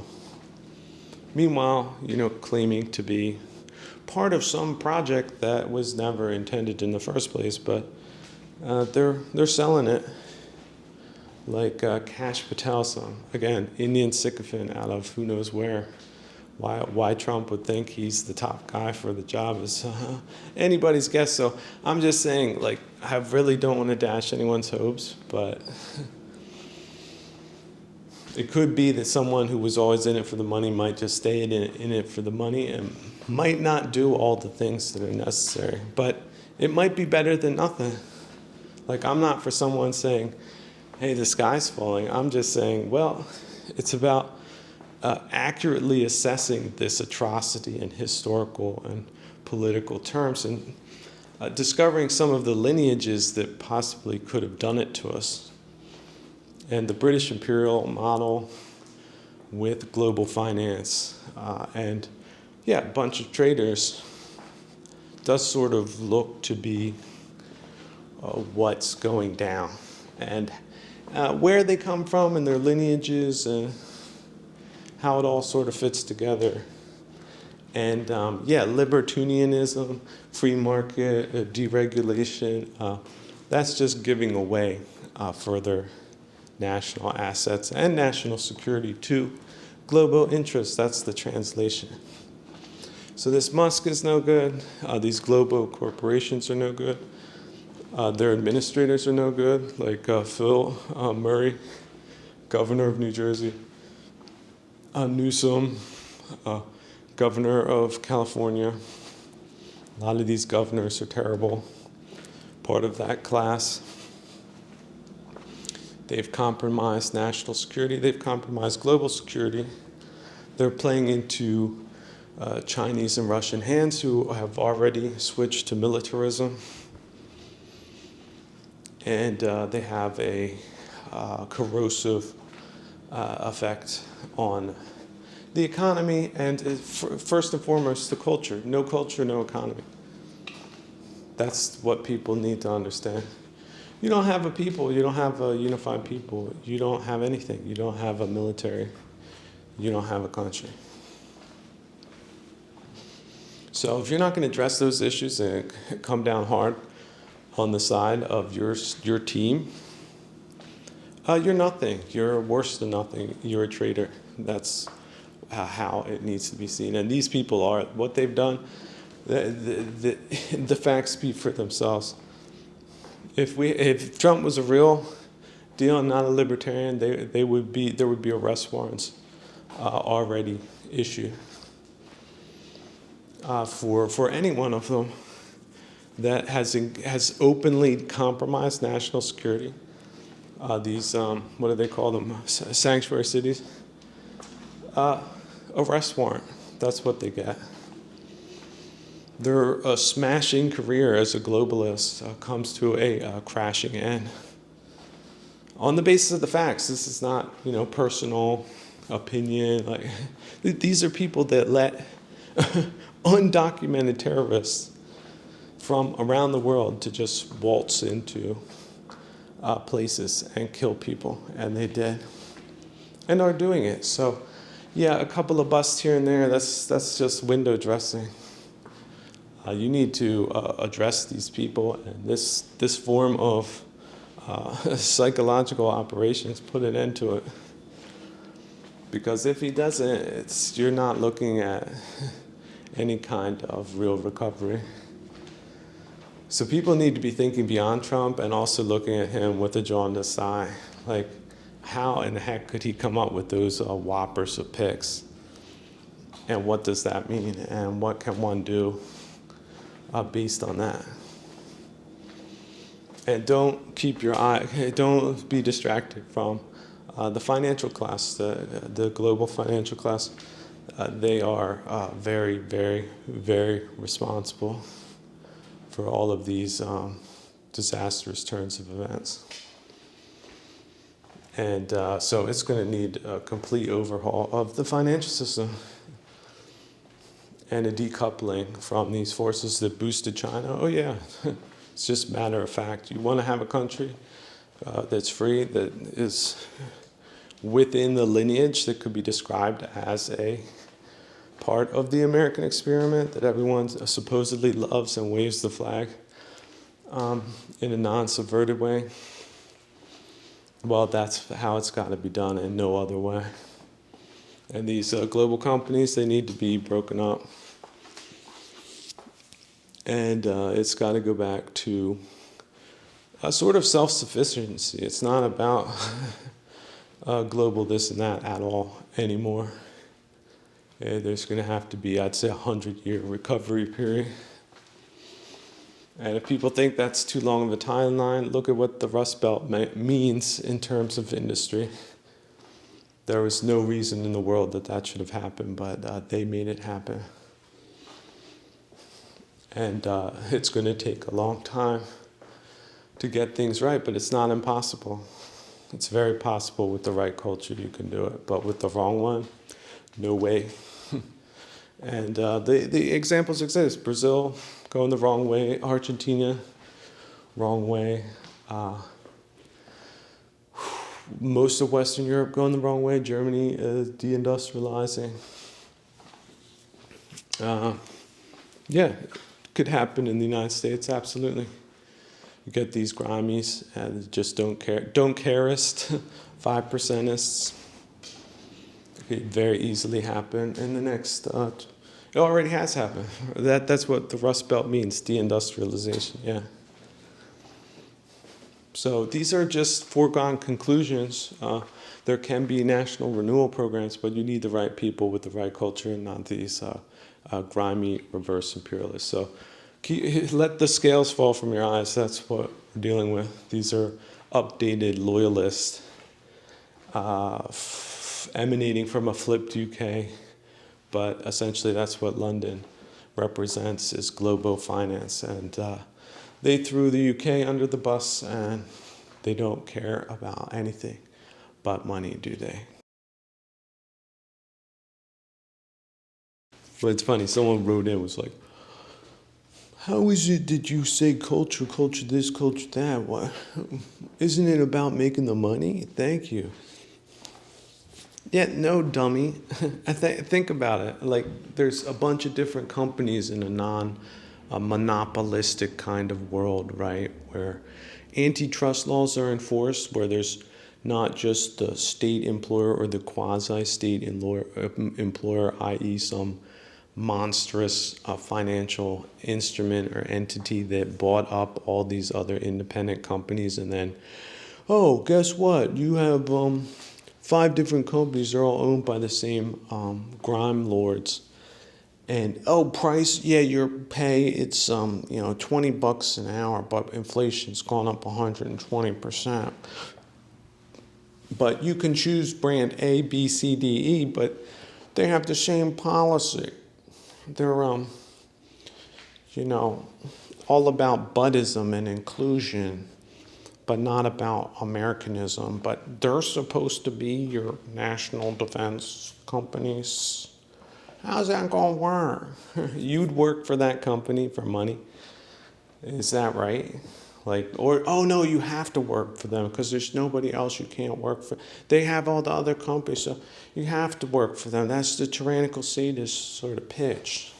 Or you can just die in the gutter, right? Fentanyl's cheap. Kill the poor. That's sort of what the reverse imperialist British model always wanted to do with their wonkadoodle social Darwinistic ideas that now has a global character. So if you're a psychopath, corporate psychopath, and you're in on it, well, then you got to advance yourself according to that model. Versus, how about working for a company that is a cool company to work for, that pays right, and is doing something meaningful? What choice are you going to pick? Are you going to how about this? They might be paying less. Now, the idea of that really stinks, okay, that these globos can outcompete a better company on the basis of price. But as far as culture goes, yeah, I guess I'll be going with, I'm going to make the qualitative choice and still go with the company that has a better culture, that isn't treasonous or over-focused on the money and have no real internal values. I guess I will make that choice. I guess I will have to bite into that apple. And my listeners, I imagine they do the same thing. But, see, there's always people willing to go in for the money. And these globos are in it for the money. Beholden to global interests, just not your interests, not your communal interests. They have a whole psychological program saying that they're for your community and they're inclusive and all of that. But that's just BS. Oops, just like corporate speak. See, that's the other thing. People are so confused. Well, they're not leftists, so what are they? Well, they're, reverse imperialist, corporatist, BSers with connections to a crappy financial system that is anti-cultural and genocidal in its net effect. So, wow, what a surprise. Parallel timeline. Now we know what we're looking at. So, make the qualitative decisions. And if this means going back to the Stone Age, then that's where we're going to go. The Buddha, he lived a great life in prehistoric times, despite it being prehistoric. And I'm sure in Jambujita, all types of wars happening. People, all types of despotic leaders, massacres that haven't even been recorded in time, haven't made it to modernity. So what horrible net effects these devilish forces will have? Well, it's just going to have them. So place the emphasis in the spiritual or on the spiritual world, on the cultural. Be the good actor, but not with bad people pretending to be good people, right? Seeing through deception, seeing through delusions, that's part of the practice. And not being in it just for the money, and being able to re-engineer things that work better for the most amount of people. That's what a good advisor would advise for people like himself. I'm sure the Buddha, if he was in a consultative role for the Sakyan tribe, he would say something similar to that. And could say that and say, look, I'm otherworldly, right? My focus is religion. But if you're a worldly leader, obviously this and this and this and this would be better long term. And not this hot nonsense that this grimy class cooked up for itself to make off with the loot. And potentially cause, like the next World War, based on this. So, we're probably talking 10 billion deaths at least at this point, based on these bad leaders and their proclivity for everything other than culture. So would he not say a few words? Would he be too high and mighty? Would he be too Jesus-like? Although, Jesus, that's one of the reasons he ran into trouble. But let's just say the phony Jesus-like sort of mythology people have about religious figures. Would he just keep his mouth shut because it's better for his business? Kind of, I'm just completely divorced from all of these things. I'm just this. I'm a fork from I'm not a, multi-tool. I'm not a human being. I have no attachments at all. Not to my father, mother, their fathers or mothers, or the community in which I was. No connection at all. I'm just a complete space cadet. Yeah, sure. Okay, really? Maybe. Maybe not. But see, using the purgatorial gravitational pull. I already feel it leading me back to comedy again, like a moon orbiting the planet. Whoa, all of a sudden I'm back in comedy land. Imagine the film I could do called The Managers Managing the Managers, with all their class conceits where they're expecting you to bow and scrape for their jobs that aren't keeping up with inflation, and their bloated professional management class that knows nothing other than to cover its butt and play the game, because basically duff for a paycheck. Oh, what you want to say, master? I say that? Okay, yeah. Oh, remember, black or white, it's the same mentality. Bow and scrape peasant that they have, their class conceit, it oozes out of them. So wait, you don't recognize my corporate executive position? What? Pish posh, what trash? Go away. Like, they expect to be catered to. So you pick up on any of that, just let these people walk. That's not the game to be played. That's ludicrous. So my movie, it would just mercilessly parody the PMCs and their class conceits. It would just be 2 hours of one slapstick comedy, kind of Dumb and Dumber thing. And the caricatures, I think. See, if we come back to Ben Stiller, right, and what was that? The blue steel look, the model, the parody of the fashion industry. You could just sort of make it a parody of the PMC class and their reverse imperialist overlords.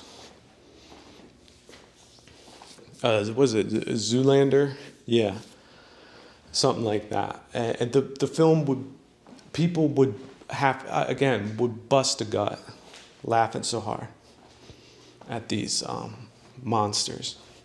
And that would be the achievement of comedy, to get you to laugh. Because the grimies, they're called grimy for a reason. Because it also rhymes. I like grime. It rhymes with crime. These are real criminals and real grimy ones. But to show the funny side of that, believe me, people, that's a talent they're not willing to pay for. But you would be. But that's probably why it's not on offer. See, that's their version of prosperity. The non-prosperous prosperity, where you're stuck paying a 30-year mortgage for an overinflated asset. Welcome to Freedom Land. Boom. Oh. Shut it down. Shut it down. Imagine the shut it down face, the guy with the hat and the mustache. It just keeps zooming in on his bloodshot eyes. Shut it down.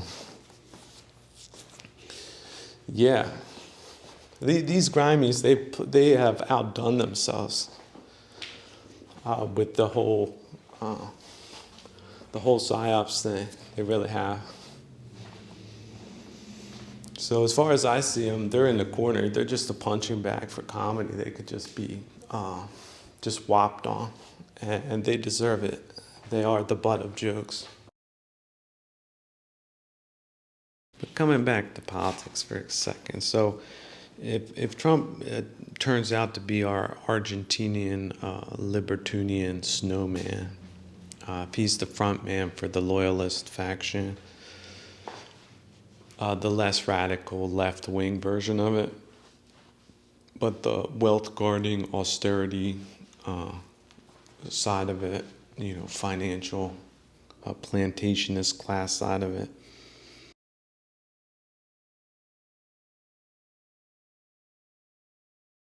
the reform-Toryist side of it, sort of a mix of wet noodles that side represent, the Orbanist side of it. The window dressing side of it, if that's the case. The people that said, I always like to break things down to simple terms like, well, he's enforcing the border. Well, just think about mall cops for a second. Like, just imagine the country's a mall. We've had mall cops that have protected the criminals and let them into the mall. And now his mall cops are going to now eject these people that, there's a lot of them. Let's see how well that goes. I mean, we're 2 weeks into it. Will he get them all? Let's see. Let's not hold our breath on that one, but let's give them a ride and let's see how well they do that, and then let's base their performance, our judgment based on their performance, right? Let's withhold our judgment, but let's also have that judgment after they've had full authority to do any and everything to reestablish the mall the way it should be. Let's see how their mall cops do it. And if they don't do it, well, then they would be liable for that, won't they? I mean, history will make them liable. But they might also be personally liable for not reestablishing working conditions. But let's also think of the other side, like the side they're taking over from. A nice little factoid that crossed my desk. 95% of them are working from home. They use the COVID policies to do absolutely nothing. So when I talk about nomenclatura or blob, that's what it looks like. These are complete free riders and freeloaders. So, but let's get back to the loyalists and how class dynamics work. So they're off-putting inverted social norms. They employ that. Just imagine them shilling for the stamp tax back during the Boston Tea Party. Like, they were all on board and in unison for the stamp tax, but no normal American would have been for it. But that was a class distinction. So if you were against the stamp, then you were beyond the pale. You were to be excluded from the loyalist class activities, cultural activities, or corporate activities, or plantationist activities. You were just a ruffian. You were one of those people. You were an Americanist. So what is their cultural policy? It's not the stamp tax. I mean, they're already taxing us out the wazoo and delivering nothing, like no security, like predating on the people in the mall, like the shopkeepers still left and the customers, because they reversed the model. So that's sort of what reverse imperialism is. Also a relatively short-term strategy, like, okay, for the next 20 years we can do this till everything's taken and broken, and then we die and we don't care anyway because we're materialists and atheists and secularists and, I don't know, Molochists or Levantinists, or there's so many new things they can think up about themselves when they don't have a care in the financial world, because they're printing money out of thin air, and people pay for it with inflation and other things. So, out to lunchism. But yeah, the whole idea that now they're enforcing the mall rules, that's not really a big accomplishment. That's just sort of basic. Okay. But reestablishing like cultural norms, that requires a lot more than just economic fidgeting here and there, or tariffs or what have you. But just think of the previous mall cops. 95% of them free riding, but then they have those cultural stink bombs that they set off around themselves. Like, they're pro stamp tax, they're pro cultural inversionary, just fill in the blank. So they set off these stink bombs to differentiate themselves as a class. And if you're on board, then of course, oh, what? Yes, of course that's modern. That's how they play it. But if you're disgusted, well, oh, you're the ruffian class. No. The position's been filled. Thank you very much. Bye. Yeah, that's how they play. So a scrape and bow peasant and be on board with any cultural atrocity because they say so, that then you belong to that class, the D class, A class. B for, the thing you're supposed to be for in word and deed. You're the ruffian class. You're the pre-Boston Massacre mob of people that wanted, basic representation in government. You're not that, then you could be a part of the blob. So I'm not making this stuff up, 95%. They had to that was one of his bills he passed. They had to go back to work. But are they really working? I wonder if anybody's really checking if they're really there. And what are they doing? Like, why going back to work, is that going to solve the issue? Like, back to what work? Ripping off the country? Like, from an office now instead of their backyard while they're, barbecuing up something? So this isn't a problem only the United States have. There's a lot of countries that have crap heads like that would love to get away with that if the people let them do that. And so far, it does seem like they got away with it under the Dumbocrat regime, a period of infamy and decline. That again, another Indian. So. Who was it? Harris? Yeah, she's a Jamaican Indian. So there's the Indian connection again, reverse imperialism. So she's going to go on a 4-year hiatus, pleasure cruise, occasional freak off attendee. And then if Trump's economic policies or who knows what didn't work out for the most amount of people with their hands stuck out as the peasant class, the neo-peasant class, then as she's the only choice that the Democrats can produce, then the swing vote will just, she'll be back in office after a 4-year hiatus. Can you believe that? The person who represented what I just said, that only 5% of federal employees were even going to work at the end of the Biden regime. Pause. So how does that look to, enemies that are ramping up their militaries? Do they think that is a credible kind of opposition to them, or would that make them think that there's really no point in playing ball as far as parity goes, because there's just no opposition to really speak of, kind of thing? Would that incite a predatory kind of enemy that's into all different types of covert games, or would that dissuade them? Enemies that think in 10-year, 20-year, 40-year kind of cycles. So yeah, getting these things wrong, like I said, grime, the G, I'm not overestimating that. It's people that are underestimating that. Like, they can't believe that people would be either so incompetent or so greedy or so maniacal to have earned the G in grime, genocide. But it's there for a reason,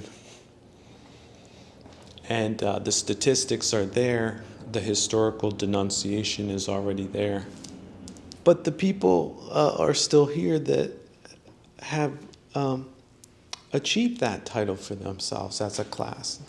They still consider themselves to be legitimate and the opposition now to the rightish wing of a complete farce,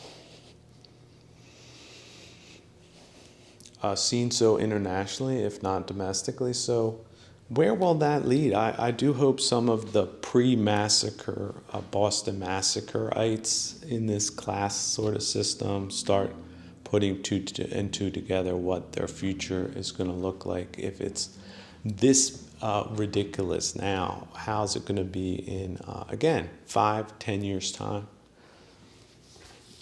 With a Politico blob nomenclatura class that is 95% verified out to lunch, or at least was until 2 weeks ago.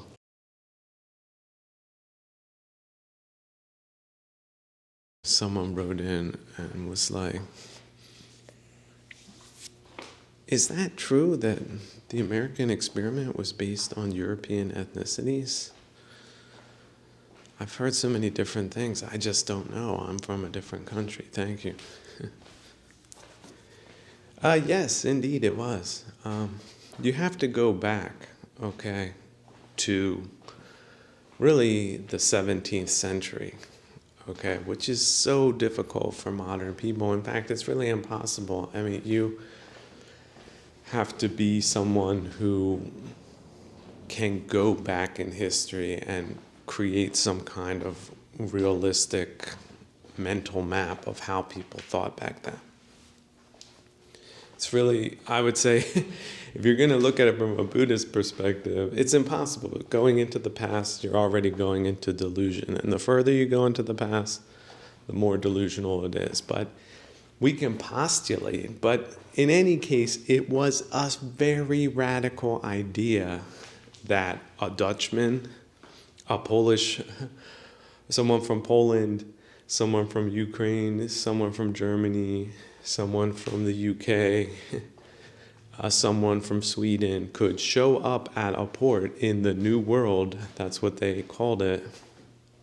They left the old world behind that was filled with national animosities. Also, we now speak or can translate languages very easily. Back then, not so easy. You grew up in Sweden, you did not speak English. You did not speak Latin, most likely. There was very few people that spoke a second language. And they might be diplomats, right? They might be professors. But normal people did not really have a second language. So the thought of leaving one's country was a radical idea. And the American idea was very, very, very, very, very, very, very radical for the time. Also, religious freedom. You know, Italy was lock, stock, and barrel Catholic, whereas other countries were Protestant. We were dealing with the fallout from the 30 Years' War, which was more or less also a religious war between Protestants and Catholics. So a split within Christendom. Okay, so to pull up roots, now of course most people that were Protestant stayed Protestant in the United States, but they were living in pretty close proximity to each other, like neighborhoods versus countries. So it was an extremely radical idea, but it was, from today's perspective, not all that radical. We think, well, yeah, that's normal. You know, I jump in a plane, in 8 hours, I'm in Lisbon, and I'm in Portugal, and I can, you know, how about this money? I can push a button and have the local currency and go around buying things. All of that was near to impossible or very complicated. So that was, however, the extent to the radicalness of the American idea. It did not extend to all races of the world and not all religions, okay? They did not even think about really letting in, let's say, religions that were hostile to Christendom. And there were religions that were hostile to Christendom preceding the United States by thousands of years that everybody knew and would agree to. Today, again, we have alternative histories, we have what is truth kind of movements. So all of that has been blurred and distorted, and it's also been, let's say, deprioritized. People are secular. What? There's a God? People believe in God? What? Right? They quack, they think that's ridiculous. But back then, people took their religious convictions very seriously. Okay? So it was not a trivial idea, and religions were not considered passé. And they certainly didn't think that, well, yeah, we're just going to throw all the religions together too, and it's going to work out okay. They had certain stipulations, like, yeah, you have the freedom to practice different religions, but it was really within the context of the post-Reformation kind of Christian factions, like an attempt to heal the divisions, but by living separately and believing separately, but maintaining a Christian kind of ethics. That was sort of the idea. So these were also modern ideas, okay? Today we think, well, yeah, of course.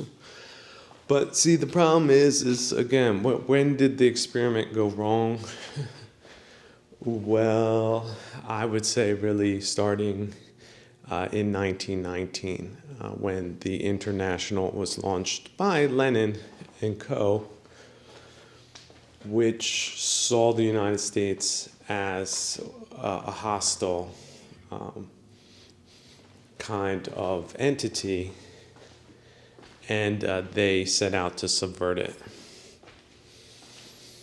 Using modern techniques, hybrid war techniques, espionage, subversion, and also rewriting history, re-emphasizing things, a lot of cultural vandalism. So then the idea became, well, not just this practical idea that I outlined, which still was radical for the time, but no, it had to include everybody from the entire world. And then all religions, otherwise, it was a failure. It was a hoax. And then they went into the agitprop game with that to discredit the idea on the basis of extreme examples. And using propaganda, we're talking about people that had more oil wealth than Saudi Arabia, so they could fund psychosociological campaigns just for the sake of their own geopolitical aims, which is undermining everyone else in the world so that their people can take over within the countries that they subvert. Sort of like the East German model, the Eastern European model during the Iron Curtain period, and other horrible kinds of leftist takeovers, at least that's how they're sometimes explained, such as Pol Pot, right? Mao, essentially a form of quasi-Russian, quasi-revolutionary, pseudo-intellectual, political subversionist, psychologically subversionist class of people, the international, the globalists. 1919 is when they launched essentially their subversion campaigns. These campaigns were not shut down. And they were very highly funded and organized. You get to the 1950s, the United States capitalizes its human resources to produce nuclear technology. They steal it. They get it, and what do? Well, they plunge the world into the Cold War of threatening nuclear annihilation because they ramp up the nuclear program. So living in the shadow of that, there was some type of status quo, but they just continued their subversion campaigns, which is a cultural subversion campaign. It's a moral subversion campaign. It's a financial subversion campaign. It's a political subversion campaign. And it uses class dynamics, atheism, and radicalism, and again, alternative histories, propagandistic techniques, brainwashing techniques, you name it. And they'll back it. Because it's not a long-term strategy for the countries that they're undermining, mind you. It's a destructive kind of campaign so that they can take over the world, either by default via their agents within the countries they've infected, or just because the country falls apart, they don't have anything to say on the world stage. They can't prevent their form of governance from expanding, such as we see today in Ukraine, because if the Ukrainians didn't have anything organized, because they're all fighting each other, who's a woman, who's a man, playing those types of games, who's an American, who isn't. Wait, the pygmies here, they say they're Americans too, so wah. Like, you can't figure that one out because you got professors making that an issue. And let's not gloss it over. There were problems, right? Like the South was more of a British imperial project where they brought in slaves that were not considered citizens of the country, did not have voting rights, were not considered part of the American project at all, used as a workforce. Then you had the Civil War, which was essentially a second American Revolution where the British funded Southern landholders to destroy the American idea. And then you had the aftermath of that bloodbath in the form of a bunch of people that didn't want to be in the country in the first place, and nobody wanted to have them there. And all of the problems associated with that the international set out to make way worse and impossible to solve. Instead of coming to some kind of solution to that problem that could work for both sides, understandably, right? So, and now we're in the postmodern age where, with Derrida and other Frankfurt School psychological terrorists, we still can't figure out. Now we're at the point, a man or a woman, I don't know. Even if you grab them, right? Hey, look, nothing there. Can't convince them. They've been torpedoed. So, yeah. A people that can't solve those types of basic questions is doomed to fail. They know that. That's why they funded these programs, and that's why they got the ball rolling in that direction. But no, it was never thought that would be, considered the freedoms that Americans died for in all these national cemeteries around the world. That's not why they died. Okay, it's not why they fought. But if they can put it that way. See, for the Dictator Alliance, that's how they want to think about American values, okay? Because they don't like American values. American values stand in the way. They like to have people that shut up, that hinder themselves, that bow and scrape to them, and don't question anything, okay? That's what they want. They don't want the American culture that it was originally so successful. So that's why we have all of this animosity, distortion, disinformation, political lobbying groups masquerading as Americans and American values, and so on and so forth. So yeah, that's the cultural war aspect of the hybrid war aspect, which is also a confusing and terrible time to live in, especially when you have co-opted political leadership that have either been undermined or flipped by the other side. And it's been terrible. It's been awful. The measures that certain agencies tried to muster against these attacks were not successful. Okay. Whatever Hoover, some people like to pull him out, like defame him. Then our so-called allies, the UK, they're not doing too well for themselves for similar reasons. So on and so forth. A lot of people expected a little bit more out of them. They didn't get it. Okay, so now we have a running statistic, 100,000 fentanyl deaths per year. So hybrid war measure, just another level of it. So what are the next levels of hybrid war? Well, armed conflict, mass starvation, you name it. It's really open-ended. Loss of control of the maritime sphere. Civil unrest, we've seen that one.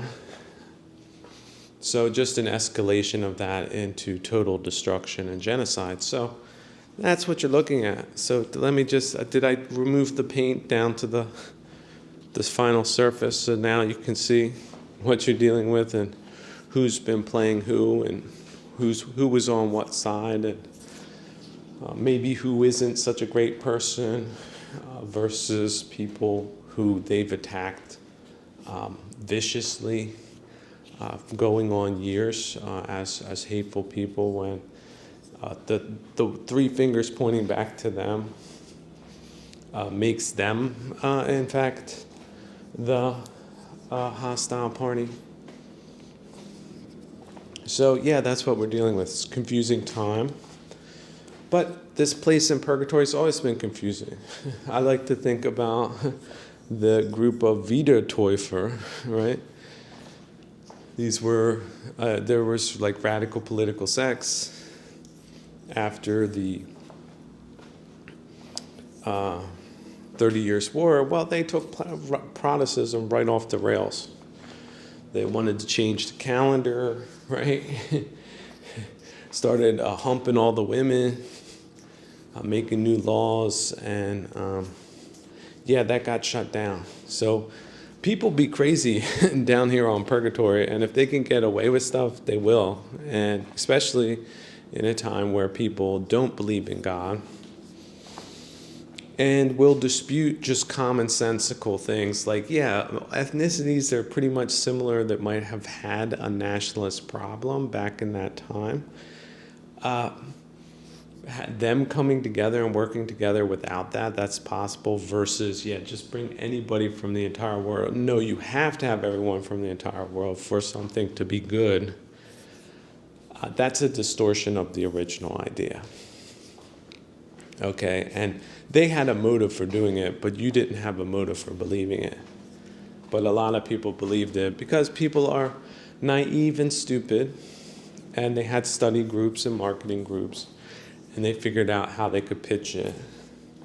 And they've just been running with it. It's a continuous campaign, continuous psychological operation till the very last American is removed from the face of the earth. All right, like last of the Mohicans. Okay. So I hope that's cleared things up for you, and I hope that helps you put these advocates for humanity into some type of context so that you can see the ploy and also the cultural vandalism, as well as the cultural genocide that has transpired if not, like I said, directly starting in 1919, it's had a long run, and the last 30 years of infamy, as I call it, have been gut-wrenching and terrible, and those are the reasons why. So they would like to think it's a one-way street for us, but I like to give Americans especially all options. I like to put them on the table. In fact, if they forgot about 5, I put 10 on the table, because nothing is written in stone.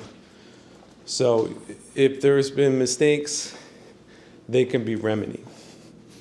And if we thought we had friends in Mexico and Canada and they turned out to be the opposite of that, well, we can just change policy. Like, what border, right? Oh, they said that the border doesn't exist. They treated it like it didn't exist. Well, maybe instead of them sending human torpedoes with impunity, something else starts rolling over the border. And then their nomenclature, their blob of lawyers that the Mexican and Canadian peoples don't need, that they go away instead. And the people there rejoice. Now, that's not to say you need to make them America, but you could give them a new lease on life instead of what they have now. You don't think 60% of people there would agree with that policy? Maybe it's 80%. I can already hear this cheering. Okay? And you could continue that down to Cape Horn and continue it up to Greenland, right?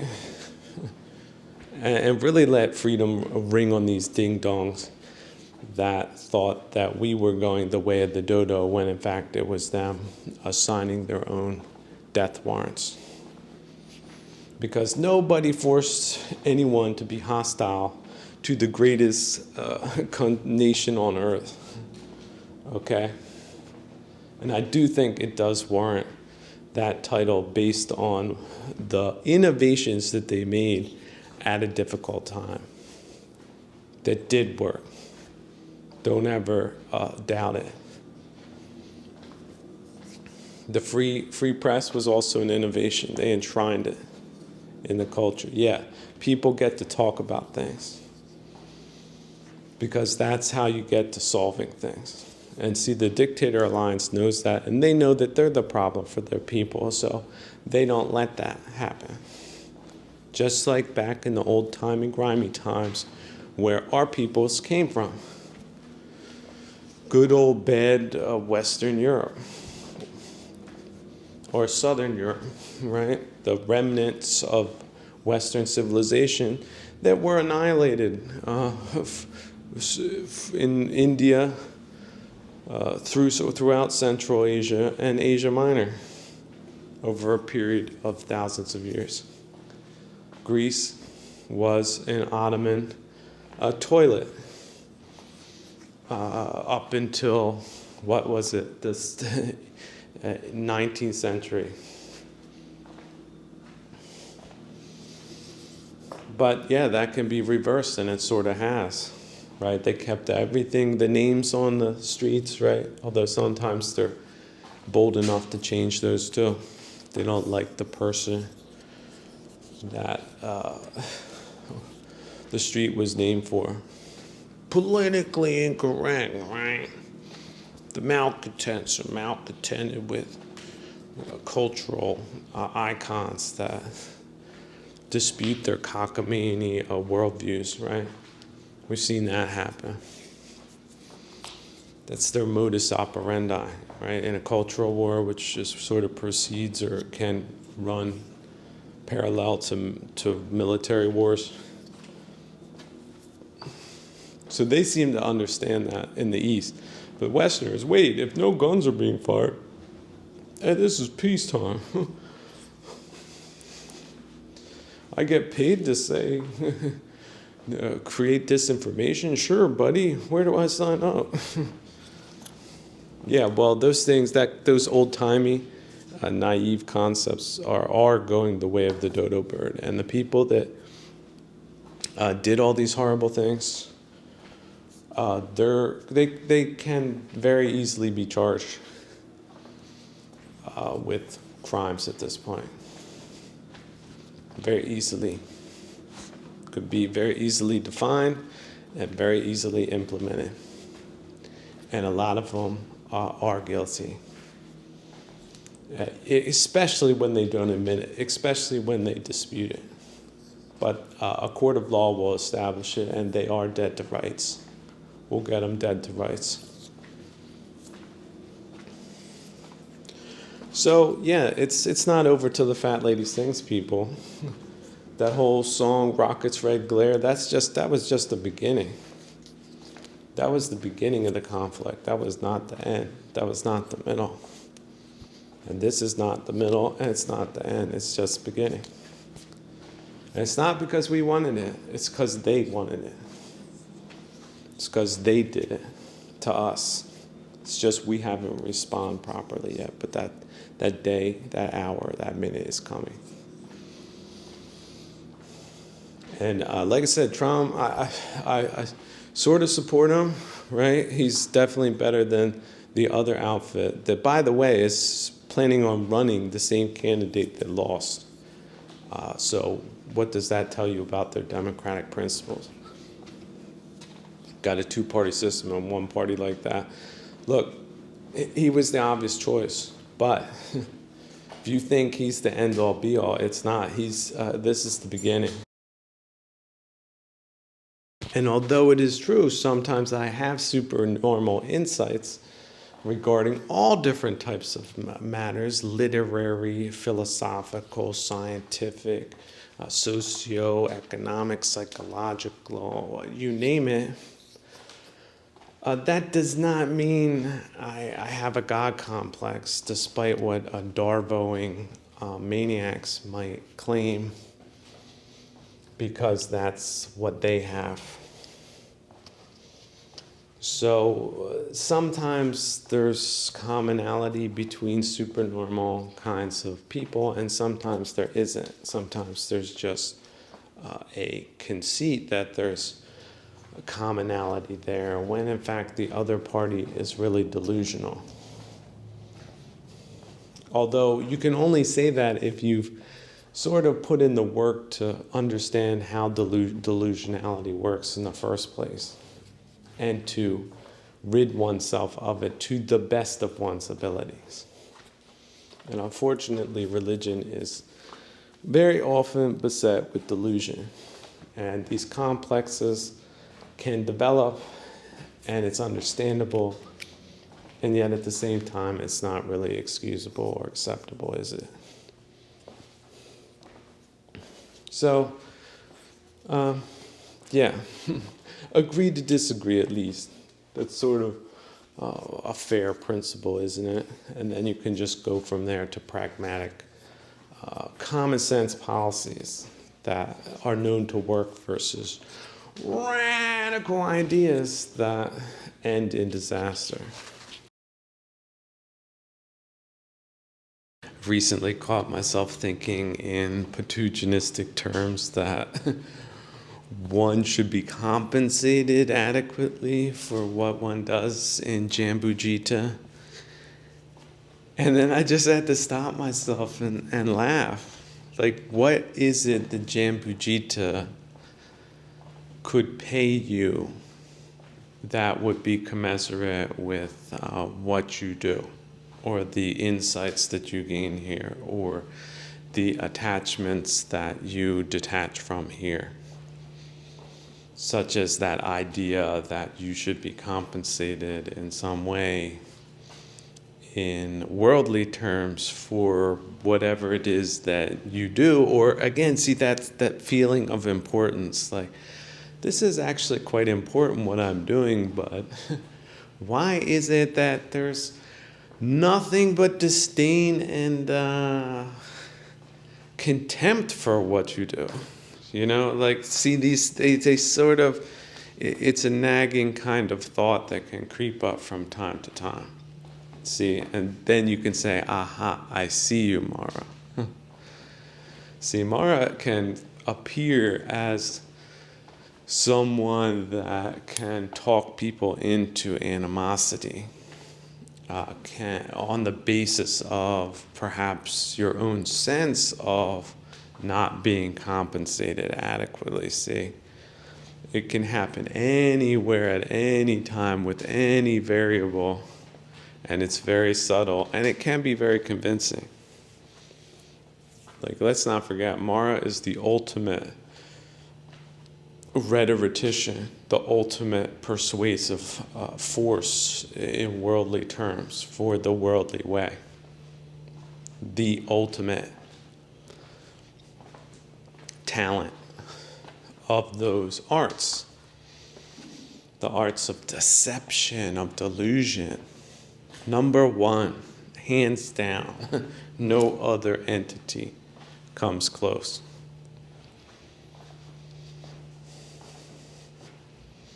But in worldly terms, see, it's always got a worldly hook to it.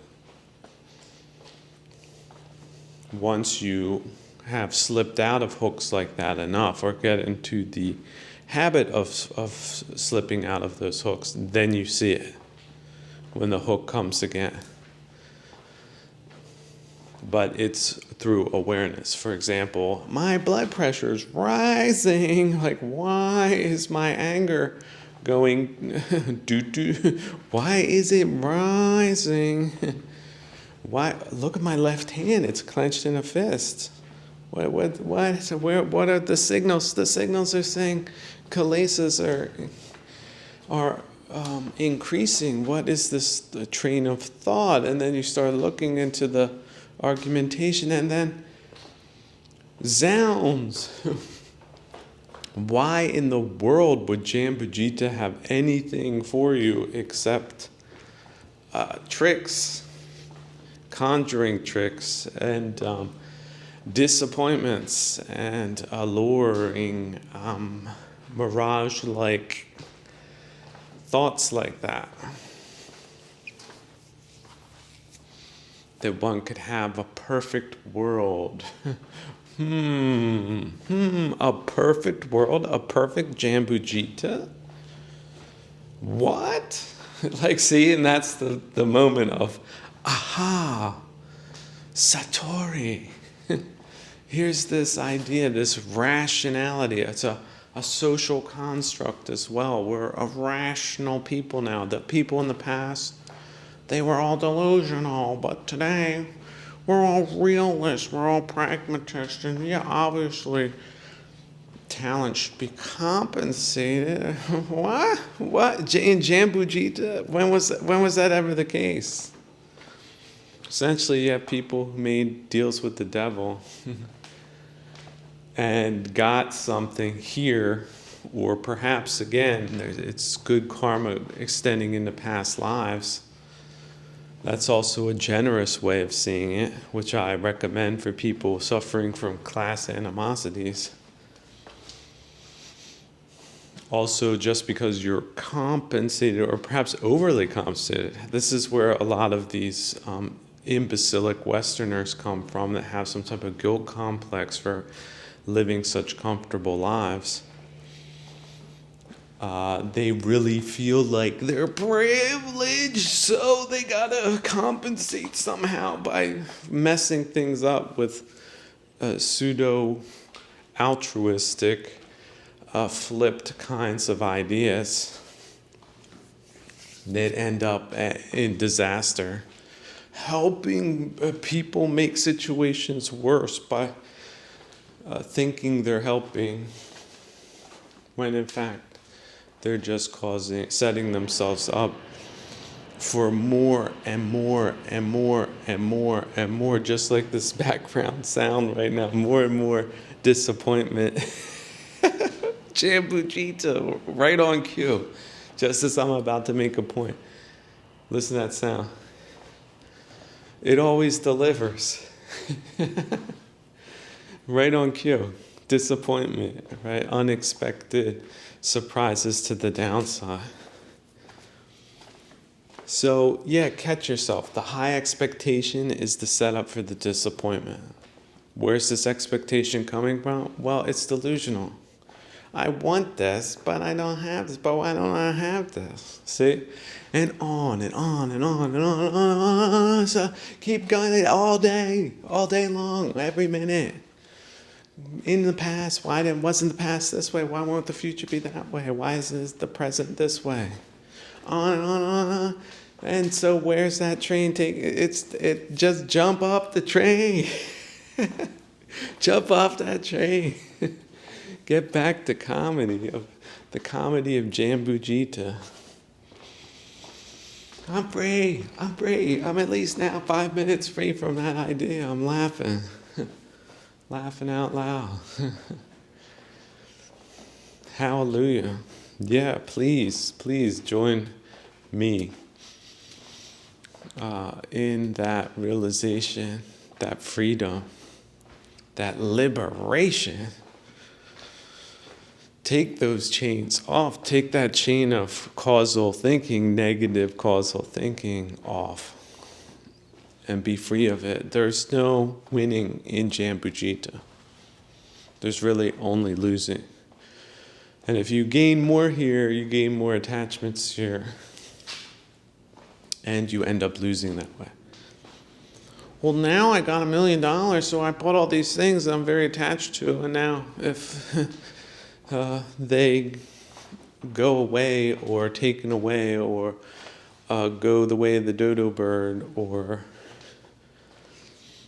fall apart or break or get stolen or confiscated, then I'm not satisfied anymore. No. So I have all these little things that can really make me angry now. It's because of those attachments to Jambujita. So yeah, Jambujita is a setup. And because we're mortal, of course it ends in loss. But those attachments, they lose your time and your nerves and your good humor. The more attached you are to them, the more they burn you in the beginning, in the middle, and in the end. So that's someone who has gained perspective on life. They can see that. But if you haven't, you're stuck in that. But you can get out of that. But it does help when insightful people are able to convey that to you, so that even if you doubt it now, it's given you just a slight perspectionist view that could develop further the longer you entertain it and look at it through your own eyes and through your own experience.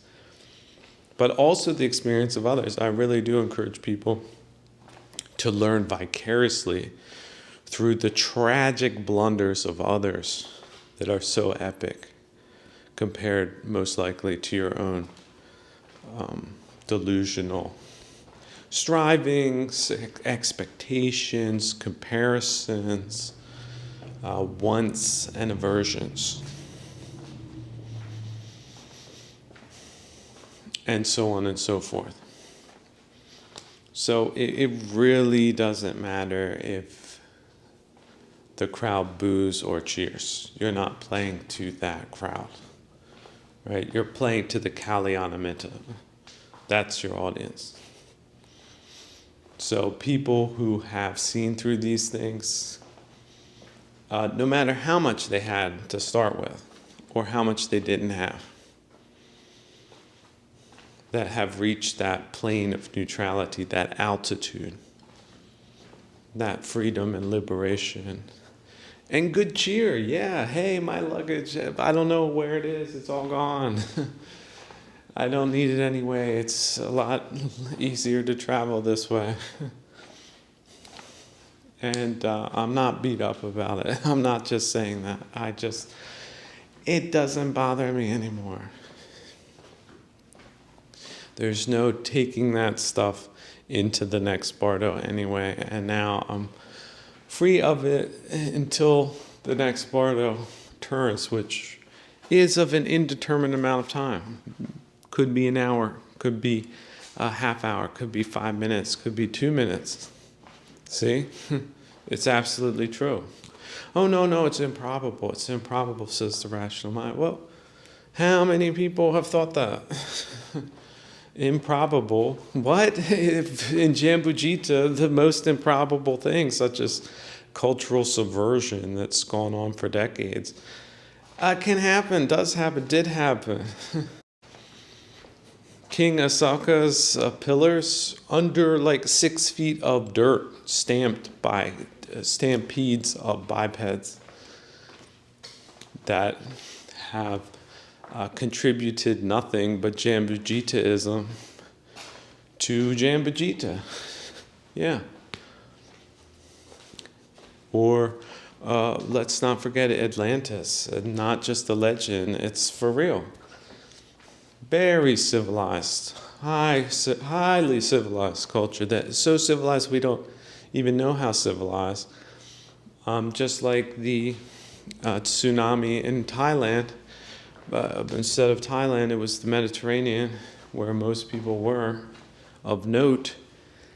And within minutes, all of it gone. You had know-nothing shipwrecks and agricultural people after that. So, prehistory got pushed back or pushed up to the present. People, what happened? We don't know. There was a story, oh yeah, it was a flood and then everything. Well, what did you lose? Well, we don't know. We weren't the people that knew that stuff. Those people got washed away. Where's the evidence? Well, yeah, it's changing forms and conditions. Geology has the secret, but what was lost, we don't know. Some people have some ideas, but we just don't know. Jambudjita, but we do know Jambudjita. The more we know about Jambudjita, the more Jambudjitaist we can sort of place things. Like I said, 40 years of outright subversion, tolerated all over the place, playing pretend on issues like that, tolerating just out loud, contemptible kinds of things.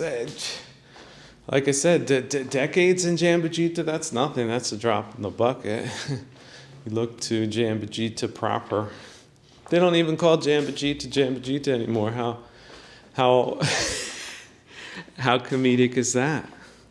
Jambudjita, where's that? What's that? Well, yeah, the people who knew it as Jambudjita, the whole concept, the whole word is no longer in circulation amongst a lot of people. That comedy routine keeps on rolling, doesn't it? So Trump is a great source of comedy, by the way. Also, I think that makes him a better politician because he does have timing and he comes up spontaneously with one-liners. So he missed his calling as a comedian, in my opinion. But if you watch him, he's really very watchable. He's not like, some Kexy overlord like Biden was, a brain-mashed shadow of a human, as they say. So very entertaining. Every time he comes out and says something, it's entertaining, usually. But the funniest thing so far was that after 30 years of the 30 years of infamy, the epoch of 30 years of infamy, where the Western world got trashed and trounced and flipped on a cultural level while maintaining the myth that they won the Cold War. while genocidal operations were carried out on them culturally, like the fentanyl epidemic, which is very closely related to subversionary activities of a hybrid nature. But anyway, we're just painting the context here. So he offered the people who were responsible for keeping that from happening, we'll just call them three-lettered agencies.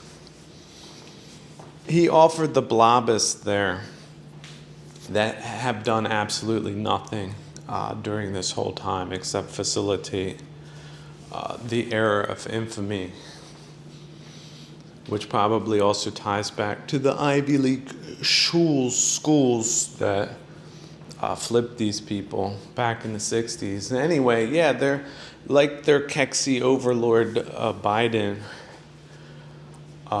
They don't think they should ever retire. So they're probably like 89 or something. He gave them an offer like 8 months full pay to go into early retirement. But would they take it? Like, probably not. One of them would take it. They think they're God's gift to this country, and don't see the need to retire, even under terms like that. Can you imagine it? They wouldn't take that deal. They got to up the deal from 8 months to what? A lifetime pension for their non-discernible services in a hybrid war. It'd be like, like I was thinking Bob Menendez, like he's another one, like of Biden's kind of level. The senator of New Jersey that recently, slapped on the wrist. He was sent 11 years to prison, maximum security prison. I think somebody should check up and see if he's really being treated like a normal prisoner or if somebody's still extending favors to him. Because he's the gold bar guy that was, taking gold from the wrong drug launderers. It turned out to be Egypt in his case, which again is an Ottoman kind of enterprise, so not too much different than Mayor Adams from New York City, but he's still mayor, so he's not looking to 11 years in a maximum security prison. His wife is the next to be sentenced, but it's a class thing. So he was apparently able to afford the best lawyers the country shouldn't have. And so that's why he only got 11 years for selling out the entire country, the entire civilization, the entire state, the entire world for his entire tenure, which was long. Sort of coincides with the 30 years of infamy. A Cuban, by the way, like Trudeau, undercover Cuban, big on the Anglo idea of reverse imperialism. But yeah, there could be you could do a comedy where somebody's dressed up as ridiculous as Menendez looked, put some Hawaiian leis, have Gabbard put some flipped Hawaiian leis during some type of Hindu ceremony, while he's cheering the fentanyl shipments coming into some wrecked port town of New Jersey, maybe Newark, Newark. And then try to make that funny somehow. So I think Trump, by offering them the whole agencies where they're so up in their own seniority that they wouldn't take a deal like that. What type of person are these people, do you think, that would not just take that money and leave? That they feel, even at this late stage, that they're so important for the country that the country couldn't possibly do without them. And then I wonder whether their vanity, being so injured by such a generous offer, if they would then defect to some third-party enemy nation to just sort of complete their not so illustrious careers, and give closure to the rubes that would stare at them open mouthed, like, why would they do that now? Well, I guess they're gonna blame Trump for that one. Like, oh, it was that guy, the orange man. He forced them to come out in the open and admit openly that they despise everything this country ever stood for.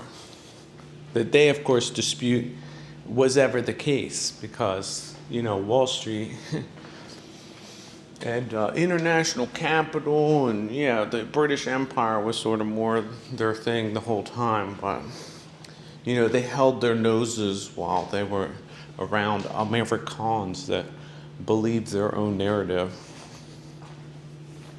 Classist, globalists, fantasists, delusionalists, traitorists.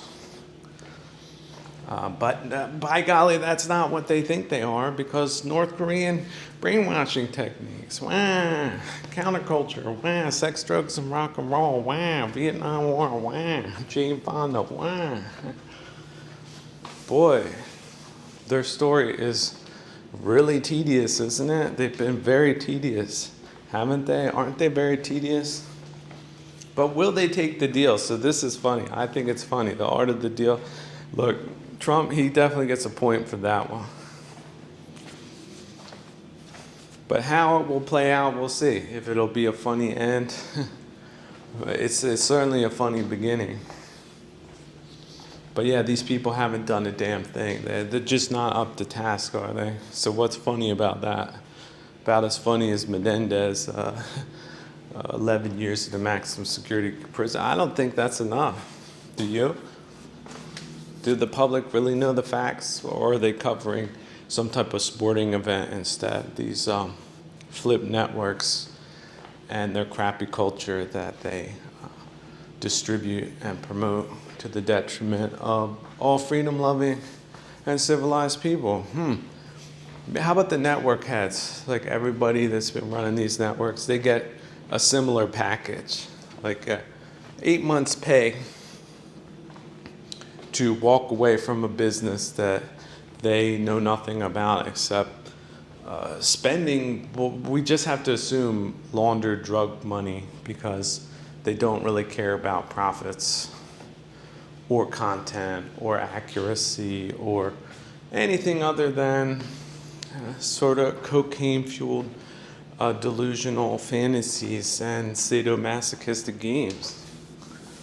Like Jamaican Indian kind of post-imperialist robots are into. So we might have to review the death throes of the British Empire, or the transformation of it into this globo thing. Because I have to remind Americans that the British Empire was really never the friend of the United States, and they proved it not just militarily, but if you attribute the Civil War to them as well, and stabbing us in the back during the Cold War, then they really aren't friendly. And the legacy of their machinations really aren't friendly either. And the people that were Anglophile, despite that, they turned out not to be friendly either. Just like the Wall Street financier, Londograd, money launderers turned out to be. So I guess that isn't all that surprising, is it? So yeah, we'll have to review their contributions to Western civilization going forward as not just being non-existent, but perhaps never have existed in the first place. Then shortly behind them on the Jambujita Index is, of course, the Russian Empire and the Chinese. So just like dominoes, I do see them falling. And then, of course, Jambujita proper into the sea. So, but We'll see how the laugh goes down. Last laugh goes down, but it does seem like something is in the offing.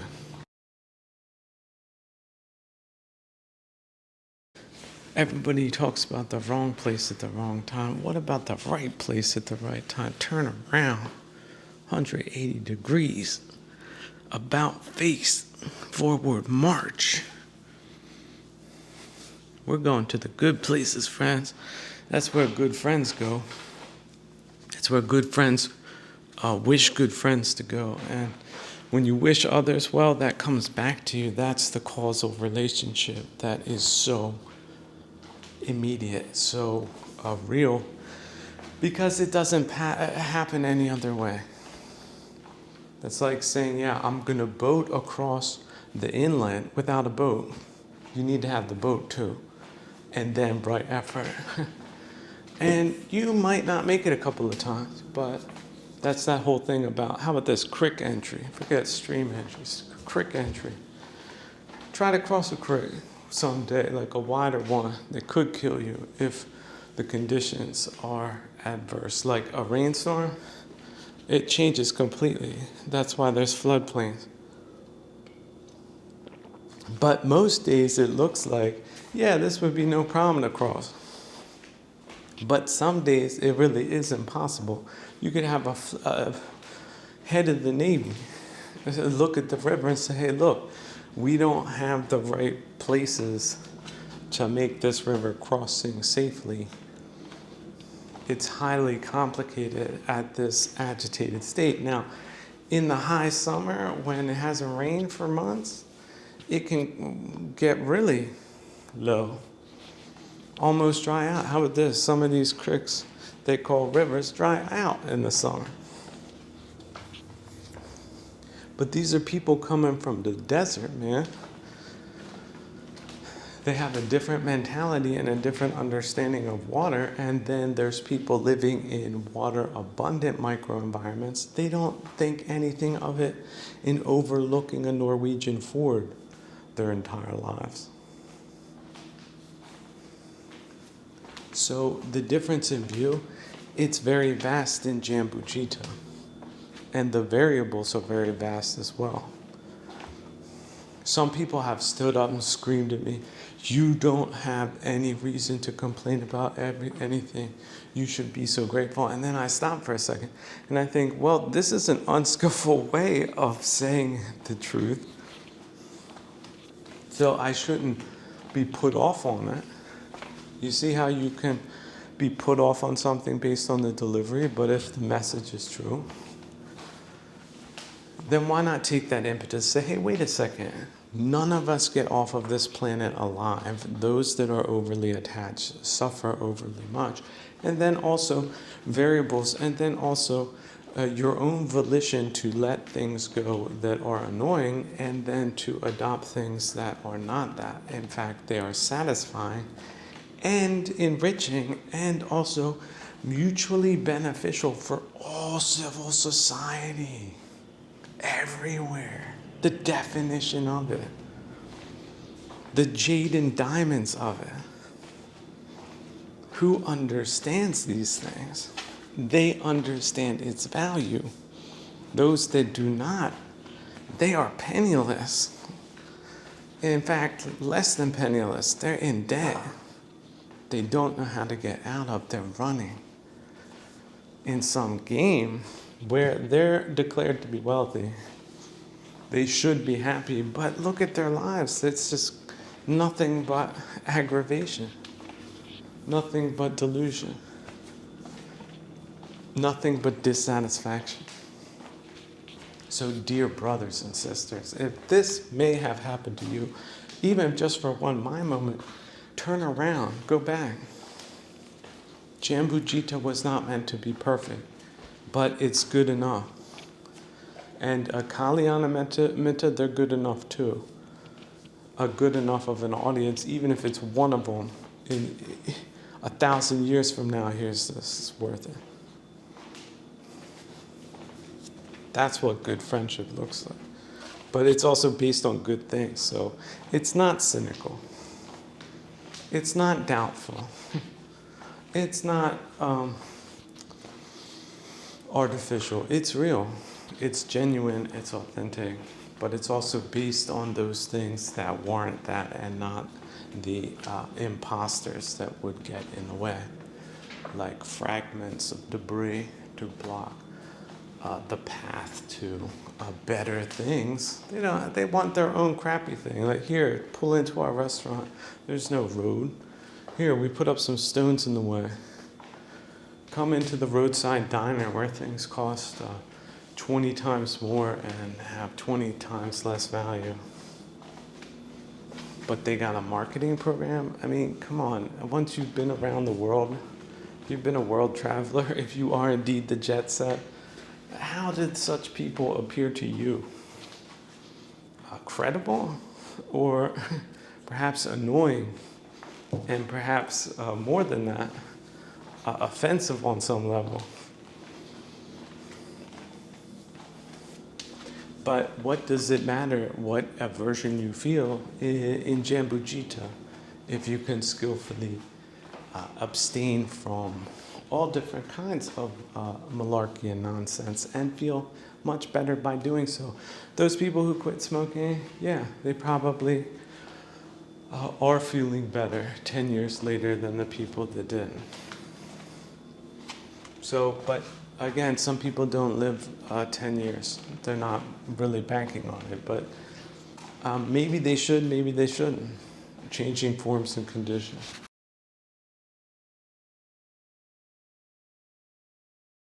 So say to yourself, maybe once a day or once every 3 days, why not? Hey, what a great day this is. Just to give yourself a new perspective. And then ask yourself, how is it great? And then you can think, well, at least it's not like that time that was so difficult. Or at least I have peace and quiet. Or at least I have something to eat. Or at least I have a roof over my head. At least I have my sanity. Because maybe I come from an extremely wealthy and famous and reputable family, but circumstances. But that doesn't mean I'm a bad person. It also doesn't mean that Jambujita is bad. It just means changing forms and conditions and causality that we don't understand fully as Patujanos. It does go into previous lives, and there are people that will attest to that, who believe in that, and they do so for good reason, even if you don't understand it. They're convinced and they know why, sort of, but they don't need to know everything about these things. They let themselves be somewhat doubtful in regards to their own intelligence, to the point where they can say, I can't discount this theory, so I'm not going to dismiss it per se. And in fact, entertaining it via any module you can think of, but the absurdist module will get you there reliably too, then at least that way you can say, hey, look, what a great day it is today. All that talk about global warming, it's true, but because I was in a frigid place, the weather came to me, and now it's balmy. It's jaunty. It's invigorating. It's not harsh. It's smooth. It's warm. It's the appearance of the first spring flowers after the snow melts, kinds of invigorating, life reaffirming energy that can burn off all of the dross of our lives in an instant if we let it work through us, with us. We work with it just as a mind experiment to begin with. But why can't you live a literary life? Why can't you take editorial direction? Why can't you abstain from aversion or attraction? And not be a bad person. In fact, be a very good person because of that. Non-attachment, no greed. This is a big disease in our time. People are greedy. They're materialistic and greedy. They're bottom liners, but it's not about that. We're human beings, we're social animals. If the workplace is toxic, we don't want to work there. We don't work there. No work gets done there.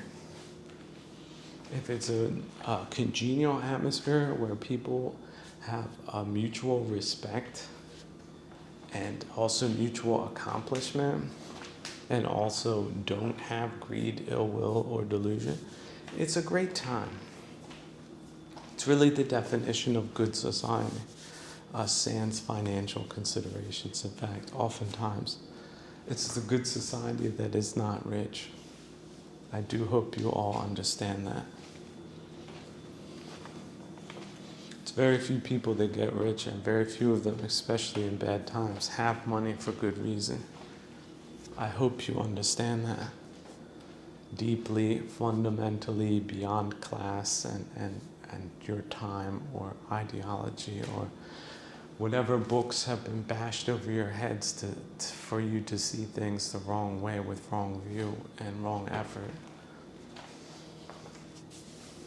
But you can get out of all of that. I know you can, because I did. And the Buddha did. And all good friends do. So someone wrote in, well, how can you be such a amazing man of peace and yet still be so contentious at times? Thank you. Look, my idea is not to be contentious at all. People who talk, they're not contentious, especially when they're talking to themselves or no one at all. They're talking about philosophical, historical, literary, current events, just everything and everything, technology, general interest, because that's sort of what the culture was set up to do, like a free kind of culture where people can openly discuss things of all kinds, but to no one in particular, because it's not personal. When I'm talking about Crassus, people have written me and said they were so happy that they learned about that. It took me decades of research into the topic. It took me learning a language, partially at least. It took me lots of toils and tribulations to just bring that to the general public's attention that, yes, there was a historical person called Crassus, and he was a zany fellow, and his life is very instructive what not to do, especially as a rich person. And he's been a wonderful lesson, a deep and profound lesson to so many civilized people since his untimely demise, and nobody gives a damn about him today. So that's why. But doesn't he perfectly represent the idiocy of rich people that want more than is good for them? It's a human feeling, and he proved it. And then look at what we're dealing with today. A bunch of property owners, so-called, that only through avarice came to their holdings, and then they don't know what to do with all the stuff they took, and it's not managed well, but they do content themselves with the idea that whatever is there belongs to them because of some games a notary came up with, or people like that. Now at this point, all farmers rush to their pitchforks and want to defend their land in a very Neolithic kind of way. No, I'm not talking about you. We already have cities that are no longer functioning, or public infrastructure that is no longer functioning, sort of like the aqueducts. Or if they are functioning, it's only like at 20% when it could be 100% or 120%. So look, I'm not a radical. I am not someone who wants to go around dedundering people. I do realize that my time here is very limited, and I do expect to live for the next 2 minutes, but maybe not every 2 minutes. But that's okay. Like, I don't see that in a hysterical way. I see that in an accepting, wise way. Because then the attachments, they do keep to a minimum. Because that wouldn't really be wise to be holding on to things that are impossible to hold on to. Or what does the general consensus of this day have to say about these matters? So look, there's these ideas of ownership, but they can be over-exaggerated to the point of under or misuse. And then we experience a general decline. Now, I know no one wants to experience this personally, and people would blame themselves for that, but if there were other actors involved that made the place worse than it needed to be for their own political reasons or personal reasons, then one could say that they are exerting a negative influence. Is that true or not? Now, at this moment, I would like to caution the over-ambitious. Look, there's only so much we can do or want to do or should do as human beings. Overproduction is not the goal. When industrial production goes in the one direction, it just ends up destroying itself or causing a lot more collateral damage than needs to be. But on the other hand, you have people that are willing to go that far to achieve their aims, which are, shall we say, genocidal in their net effect. So apparently one need be pragmatic at all times, including the best and worst of times. Not over-awfulize the worst of times, but also don't over-expect things in the best of times. Because who would have expected we would have been dedundered like this by people we thought were our friends that really weren't, and their actions and their lives and their realities do prove that. Should you look into these things with a modicum of common sense and human understanding, but also some compassion as well. And also realize people can come around. Like last week, I had so many bad ideas. I'm so glad that I just left them be, and now I'm in a better place, and because of that, I'm doing this and this, which are really satisfying. You see, that can be your story too. So it's not just bad news.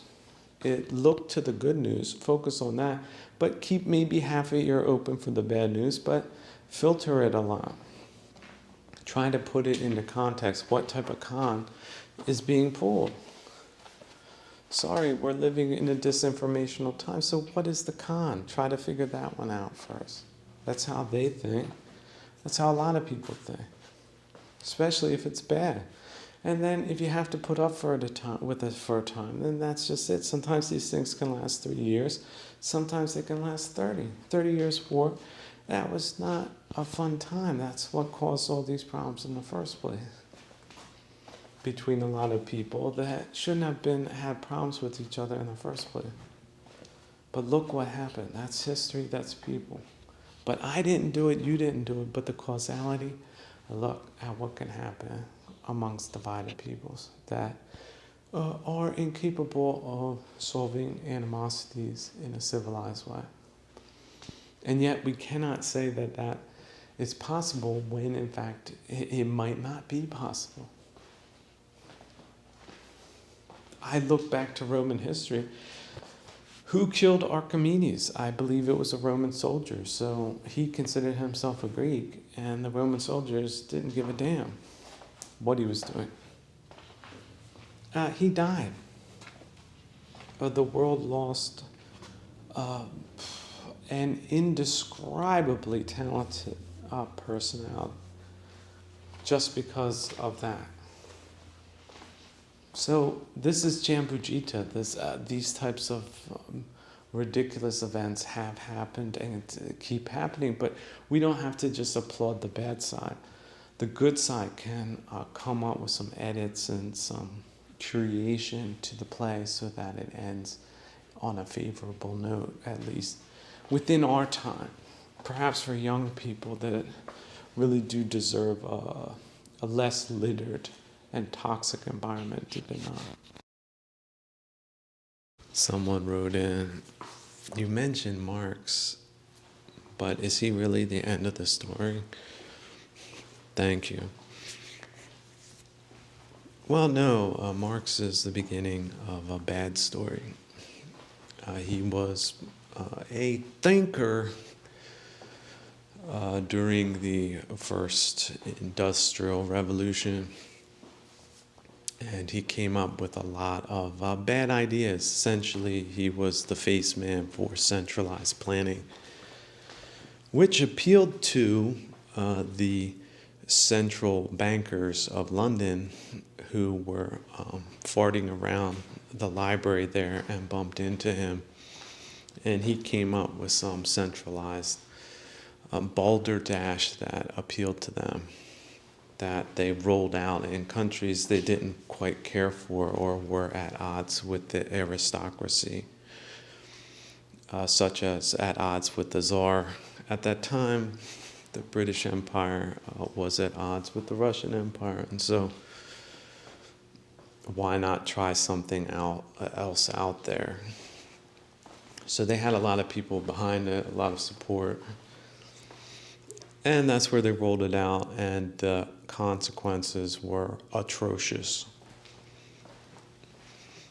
But because we're dealing with money people, essentially, they're big into marketing and propaganda and presenting everything they do in a favorable light, and also, per the centralist model, suppressing alternative views and opinions and information networks that they controlled via the back door. They own the place, or if they don't officially own it, you need financing. Well, they're not going to give it to you. Why? Well, they have political reasons, but they're going to say that they're economic reasons. So they essentially, them and their agents, bought up all of the information channels while giving people the impression that they were still being managed according to the dictates up until that time, which was to attempt to get to the truth or some type of accurate analysis of the situation, whereas they just wrapperized that and decided to go with what suited their own interests, which I know it's just shocking that they did that. So they ran that farce that communism was an innovative and great idea, and created a pseudo-intellectual class of people that believed the same thing, and pampered them and promoted them, and did the opposite to the others. Meanwhile, claiming they had nothing to do with that it was these radical young people that wanted to change the world for the better, that of course they were financing, but denied doing that, because capitalism was for the old boys network, and they of course were at odds with these young people who were screaming bloody murder to centralize the entire economy and culture.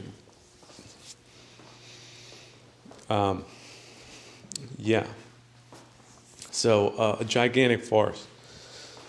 Now, this started in London. Well, guess who the British Empire didn't like? They didn't like the Russian Tsar, the Russian Empire.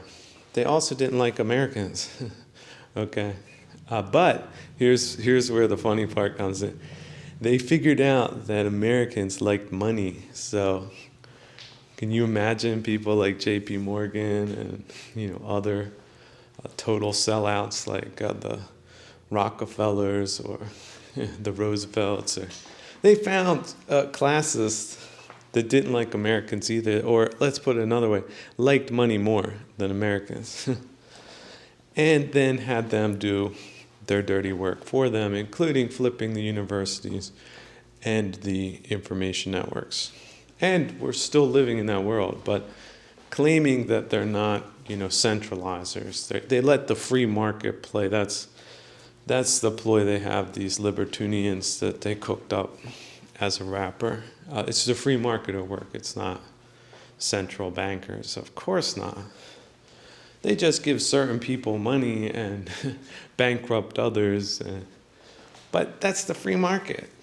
Of course. Of course it is, dummy. Yeah, and of course they're not like misusing data or information or any of that. They're the invisible hand. They're completely impartial. They wouldn't engage in anti-political, anti-cultural, or subversive activities to maintain their monopolistic position. What? That's libel. Let me call 100 lawyers that will work for, what's their rate? Oh, who cares? Okay. They won't work for free, but they will work, 100 of them. And let's get that court. What did the judge want? Oh, okay. And you'll be behind bars for life. Or maybe something else, like if they don't want the publicity. They seem to finance gang members and cartels. They don't seem to have a problem with any kind of muscle, just like they didn't in the Soviet Union. They were the security services. Secret ones, like not official ones, who knows who they are kind of ones. Who knows what they did kind of ones. They don't care kind of ones, because it's about the money. Yeah, it's not about the politics. The politics, the more utopianistic the politics sound, and the more dummies believe it, the better it is for the people just printing the money, right? Because that's the final stop on bank robbery or nation robbery. And that's who they are as a class. So let's just say it's not, there's historical lineages to these thieves and wreckers and despoilers and subverters of nations and their political processes. But let's just say it's a class because their broker side of their operation is more numerous. The complicit side of people who work with them is more numerous than they themselves. And they themselves might be part of a group, might not be part of a group, might think something about themselves or not. It really doesn't define them. You could call them devil worshippers. I mean, if they are, let's say, in it for the money, some people have called that de facto devil worship. So why not call them that? Or call them, like I think is a more neutral term, just a class. Right? The financial class, that funds the radical class to do their dirty work and duncery work, which includes not just politics, it's culture as well. So the cultural subversion we've witnessed, yeah, they're responsible for that. Because you can think of it as a financing model. Like if they were against it, they would have pulled the financing. So how are these people going to keep the lights on? So what runs over their networks, they support it. And what they don't like, well, they make their opinions known. Oh, this is radical, the radical right. They don't really mention the radical left because that's in their bag, right? The centralizing model. And yeah, the radical right, that's their label now for people that are beyond the pale, that are bad for their business, in other words. Now, what is the right? Well, the right is a model that should support medium and small-sized businesses and a financial system that allows that to happen without these monopolistic forces. Now, we could also say that the financing model is just a relic of a time where it was necessary to have decentralizing powers architect, engineer, and operate the financial system, but that those times have long since let's say from a technological standpoint, are no longer determinate. And so there's no reason to have this class. But this makes them more insane because they don't want to admit that. And they also don't want to give up that kind of power. So that's who you're dealing with, beyond the charades that they foist off on people. Now, if we want to look at the Russian Empire as a Frankenstein monster, is it under their control? Is it not? What are the degrees to this point? Because you can start off funding a bunch of murderers and insane people, power-hungry, despotic people. That does not mean it's going to end up the way they thought it would, with them sort of in control behind the scenes and the other people doing exactly what they wanted them to do. Because if we look at Rome and the idiot fat cats and Crassus that led to that disaster, they thought the same thing about their barbarians, that they'd just take their money and not take the city. So greedy people are very delusional, very misguided, and very bad people by all true metrics, but they don't see it that way, which is the delusional component of greed. So, but yeah, what is that Frankenstein monster now? Is it under their control, or do they want to do what the people who set them up did to other people? They want to just take over the franchise. What about the Chinese? It's not as straightforward as people might think. But getting back to Marx, yeah, he was just that. The left that came out of that is that, and the people behind them are still that. So we're talking about a class dynamic. So, for example, when anyone brings up racism, think to yourself, okay, this is a classist or a stooge of the classists that are attempting a divide and conquer kind of sociology so that they can rule by default. That's essentially it. They are not for political opposition to their monopoly. And that starts on the political level and has cultural components to it.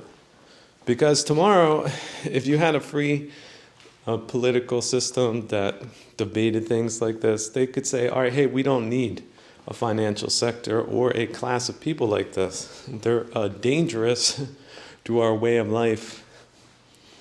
And so we're going to re-engineer that entirely. And it has been done before. Like the Dutch central bank could go back hundreds of years. They had like a century where it was managed in an enlightened way. And it worked very well. Put them on the world map economically. And the same thing can be done in modern times. It could just be revamped, reworked, and essentially be the thing it was supposed to be in the first place without the political component to it, the subversive component. Because again, for oligarchs and centralizers and tyrants, they don't want any political opposition, no matter what that is, in what form whatsoever, wherever they are. So they will always fund the subversive elements. They will always fund the confusion elements, the bad elements, to keep the franchise going. That's the motive this class has and has had. And it also explains all of the counterintuitive socioeconomic, political, psychological, sociological poisons that they have not just funded and developed, but spread amongst us. So yeah, that company, it says they're green, but all the waterways around their company have been tested, and in fact there's poison all over the place. Yeah, they're the responsible party. They did it. Now, why did they do it? Well, yeah, they didn't want to do it the right way. They wanted to do it their way because their way got them profits. And in these days, the people running these factories that are poisoning the waterways, they might be in a hostile third-party country, and in fact, that's an added bonus, that they earn money and poison the people that they want to erase from the earth anyway. So it's a 2-for-1. Oh, why doesn't Heathrow operate correctly? Well, the owners are anti-UK.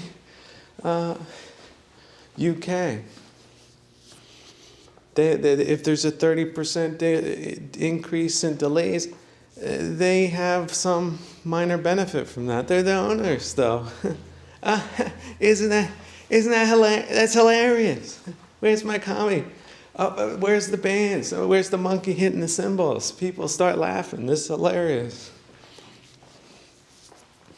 But yeah, why won't it be shut down? Well, subversion helps the monopolists at the top of your heap of your financial sectors. Well, it's hilarious, right? Start laughing, people. Come on, applause, applause, applause. Do I have to tap the button 100 times like they do to get you to laugh at imbecilities like that? But yeah, they got the money, so does that mean they're gonna keep this ball rolling? Maybe. Maybe not. Like I said, other countries have turned the lights out on operations like this, and Andrew Jackson was one of them, which is why they don't like American culture, or the older version of the new version of it is the trash version. They like that version. They don't like the free speech version. They like the degeneracy version. Because think about it, if they've got everybody divided up in their own little individualistic, bumholist version of the world, then they can just predate on everyone and have no pushback. So yeah, Marx was someone who synthesized all this crap and worked for this class and sort of pushed it out on a political level, and but he's not the end of the story. Okay, he's just a nice little signpost, helps explain things. Also, this class is anti-national. They are global. So if they get kicked out of the UK, they'll relocate to whatever's most favorable. Maybe it'll be Dubai, maybe it'll be Paris if they have a bunch of accomplices there. Maybe it will be South America or what have you. So if you do, let's say, redo your national financial sector, you have to realize that you're going to be going into hostile global conditions, because just like with the Russian Empire, you're going to have a lot of people against you from the beginning. And then, of course, internally, how many companies are run by these malign forces now? Because they apparently, they own it legally because they managed it, but essentially they're mismanaging it, not just economically and environmentally, but politically, and working against the long-term interests of the country itself. They buy up a bunch of, for example, critical sectors and then defunct them, like agriculture. How's that country gonna be doing? Well, all of a sudden you don't want to starve to death. You gotta buy some grain from outside. You don't want to do that? Okay, just let everybody die. Call us back next week when you reconsider. Oh, prices have gone up. Bye, click. You don't think they'd do that? So yeah, having a sound national policy means reviewing everything, that can happen or has happened because of this major oversight in running the country. That, like I said, the last 30 years of infamy, you can see that they targeted the political side of things. And we're talking about a bunch of flip Brits that did it. Do you want to come back? And their Anglophile associates, Wall Street in particular. But if you want to talk about the real screwery, it was probably after the Suez Crisis where you had a bunch of flip Brits working with the Russians. And then they decided, well, okay, we don't care about this country, the UK. And we're all screwed anyway, and we're centralizers and centralists. So who's going to give us a better deal on the low? The Russians. Okay, who are they fighting against? The Americans and the freedom and the liberty? Well, we hated the Americans anyway, so F them, give us the money. And they screwed over and flipped on the Americans and their own country because they're reverse imperialists. They had globalized themselves in their mind anyway as centralizers. So now you see that essentially the native peoples of the UK have gone extinct or are being extincted in this time as a business decision, starting in London and working its way out. And the same thing happening in Canada and Mexico, where they had a lot of influence, and the U.S. itself. So that's where the rot of the fish's head sort of has emanated from. So as they think of themselves as more powerful and global, they've rotted out their own legs and feet that they had to stand on. It's become more of an abstract system, divorced from the peoples that it predated on like vampires. So that's the Dutch disease. That's one of the funny terms some economists came up to describe that process, but they could call it something else. I think that name is a little misleading. Maybe the class disease or the financial class disease, the radical class disease. Although that would probably be the symptoms. Radical class is a symptom of your financial class being diseased. Oh, and your political, they're the political sort of problems, the cultural, sociological, psychological problems.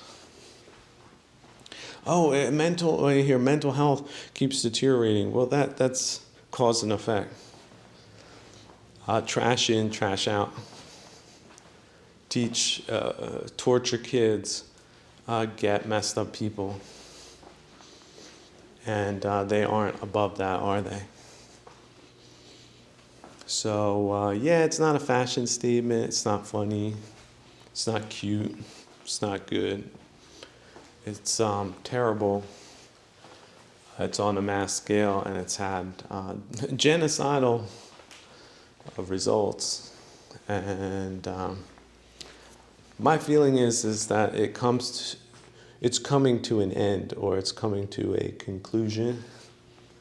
But it's really only going to do that if a lot of people finally sort of turn the corner on these disinformation frames and take a realistic, pragmatic approach to these problems. And it's usually at this point that people get hysterical and think, well, what's going to happen to this class of people that were so traitorous? And then they start projecting what the monster class would do if there was something like that was done to them. And in fact, no, it doesn't have to be dramatic at all. You could just say, some of them you might have to give jail sentences to. But the rest of them, you just, you cut them a check, a severance, and you say, hey, thanks for playing, you were deluded, but we got more important things going on now and in the future. And this model, this system was defunct. You're the owners of that.